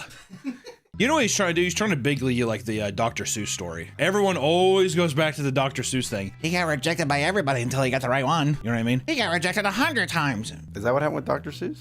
Yeah, have you not heard that? That's like the number one thing people say when they're trying to like get you to, you know, if you're trying to feel good, they'll be like, yeah, well, Dr. Seuss was rejected like 200 times. They say that about, what is it? Squid Games. Did you know 12 networks rejected it? You know what's the biggest bag fumble of all time? Sony Animation making Demon Hunters, K-pop, whatever the that is, and then just being like, I don't give a like for over 100 million or something, right? And then being like, there's no way this is gonna be a success, whatever. And they sold it to Netflix for like 5 million, and now it's like it's like the biggest thing on earth. That doesn't really correlate with that. I don't know why that made me think of that though. Everyone said this was gonna be bad, but turned out to be pretty cool. Sony sucks. Oh, don't put that in. Don't actually edit that out, please. So much, thank you. Many of the posts you see on the LinkedIn are fueled by modern day hustle culture and the idea that you're never working hard enough, which you're not. You're lazy. You know, cut that. Todd Stay, for example, broke his neck during a skydiving accident that almost took his life. While he admits that he is incredibly limited physically, he uses this post to talk about how excited he is to go into work the next day regardless. I'd take a day or two. I always thought about that. I feel like I'd be the guy who would go in the next day with the broken neck. I'm fine. That's what I would do. I want to show up in like a hospital bed, rolled in, head all shaved, like totally bald, IV in my arm. Don't get up. Don't get up. I'm fine. Which I promise you right now, if I'm dying, I will be making this kind of video for my hospital. How funny would that be? How you doing? How you doing? Come on. Hunter. Read the script. Today we're talking about baby diaper. Come on, we gotta record 2 more videos today. I need that paycheck. Yeah. Hunter, the checks are clearing, but I need to make sure that it's there after you're gone. Can't we do Stan Lee and record like 100 videos? Yeah, that's gonna be the biggest bummer. Is everyone around me is just gonna prop me up in my older years. In the next coming years, when I'm like on my deathbed, people are gonna be like, "You have to do it." I wanna go home. Sign this paper. Dearest readers, they're exploiting an elderly man. Why won't you let me leave?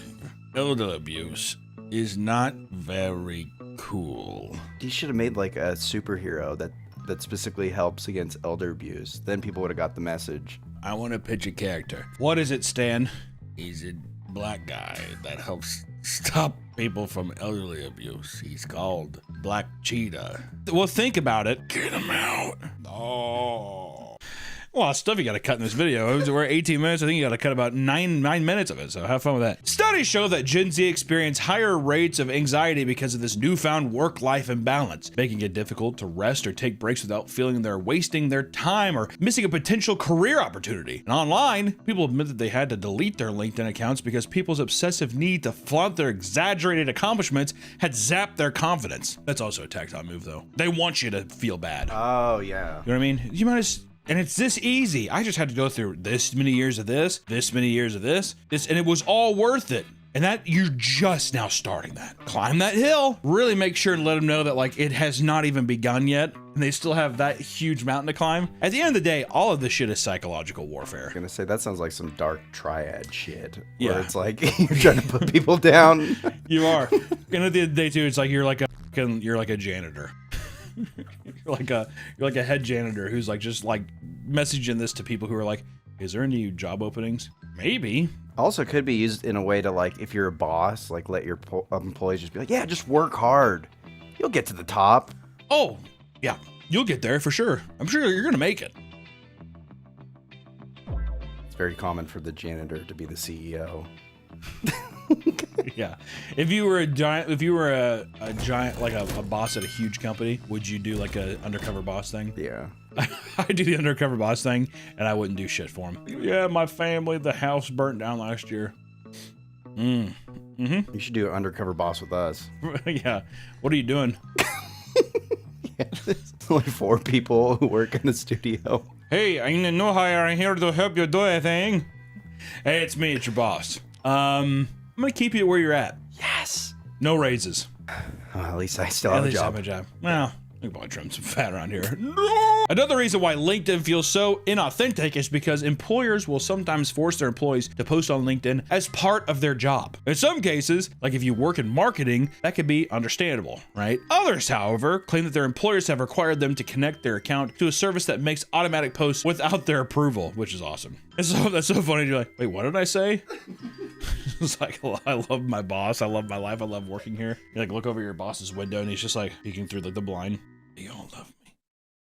You all love me in your job. Or do you think it's stuff where it's just like, I'm having such a great day? Yeah, it's like AI photos of company picnics and stuff. Oh, because then if people look at the company, they're like, look how happy all these employees are. And they're so active on LinkedIn. Companies can take your activity on LinkedIn incredibly seriously. And some people have admitted to being fired based on solely liking a LinkedIn post they disapproved of. Look at they possibly liking. They're like, or do you think it's the competition? If you work for Dyson Vacuums and you're going to Hoover or something like that, cool, go work there. You like it so much, go work there. That's how I feel about our YouTube channel. If you tell me about any other YouTube channel, I'll say, you don't think go work for them. That's why I hate every other YouTuber. Well, that's what you have to say. I'm secure with where I'm at. And if my employees like other stuff, they can keep it to themselves. That's all I gotta say. On LinkedIn, you're allowed to add frames to your profile pictures that signal that you're looking for work. One employee used this to get hired at a marketing company, only to be fired later on because she had forgotten to remove it from her profile, which her boss felt was insulting. That's exactly like the guy who's just like, so I see that on Facebook you're still single, even though we're dating. Can you explain that? It's like, oh, I don't really go on. I can try update. Yeah, you probably should. You should probably update it as soon as you can. I've heard the amount of fights I've heard from people that get in arguments because of that kind of shit is insane. I had a boss one time on my I won't say the company. They had like a dashboard in the system that you worked in at your office because you could request to be transferred out of places or something, like basically departments or whatever. And mine, for when I got hired, I never used a software, so it just always said looking to transfer or something. And my boss came up to me and he had like a 20-minute conversation with me about it. So like, what exactly is the problem? And I was like, literally nothing.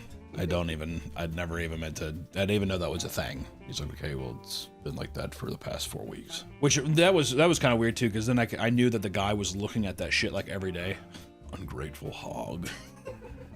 To the point where like one day he's like, and it's been 4 weeks, so I'm gonna talk to him. And I'm like wondering if he brought that home to his wife. You should talk to him. Yeah, no, don't overstep. I mean, as a leader, you gotta like find that balance. I always thought that was weird. Why even have that? What if he just said like, hey, I noticed that your thing says you're looking to transfer in a new department, and be like, is that something you're like? If you just asked. If he said that, that's fine. Oh, because I'd be like, oh, I had no idea, because I had no idea on my idea. But it was a thing where he's like, when I said, oh, I didn't even know, I don't really use the thing. He was like, yeah, you can do whatever you want, man. Like, you know me, I'm like chill and I'm laid back. Like, you get that. You've seen me come in, you know, but there are other powers at play. It's like that kind of shit where you're like, what the f are you even talking about? Listen, you know I'm the one of the cool ones, right? I hate whenever I'm like, you definitely are not. I'd rather take the old curmudgeon guy who doesn't do this to me. You guys know that, like, listen, let you take off for Avengers Endgame when that was out in theaters. I'm like one of the good guys, okay? You literally can trust me with your life. How many times have you called me in the middle of the night asking for something? Like, never. You could, though. But it seems like I can't trust you. But I don't, it's just like, it feels like a little bit like a one-way road. So let's get back out there and let's have a good day, huh? That kind of thing. What a hell. Corporate hell is the worst, dude. And as soon as you do that kind of thing, it immediately like that ends your day. Like you're like, I'm not doing anything else today. This stupid job. I'm not doing shit today. Hey, couldn't help us notice your numbers were low. Yeah, I don't know what happened. That's what it felt like, dude. Did you have a daily quota? Oh, yeah. Calls or sales? Calls. Like, it was like a number of technicians. Also, sorry. Like, you're watching just a conversation. It was like a number. I'll just talk to you about it afterwards, whatever. For people that give in to the LinkedIn culture and attempt to land a worthwhile job, they may notice that they're still struggling to get responses for the jobs they apply for. Unfortunately, many of these job offers are completely fake. Companies will often advertise a position on LinkedIn that either isn't real or simply listed to collect resumes and data for the far future. It's f***ed up. The type of listings labeled as ghost jobs are also used by companies to bolster their image, right? That there's just so much work that they have to bring in somebody new, even though the company's probably suffering and they're like, oh yeah, we're hiring. The problem with this is that people who are actually looking for work are forced to apply to hundreds of places just to get a real response, and ultimately wasting a ton of time making the job market even more of a mess than it already is. I saw a video where some guy said, I'm sure it's fake, but he was just like, I set up a fake interview and then put a vending machine in the interview place so that people who were applying would use it. He said he made like $500 from people just using it that day.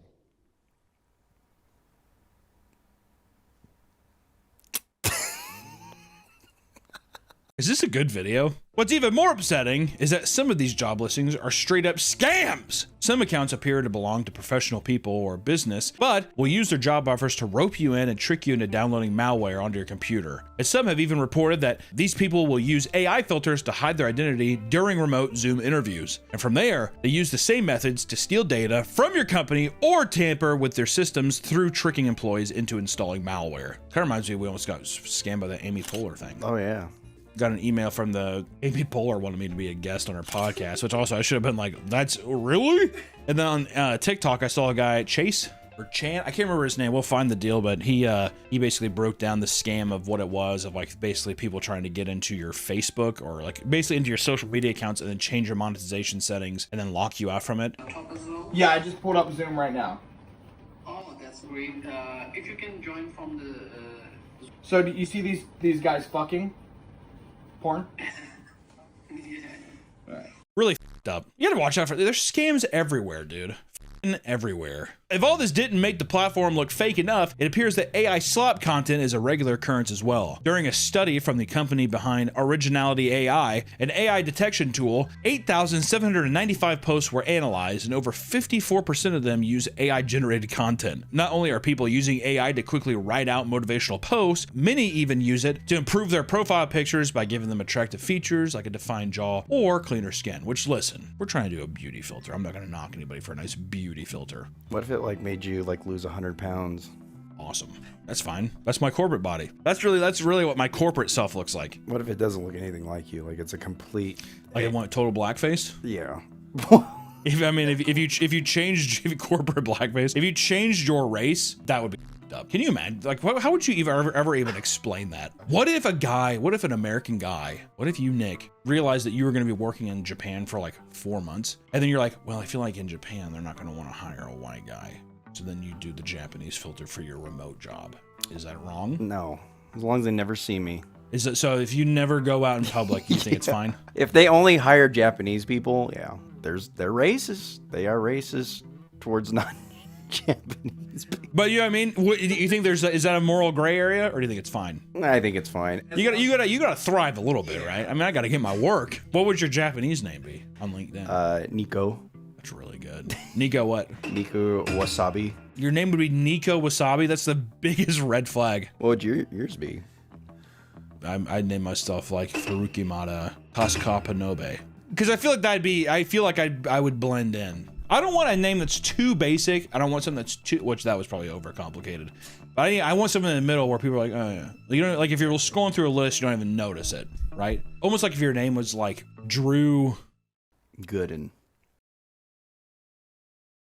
What does that sound for? AI and bot accounts make up a large portion of the comments on LinkedIn, feeding the algorithm with more and more inauthentic interactions. And LinkedIn has gained a reputation for being devoid of any real personality or substance, and not only that, but it's also becoming known for being inexcusably cringe. Horribly, horribly cringe. I mean, in 2022, a CEO named Braden Wallach made a bizarre LinkedIn post claiming that he just laid off 2 employees based on a bad business decision he had made months before. He blames himself. Ended the post with a classic LinkedIn humble brag stating, "Days like today, I wish I was a business owner that was only money driven and he didn't care about who he hurt along the way. But I'm not." I hate posts like that because it's like always a guise to get people to be like, no, I mean, you had to do what you had to do. Attached is a now viral image of Braden sobbing over what he had done with his lip quivering in shame. What a pussy. It's like me making a video being like, yeah, I just didn't want to pay for Nick anymore. And I feel really bad about it because like, I liked him. I don't really think that he added like a lot of value. It's like, how insulting is that? For it to be a post publicly where people would be like, oh, well, you know, sometimes that's just the way it is. Another CEO named Matthew Baltzel takes a charming photo of himself smiling in front of the cold brew coffee as he explains that he just fired his first employee. What a fucking psycho, man. Of course, he ends on a lengthy explanation of how he nailed the conversation and was as cool and respectful as possible. What an actual like, look how smug he looks. It's extremely smug, and I'm just saying, this is the kind of thing to make the guy come back and be like, are you kidding me? Retaliate in some kind of way? Yeah, shoot up. I was gonna say that, but I didn't know if it was appropriate. I was trying to just kind of, you know, let the viewer come to that conclusion, but a man named Brian Shankman went viral for all the wrong reasons after posting an image of him proposing to his girlfriend. In the post, he immediately follows the announcement by saying, "Here's what it taught me about B2B sales." From there, in perfect LinkedIn engagement maximizing fashion, he relates the journey of meeting the love of his life to the experience of selling a product to another business, from prospecting to pricing and negotiations. It's gonna last. Marriage is gonna be just fine. Ethan Evans, a former VP at Amazon, came to LinkedIn to make the post revealing that a CEO he had worked with started seducing his wife from the retaliation for him giving pushback on the job. You think it was Bezos? Oh yeah, VP at yeah, some CEO. I'm not gonna name him. He claims that this man successfully won his wife over and pushed her to divorce Ethan, later resulting in him leaving the company in shame. And at the end of the post, he starts listing off advice on how to avoid trouble working in toxic business environments. Why the fuck would I listen to you, Ethan? Yeah, give us the list of the advice that Ethan has. When you have a good manager, lean in and take advantage of it. 2. Spot the snakes. 3. Do excellent work, even for nasty leaders. 4. Don't confront the snakes directly. 5. Don't become a snake. That is one of the cringiest pussyfooted. I like how don't confront the snakes. The f do you mean, dude? Here's actual leadership advice. If someone's f***ing wrong you at work, immediately tell somebody. Hello? Like, what a pushover thing. Yeah, no wonder the guy started finger his wife. You know what I mean? Good lord. He's like, all right, I spotted the snake, but I'm not gonna confront him. He's like railing his wife in the office. Hiss. Here's the flute. Another man by the name of Ethan, this time a young Jim Bro college student, posted a lesson about eating too many hard-boiled eggs. This is the LinkedIn profile stuff I like. If I was a general manager at a Red Robin, I'd be on LinkedIn. You know, I'd make these kind of posts. Burgers, smiles, and cheap cocktails. That's my Friday. 10:30 in the morning. I mean, just plastered.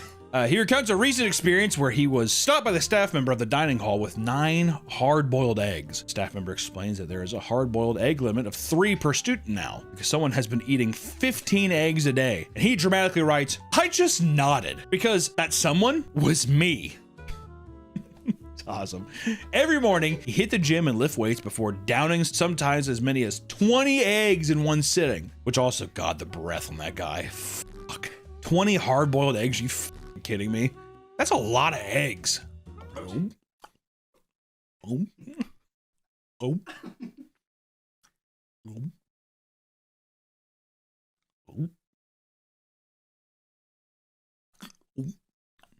What if I did it 20?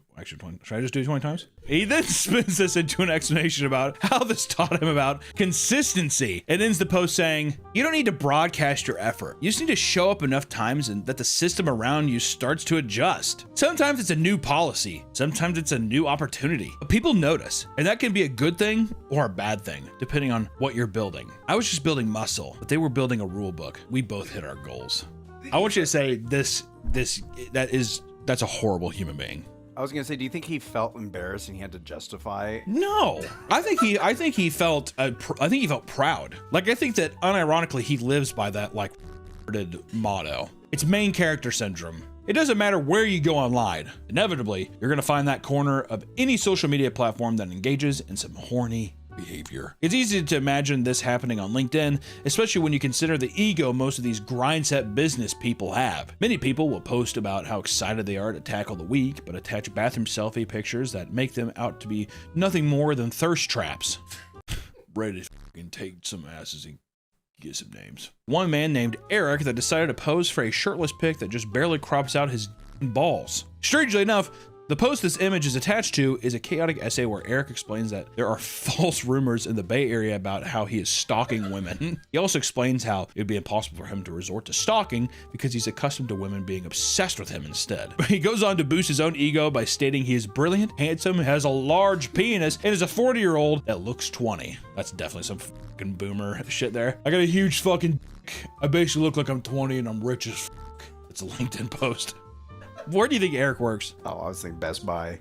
Oh, dude. Yeah, he's like a manager. A day manager at Best Buy. One man went viral after discovering that his wife was having an affair with a work acquaintance for almost a year. When he realized what she had done, he accessed her LinkedIn account and changed her job title to cocksucker before writing a post admitting to the act in graphic detail. The post read, "Had a wonderful night at the Women's Power Awards in Manchester last night, but unfortunately, my husband found this picture of me with 2 fingers in my vagina, which I had sent to Gareth Megson of Softcat, who I've been having an affair with for the past 9 months. So, as you can imagine, it's been a hectic day moving out the family home and trying to talk to our children about why I'd thrown the family away for some extramarital penis in a few hotels around Leeds, the back of a car, and even in an alleyway." I think maybe the post is too far. I kind of like. I do think it's funny changing her job title to cocksucker. If I saw that, I'd be like, LinkedIn is a truly strange place. On one hand, it's necessary for a lot of people to stay connected in the industry of choice. And on the other, it's one of the most vapid, competitive, dick measuring contests on the internet. You have to use it. Don't let the things you see have an impact on how you feel about your own career. More often than not, things you see on your timeline are just adult fantasies made to boost engagement or sell you for a stupid course of some kind, basically just trying to trick you into thinking that your life sucks and this guy rules. So, you know what? LinkedIn, haven't been there, and maybe you shouldn't either, unless your job makes you. And I think I said reevaluate that job. I just have an AI bot just do posts. Jarvis, make a post. That's what I would do. All right, guys, we'll see you in the next one. Bye-bye.